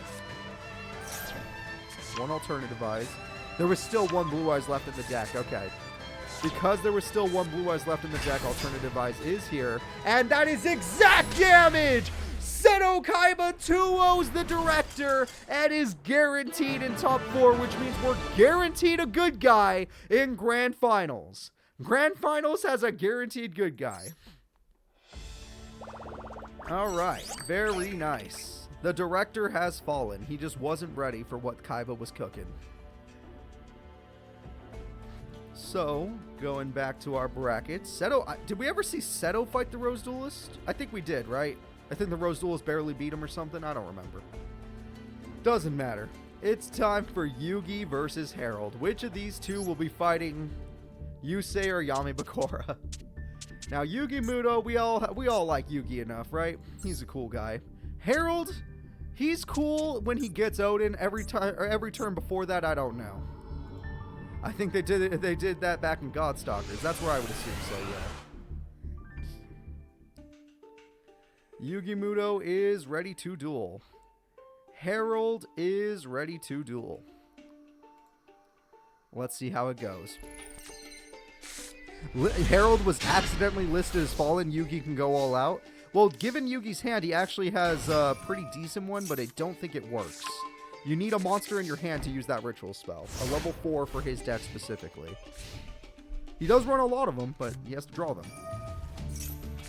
The Harpies was wasted by Harold. He didn't know. He didn't know. So let's see what we get. One Chaos, one of those. Chaos would be the best choice. Or BLS. That's fine. BLS is great. Nothing wrong with that. Valhalla for special summons. This is how he gets his deck going. Shining Angel, Shining Angel. Very beneficial turn for Harold. He's going to get a lot of damage down. Lots of damage coming in. Premature Burial on top of everything. Yep. 3 monsters to deal with. That's all of his cards. So one Raigeki would probably deal with everything. So this will get you another ritual monster, but the problem is you can't use a ritual spell. Your ritual spell requires specifically a level 4 monster in your hand. God says no.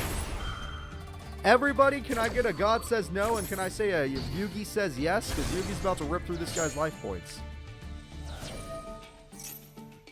Raigeki definitely does that, and it destroys everything. And that's enough for another spell card if you want, but like I said, until you draw a level 4 monster, you're screwed. And apparently the 2 cards you threw away were 1 light and 1 light. Should have picked a dark monster. Garm is coming through. Garm goes in for 800. And let's see what he's got. Yep, he got it. Rhoda is level 4. Rhoda equals a level 4. He can choose whatever he wants, but that will end the duel. Synthesis spell comes through. I know, Garm, bloody Garm. And that's a BLS into a BLS. We got the Super Soldier boss monster. Yugi is truly, I don't know if you guys saw, but on my YouTube, I did a list of like, what is your favorite thing? Do you like Ritual? Do you like Exceed? Do you like Fusion? Or do you like Synchro? And I put the best deck users for each of those on the list. Yugi was the best Ritual user on my list, and I think I was completely accurate in saying that. Yugi is the best Ritual deck we've ever had in the series, by far. The best Fusion was Shoma Yusa, for those of you that were curious. Best Synchro went to Yusei, and best Exceed went to Nash. And just like that, Yugi dominates his opponent in Game 1. Ricky deserves love, but he's not even first place in his own pro league, so not really. Yugi, when he was the pro, he had a Ritual deck, and he was the king of games. Better than Alexis? Yeah, better than Alexis. 100%. 100% better. Better than Wisteria? Wisteria is kind of mid. She started strong and ended mid. I don't know who Asuka is. But definitely better than Ricky. Ricky's got the most heart, but he ain't Yugi. He ain't Yugi. So this time Yugi got all of the level 4 stuff he could ever want, but none of the ritual stuff. So that's a bit of a shame. Again, all of the level 4 stuff. Asuka is Alexis, thank you. No, Alexis is not better than Yugi in terms of ritual decks. She's good, but even just like Ricky, she's never, I don't even think she got top 4, did she? Oh wait, Ricky got top 8. Did she get top 8? I don't even think so. Alright, Envoy of Chaos is here. Yugi is using his deck like a normal beater deck. Not something I typically see from Yugi, but he's doing it. He's like, this is a beater deck. And don't feel bad, Alexi. Yugi can also brick with his ritual deck. It's one of his weaknesses is that he bricks. Smashing Ground, there we go. She got top 4 in Duel Academy. Can I assume that she wasn't even using the ritual deck when she got top 4 and it was the warrior deck? And there goes some damage again. And maybe it was the ritual deck. Maybe it just wasn't full power yet. Alright, we got Ritual Monster, we got BLS, and we got BLS. And they wanted BLS, which I'm guessing is guaranteed to be summoned next turn before this guy can even get to Odin. Gateway to Chaos. It's over. It's over. It's over. He's going to get both. The fact that he top decked the field spell, it guarantees game. It guarantees game that he got the field spell. Here we go, everybody. It's time for the Super Soldier. And with the Super Soldier, we're going to use both of these knights. Little Yugs is guaranteed top 4. The duel doesn't even have to end for us to feel it. We all can feel it. He's not even done. You can calm down just a little bit. You don't have to go so hard. Look at the children, man. Alright, and let's do it again. You lost the last card in your hand, and you also lost a card on the field, and also your life points. Because not only does this thing attack, but it can attack again, and it does burn. This is why he's the king of ritual decks. And he doesn't even focus ritual decks. He's just been using it for this. And he gets exact damage, by the way. And he gets exact damage. Just like Kaiba, Yugi 2-0s his way to top 4. Both Seto Kaiba and Yugi get their 2-0 going. Extra DP for the little guy. So let's go ahead and let's see who's in the final fight. We already know who it is. Who will Yugi be facing in top 4? Will it be the unstoppable, except for Nash, Yusei Fudo, or will it be Bakura and the luck of the gods? If I had to choose, it's Yusei 100% of the time. But let's just pretend this is going to be a duel. Everybody, put some pity votes on Bakura just so it pretends like this is a duel. All right? We already know Yusei is going to pop off. We already know he's going to negate any destruction, any bullshit. So let's just have some fun. Especially since Bakura barely got here. He barely defeated Sect Ijuin. And Sect Ijuin barely defeated Mokuba.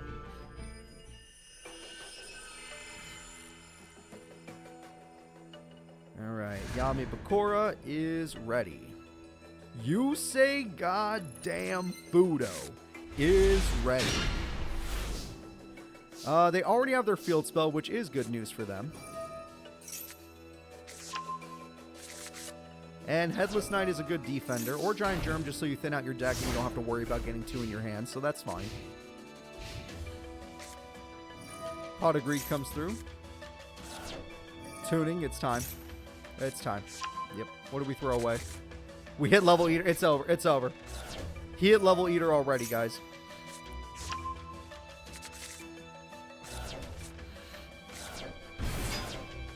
Alright, quick draw into Level Eater, into Junk Speeder, or into Doppel Warrior. Wow, it's taken a while for you to draw that card. And level 5 Synchro Summon to begin. First one is Junk Speeder. That was no surprise there. He gets Jet, he gets Quick Draw, he gets Junk, he gets Stardust. All of his monsters have been summoned. And he has Stardust Illumination, which is amazing. He's already got a Junk. Yeah, I was going to say he already has exactly what he needs. Is he going for the Junk Warrior? Obviously not, but it'd be cool. Oh, he is! What the hell? Yeah! Junk Warrior, everybody! Hell yeah! Junk Warrior hits the field, and now we're going to get... Wait a minute. Oh, he could have went for Quasar. There was a chance at Quasar, but he didn't go for it. Instead, he went for Excel Synchro, which I guess is for a different fusion for Synchro. Level Eater once again doing its thing. Quick Draw is going to get out another Junk Warrior. He loves his Junk Warriors, dear God. All of a sudden, it's your favorite card.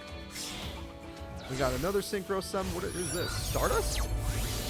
Just a basic Stardust Dragon.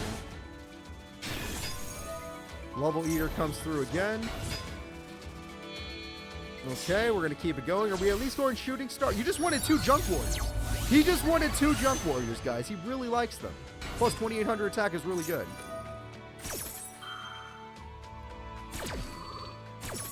That's not Quasar. I don't see Quasar. Y'all are crazy. See? What am I saying? It's not going to be Quasar. He only has done that like once in our tournaments. Okay, well, hold up.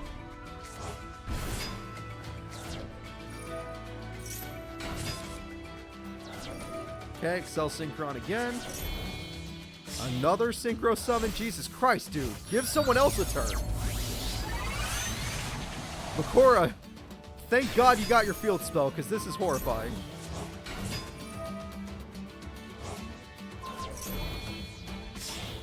You know what? He got at least a Stardust Warrior, which is pretty freaking good. That was his normal summon at the end. He didn't normal summon that entire time. Jesus Christ.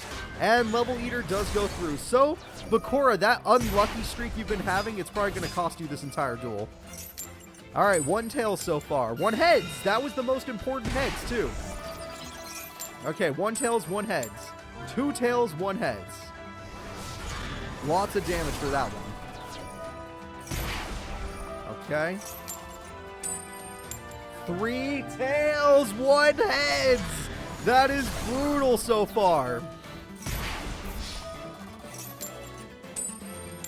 Okay, 3 tails, 2 heads. That was not an important heads.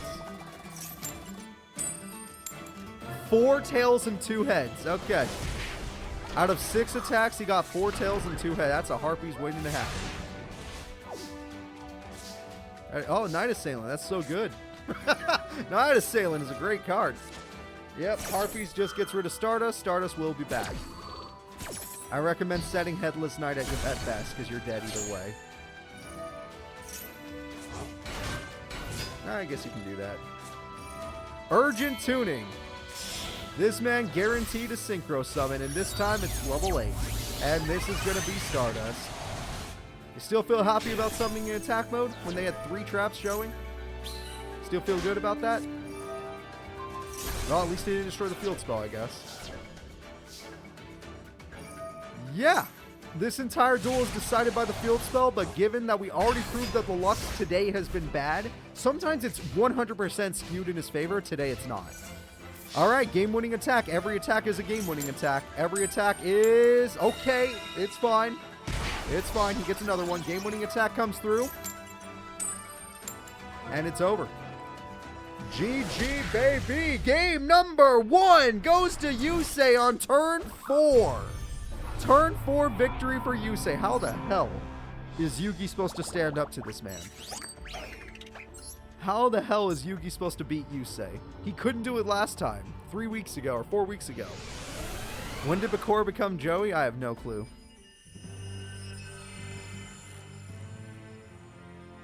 Alright, let's hope for the best.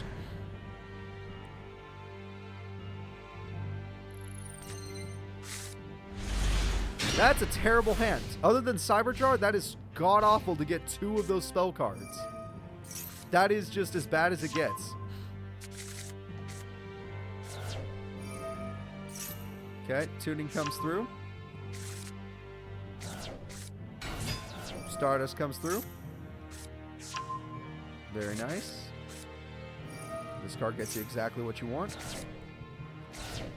Very basic start from Yusei, but it's not like his opponent's very aggressive, so it doesn't matter. Giant Germ or Cyberjar, either way. Giant Germ makes sense because you don't want to draw them with Cyberjar, so you might as well thin out your deck now. Unless Yusei wins on this turn, then I guess it did matter. You made him level 5. In order to use Level Eater, good play, Junk Speeder time, or Doppel War. Either way, it's a good time. It is a good time. Junk Speeder time. Come on, you know you want to. I don't think you choose what you set with tuning. I think tuning is just random. At least that's what it looked like this entire time.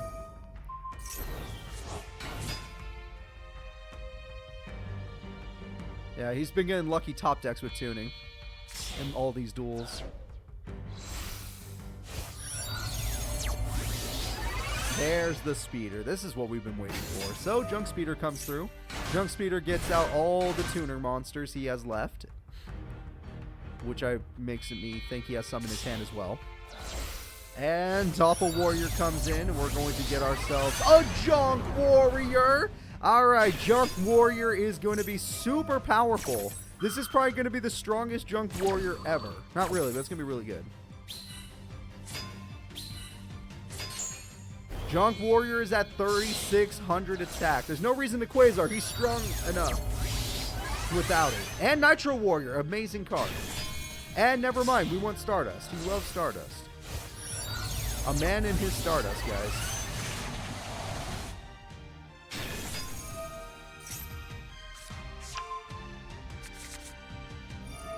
Level Eater once again, but there's no more tuners now. Oh, you just summon a tuner. And that's another level 8 synchro, even though you could have... Yeah, it doesn't matter. You're doing what you want to do. I'm not here to judge, I'm here to watch and just get embarrassed. Okay, we can do another level 5 synchro since you seem to be addicted to them. He loves those dragons. So this coin flip doesn't really matter, and that's why he got heads. That's one head. We're going to count it for this duel. That's one heads. 2 heads, actually. Impressive to get 2, but both of those didn't matter. They were the weak monsters. 3 heads. Okay, they matter now. What is going on with Bakura's luck? 4 heads! Holy shit, Bakura! Okay, 4 and 1. 4 heads to 1. But the burn of Giant Germ is actually helping as well. Every little point matters now. Another one! Damn, that's super unlucky. That is so unlucky. I'm still keeping count because who knows how long this duel is going to go. Tuning once again, and this time, what are we going to mill? Useless. Oh shit, is that formula? Hold up, wait, hold up. Wait, that's a formula, guys.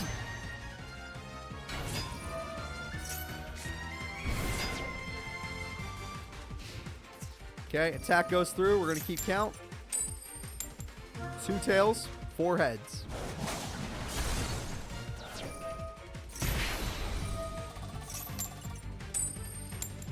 Heads, but that was another one that really did not matter. Heads, we're at 6 heads, 2 tails. Insane amount of heads this time. 7 heads, 2 tails. This is getting outrageous. That one mattered, and it didn't work.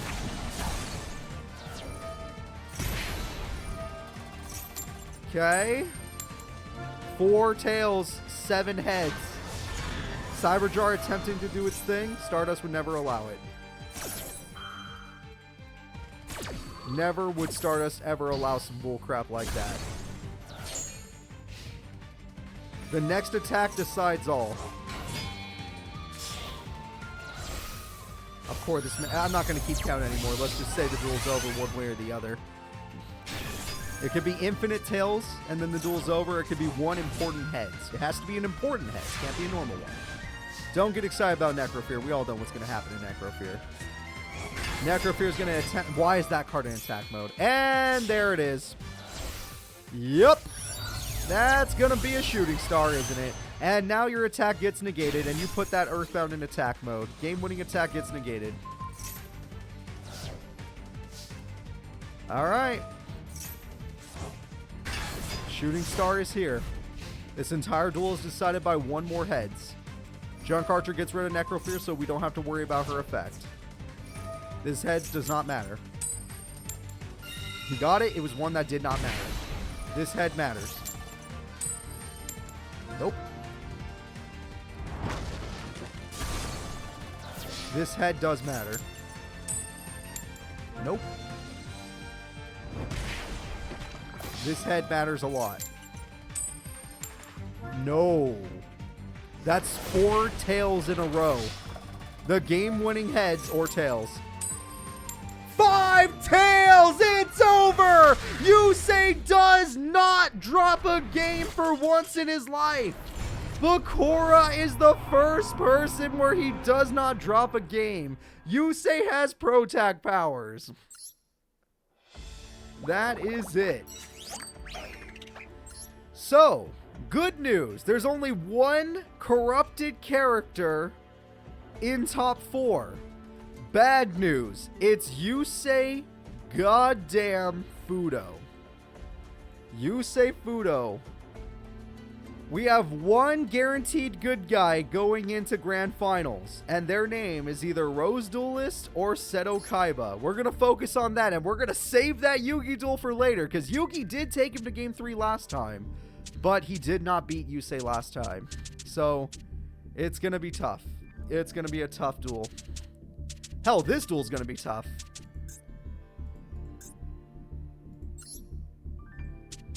Yep, Nash sent this team in particular to take down the escapees because he knew this team could do it. And Yusei is standing right there. He knows that he can do it. So, everything is setting up, and we are going to start. It is time for Seto Kaiba versus the Rose Duelist. The winner of this will be the final protector for the escapees on Kaiba Land, or Kaiba Corp Island. Yeah, both of them getting top 8 wasn't so bad for Bakura and Marik, but Bakura couldn't handle Yusei, not even once, and Marik got 200 points away from being the Rose Duelist, so he wasn't that bad.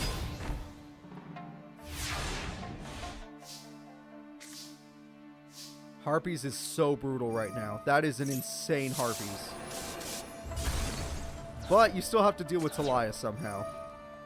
Dragon Shrine does deal with Talia technically. Luminize I would have kept, but you do you. Okay, you're using a Rhapsody to special summon some stuff. One problem is how do you beat... Oh, you beat Talia by killing the Lone Fire. I forgot, he was only getting attack points because of Lone Fire. And now that you've defeated all of that, very good. Synchro maybe? Synchro Summon! Hey! Seto Kaiba is playing for real right now. Alright, Seto Kaiba is playing for real. He knows how powerful the Rose Duelist is and wants to show that he is just as strong. The last time a Rose Duelist ever fought Kaiba was Godstalkers, and the time before that he fought Seto all the way back in a different story that you might be watching on my channel as we speak. It was a lot of fun.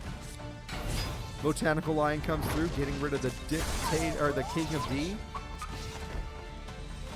We have one trap card to scare us, which is a little scary. If it's Wall of Thorns, it'll be the best top deck of his life. Attack goes through, it's Wall of Thorns, best top deck of his life. The best top deck he could have ever had.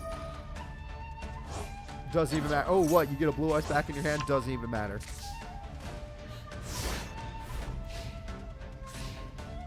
There we go. They have Bonds Beyond Time. That's very funny. Talia comes through. Botanical Lion's unstoppable. Seto Kaiba is as good as dead. All of his Blue Eyes aren't even in the deck, so I think that stone is useless. He drew all three. He drew all three of the stones. That is super unlucky.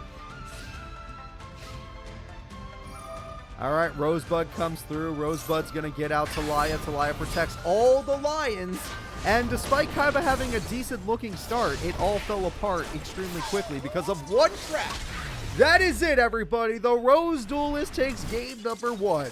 I can't believe he got lucky and got his Wall of Thorns right when he needed it.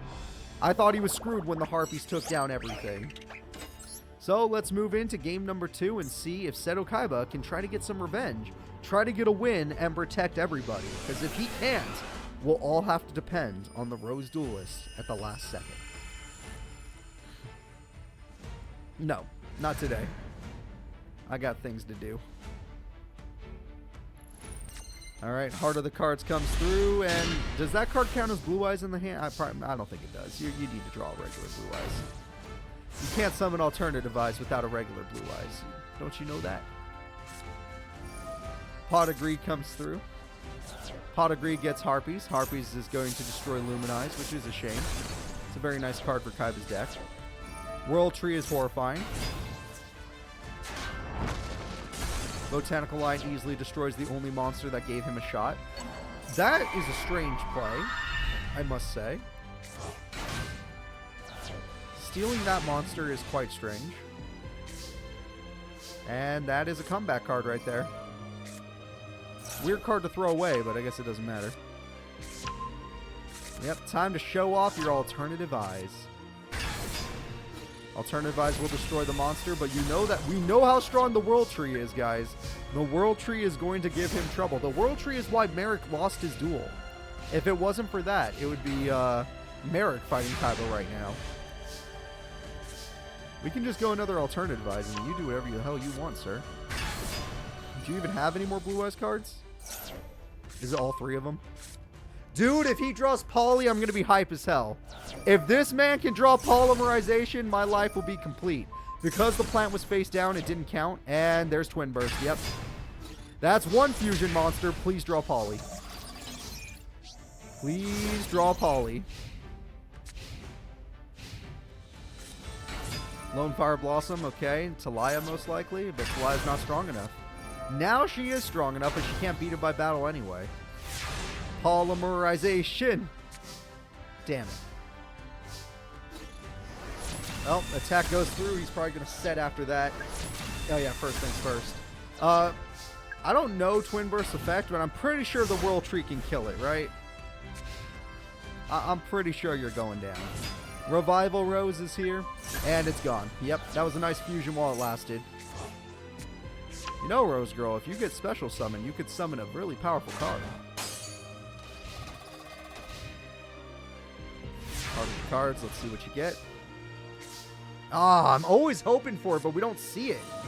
Where is the freaking Poly when you need it? Okay, getting rid of the tree card makes a huge difference. I actually am going to call it. Because the tree is gone, I give it to Kaiba. Okay, well, never mind. That's an interesting play.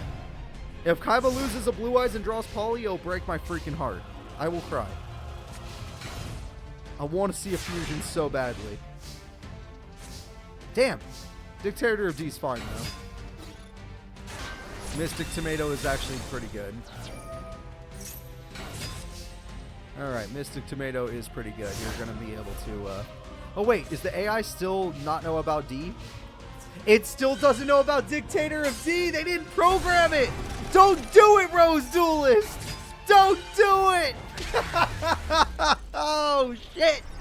They never programmed them to understand the Dictator. All right. Game number 2 goes to Seto, though lore-wise that looked like Rose Duelist threw that duel. So let's go ahead and get into Game 3. The winner will be the defender of the day. The loser will go to a fun bronze place match.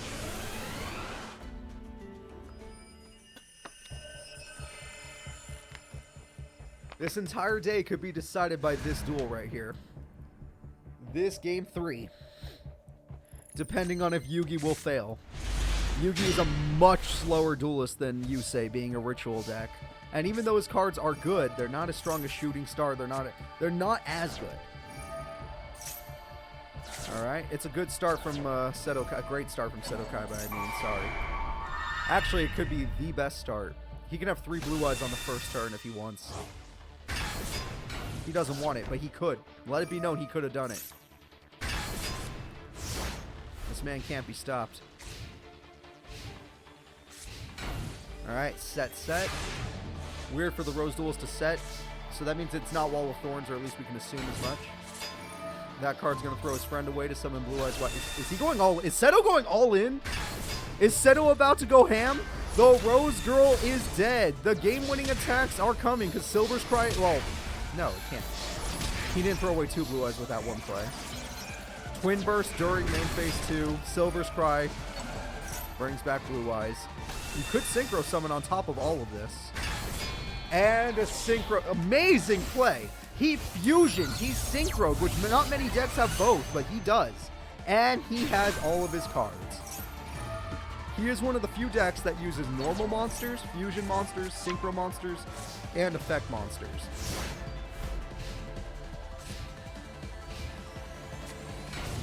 Okay, Premature Burial, here we go. The synchro made him too safe, so that means there was nothing he could do. It's game.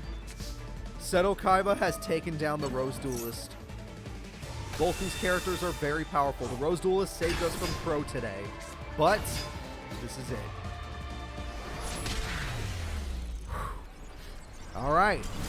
Seto Kaiba will advance to be the Grand Protector of today, which makes a lot of sense given that he's the one that got everybody off of the moon. But will he need to be a protector, or are we just going to have a hype as hell grand finals between two rivals? 2 King of Games. It will be decided by this. Will it be Yugi or will it be Yusei? Who do you guys prefer? Yugi Muto or Yusei Fudo? It's funny to say out loud. This is the last semifinal match, and Yusei is the last corrupted fallen character. Let's go. Yugi Muto is ready. Yusei Fudo is ready. Thank you so much for following. Here we go, guys. I'm very excited. I'm very scared. I'm hoping for the best. Heart of the cards. Yugi, a man without even using an extra deck in this current deck, though we got to see a lot of his decks in the flashback duels. Tuning comes through. Tuning is going to get Stardust Synchron. Stardust Synchron comes through. He already has Stardust Illumination, which he can use. He will use it. A great start. A basic start, but great. Yugi doesn't have any crazy combos in his opening hand. He's just... Yeah, it's later. This is all later. All of this stuff works later. None of this is immediate power. Pot of Greed comes through. BLS is good, but there's nothing to throw away. Attack goes through, but that card can come back a million times. So if Yugi dies next turn, it'll be sad. Quillbolt's Hedgehog gets Quick Draw into an immediate Synchro Summon. Yugi might be in some danger, because that could be a Nitro Warrior. Nitro Warrior hits like a goddamn truck. Jet Synchron is also going to come. It could be a Stardust for safety. Quillbolt could come back, but just for damage.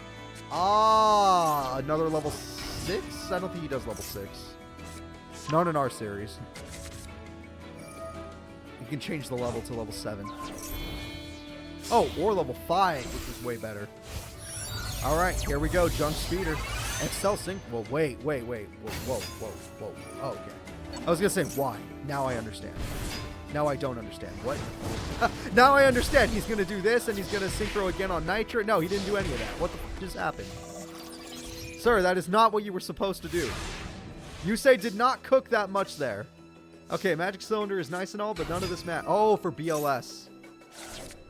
BLS has been obtained, everybody. And now we have the Ritual Monster, which cannot be summoned just yet, but maybe down the road. BLS destroys the powerful Nitro Warrior, and if it hits the freaking Quick Draw, he lost everything. Yusei Fudo has lost everything. He has to make a comeback from scratch, which if any character could do... If any character could do it, it's a main character, because they got the Pro Tag powers. Shit.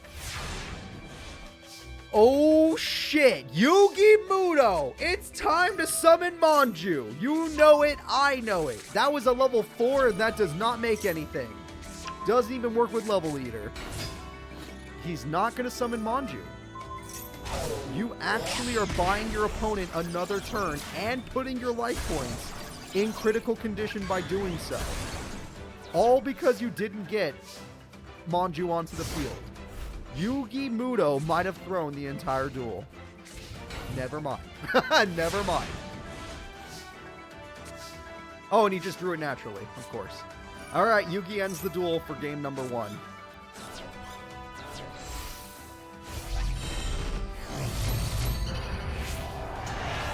Yugi, good luck to you. You can actually summon both, but you really don't need to, buddy. All I'm saying is you really don't need to. Especially when you just did that. Exactly. You agree with me. Good. Weird time to summon Magnum, but whatever. And with his BLS, he slashes through. Yugi Muto takes game number 1. But Akiza won game number 1, if I remember correctly. No, she won game 2. I don't remember. All I know is that we can't get confident because Yusei always pops off. I have no clue what happened in that duel. I guess he got the wrong levels. He kept getting 7s, 6s, and 4. Which 4 doesn't work, because Armory Arm messed up his AI. The second I took that out, he got really good. The second Armory Arm left his deck, he was like, wait a minute, I can play Yu-Gi-Oh! That is the freebie. Yusei loves giving out freebies. This is a god tier hand from Yugi. This is one of the best hands Yugi's ever had. It got better. Because now he doesn't even need Manju if he doesn't want to. Yugi on his first turn has Ritual summoned the Super Soldier. He is not playing around with Yusei anymore. It's not a game anymore. It's not funny. BLS is here as well. He has a normal summon. Yugi, you crazy bitch. That's almost game in one turn. But Magic Cylinder, so it's not even close. It was good. It's a good turn. He got Yusei below half, but Yusei only needs that. Yusei, it is time to show everybody who you truly are. Was that card in your hand that got banished the card that was supposed to help you?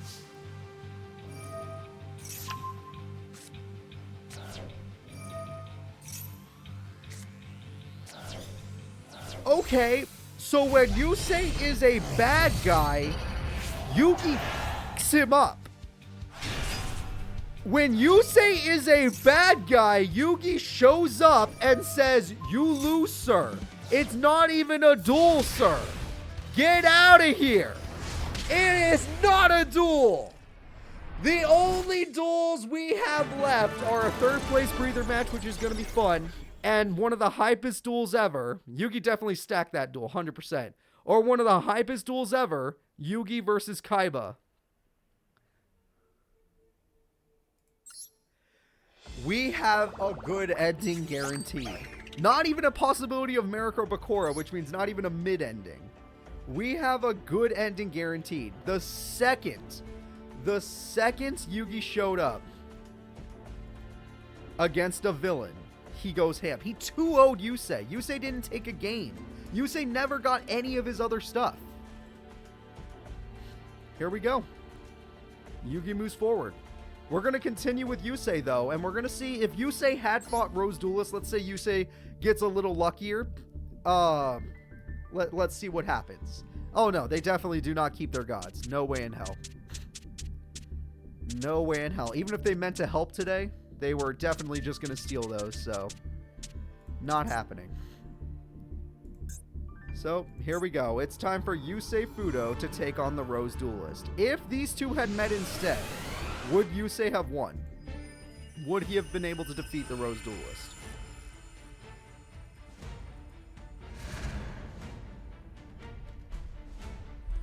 So out of curiosity, who's the best King of Games? The second King of Games, Seto Kaiba, or the third King of Games, Yugi Muto? Because we're gonna find out. We're actually gonna see it. We never get to, except in that one flashback duel. We never get to see it.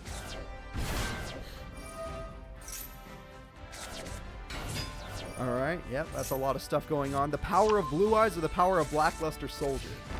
Blair? Nah, she's too far down the line. Those two haven't fought yet. I don't think Blair and Yugi have fought yet. Or did they? I don't remember. Nah, I don't think so. If they did, Yugi would struggle because those light swarms are really annoying.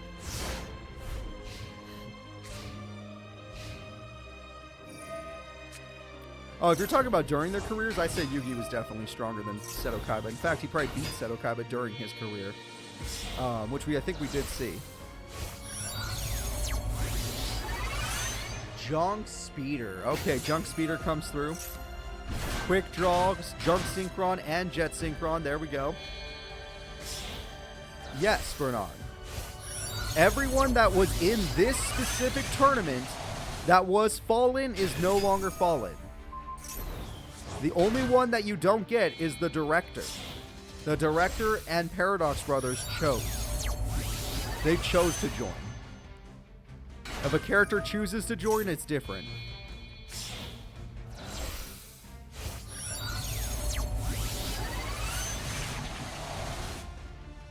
Alright, Stardust Dragon. And that's... yeah! I think Yugi was lucky he never started like this. Yugi was very lucky that was never his start. And that's our level 5 Synchro Summon. But Yusei, Crow, Papa Hops is back. All of your favorite characters. Hell, even Ribbon's a good guy now. All of them are coming back for the good side. Alright. We got ourselves Stardust Dragon as well. That's pretty scary. Yusei, you're still cooking. You're still hungry. How is that possible? Call the Haunted brings it right back. That technically works. So, Talia, I don't really know what your chance is here. We're just going to have to hope you do something. That's not terrible. That is not a terrible top deck. You need more than one monster. The AI never understands that. And they never understand they have to play 2 monsters in attack mode when shooting stars on the field. Alright, Heart of the Cards. Let's see it. Pot O Greed. That's really good. And Quick Draw. That's really good. Excel Synchro. That's really good. Are we going to do it again? We're doing it. Wait, your mom lets you have 2 shooting? Oh, Stardust. Yeah, that makes sense. I was going to say, there's no way in hell you have 2 shooting. That'd be crazy. That would be unstoppable. But a Stardust and a shooting, very scary. Road Warrior as well? Wait, what?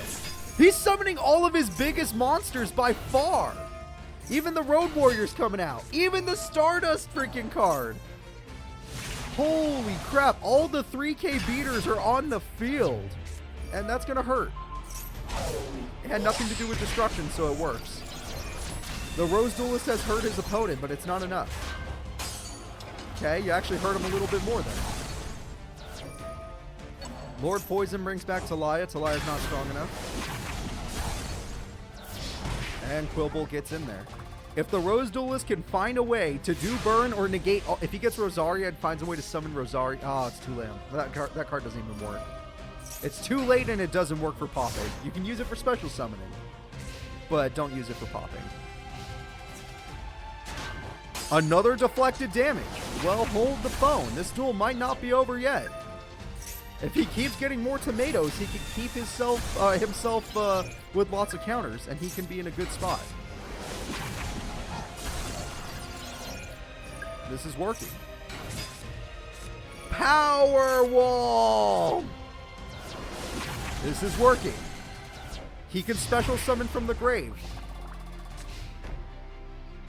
Heart of the Cards. Draw something you can actually use. Adorable, but probably not. Lone Fire is a choice.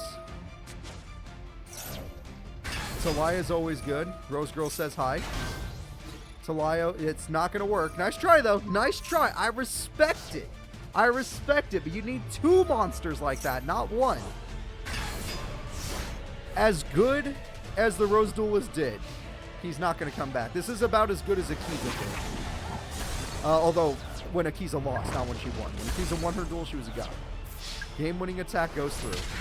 That is it. Game number 1 goes to Yusei goddamn Fudo. And remember, this is more for fun. He just woke up out of his freaking hypnosis. Rose Duelist was like, hey, I hear you're pretty good. Let's have a duel. I want to see if I deserve that bronze medal. Though they don't know that this is a tournament. They have no clue. I want to know if he would get the bronze. So right now, it's not looking good. If Rose Duelist had been there instead of Yugi, I'm starting to think we would have fallen. If Rose Duelist had been there instead of Yugi, it would have been rough.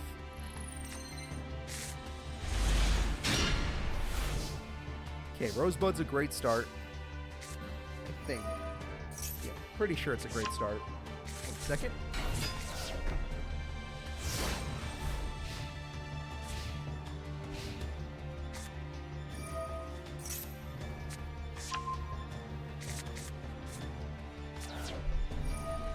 Harpy's Feather Duster hits the only trap card that matters. Power Wall. And then we have some sets. I'm going to hope for the best on this one. Let's see what we get. Monster Reborn could be good. Rosebud gets Talia. Revival Rose is here as well. Level Eater is in the grave. Level Eater is in the grave, and this is great. I think it was hype as hell that the Rose Duelist was able to take down Crow. I don't think he would be able to take down Yusei, but it's starting to look like he can. Well, hold up. No, that's not the right level. That is not the right level. It's starting to look like he could take Yusei. Unless this is the freebie. Is this the freebie, everybody? Maybe this was the freebie. Depends on the trap cards. Depends on the trap cards. It's over! Dude, we are going to game 3. Yusei Fudo just did not have anything to cook with there. That must have been the freebie that he gives to everybody, but now it's going to be over. Let's go. Rose Duelist versus Yusei. Game 3 for the bronze medal for anyone that actually keeps track of all the placements. I would say up to top 4, not going any lower than that. It's way too hard to remember anything lower than that.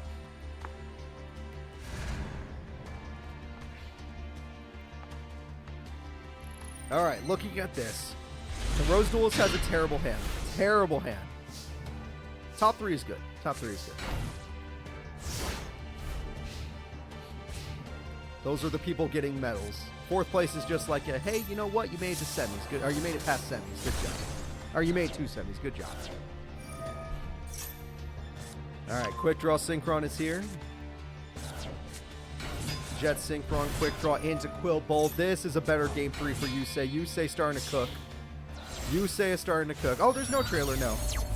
I couldn't make a trailer because this fight mattered too much. I would not know what was going to happen next week, so I can't make a trailer for next week when I have no clue what's going to happen today.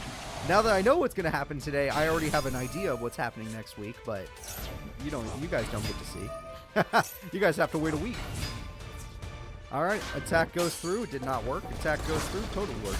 And Stardust gets a free 25 because, like I said, the Rose Duelist had a really bad hand. This kind of sucks. It's all right, Alexa. You don't need to keep track of 4th place. Even keeping track of top 3 is amazing. Premature for Rose Girl because, embarrassingly enough, that's all he has right now. And yeah, no, I'm going to say Yusei's got this because this is the worst hand the Rose Duelist has ever had. This is the worst one. By far. Okay, Yusei's isn't much better. What the hell? Both characters not getting the best cards in the world right now. I bet you Nash is pissed up in space. He's like, wait, my control over these guys fell. How is that possible? Didn't Yusei literally beat Kaiba and Yugi and Jack in the last tournament? The Lunar War, the last time they were all together? Alright, World Tree didn't work, but at least you got rid of something.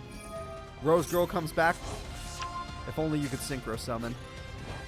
Your Synchro has enough defense to hold back Stardust. But it doesn't look like it. Alright, Stardust is back on the field.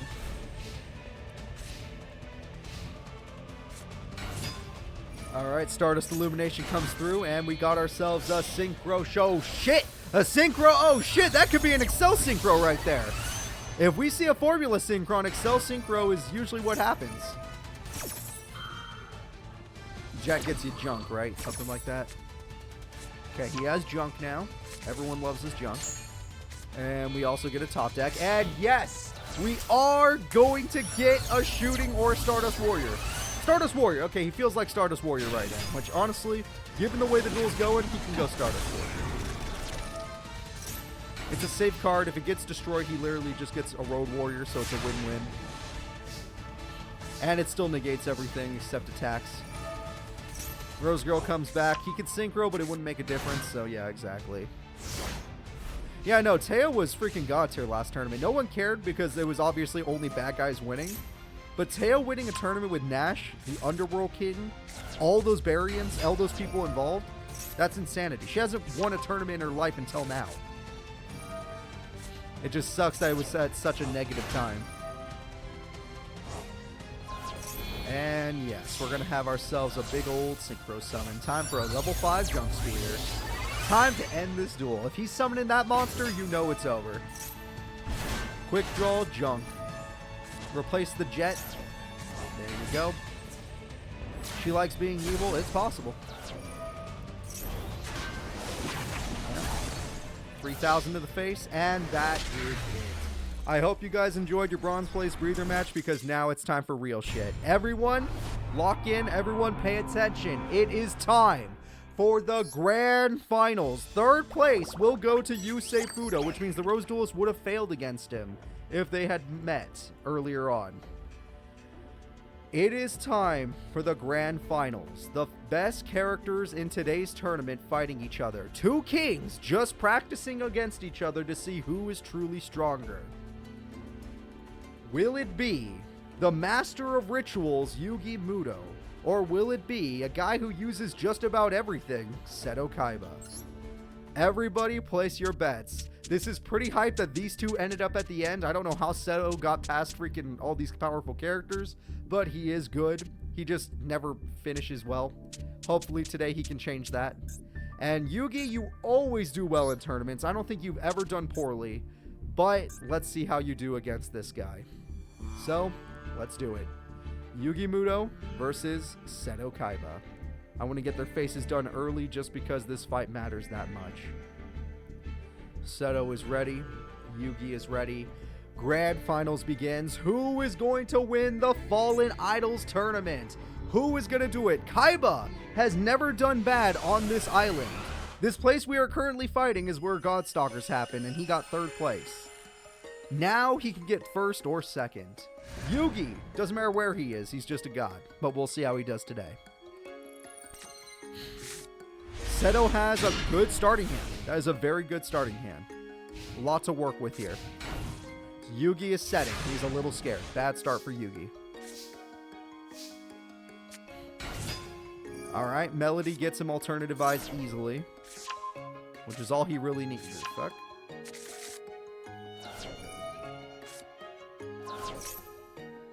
Sir? You want to tell the class why you did that? Anybody, that's the first time. Yeah, Yugi is nerfed because Kaiba is a good guy right now, but this is still going to be a fun duel. He always picks alternative. I guess it doesn't matter. He would have died either way, looking at this.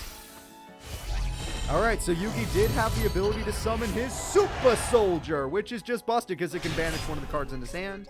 And let's watch. Alexandra, if he draws Poly, it'll be the hypest shit ever. Yeah, I would leave too. That's about the right play. Blue Eyes White Dragon, that's about the right play. And main phase 2 banish. Yeah, I was going to say, you might as well. You're not going to be able to deal with it. So by getting rid of Blue Eyes permanently, that's a major hit on Kaiba's deck. But Kaiba still can cook. Can't cook with what he currently has. Not this hand. Not this hand. You get Alexandrite back, but not when you can actually use it. Now let's banish a card. Oh, we hit Alexandrite. Damn. Holy shit, Yugi. You hit the only monster he can summon twice. You actually hit it twice. But Seto Kaiba, you were a king. Show them the power. No, it got banished. Shit. Oh my god. No way. Okay, now you hit a Blue Eyes that he didn't even care about? Are you serious? Armageddonite comes through, and it's game. Duel number 1 goes to everybody's favorite king of games. Everyone's favorite, what is he? 4'12", 5'8"? No, 5'6" king of games. How short is Yugi? Somebody find that out. I don't know why it matters, but it matters. Alright, we're going to game 2. Let's do this. In game 2, how will you do, Seto Kaiba? Kaiba, you better not get that same hand where it's 3 Blue Eyes. Alternative Eyes would have made some sense, even though after he got Super Soldier, yes, it would have been banished. Our short king, yes. 5 even? Wow, 5 foot even. Nice. Nice. He's perfect. The perfect number. Exactly 5 feet. And we have ourselves a set from Yugi. Just a basic start. Harpies is a good top deck just to make sure that one trap won't be too problematic. Yugi loses a, whatever that was. Melody again. This time actually pick alternative. Thank you! Where was this last time? And Monster Reborn comes through for Blue Eyes. Blue Eyes is amazing play. Alternative Eyes is coming next. This is perfect. And he can summon Alexandrite. It is the perfect hand. So freaking good. Alternative Eyes pops it just to guarantee no flip effects. Honestly, it worked out. 5,000 damage. Little Yugs is in a lot of trouble. It turns out Kaiba can play when the need be. Yugs goes for Rhoda, which probably will not save him. That does not save you. Wow! That does save you! Holy shit! Manju comes through. Manju gets a Black Luster Soldier. And we're gonna summon a Black Luster Soldier. BLS, it's your time to rise. BLS is going to hit the field. The last one is banished. Yep, get that out of here. The game-winning attack comes through right now for Kaiba. Exact damage. I owe that man some DP. Yugi loses a game to Seto Kaiba. We're going to game 3.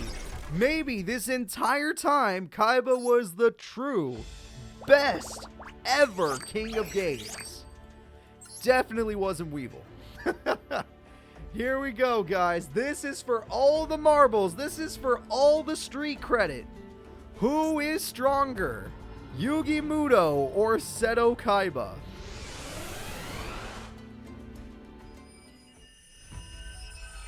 I'm very scared. I like Yugi more than Kaiba, but Kaiba kind of deserves a victory after all this time.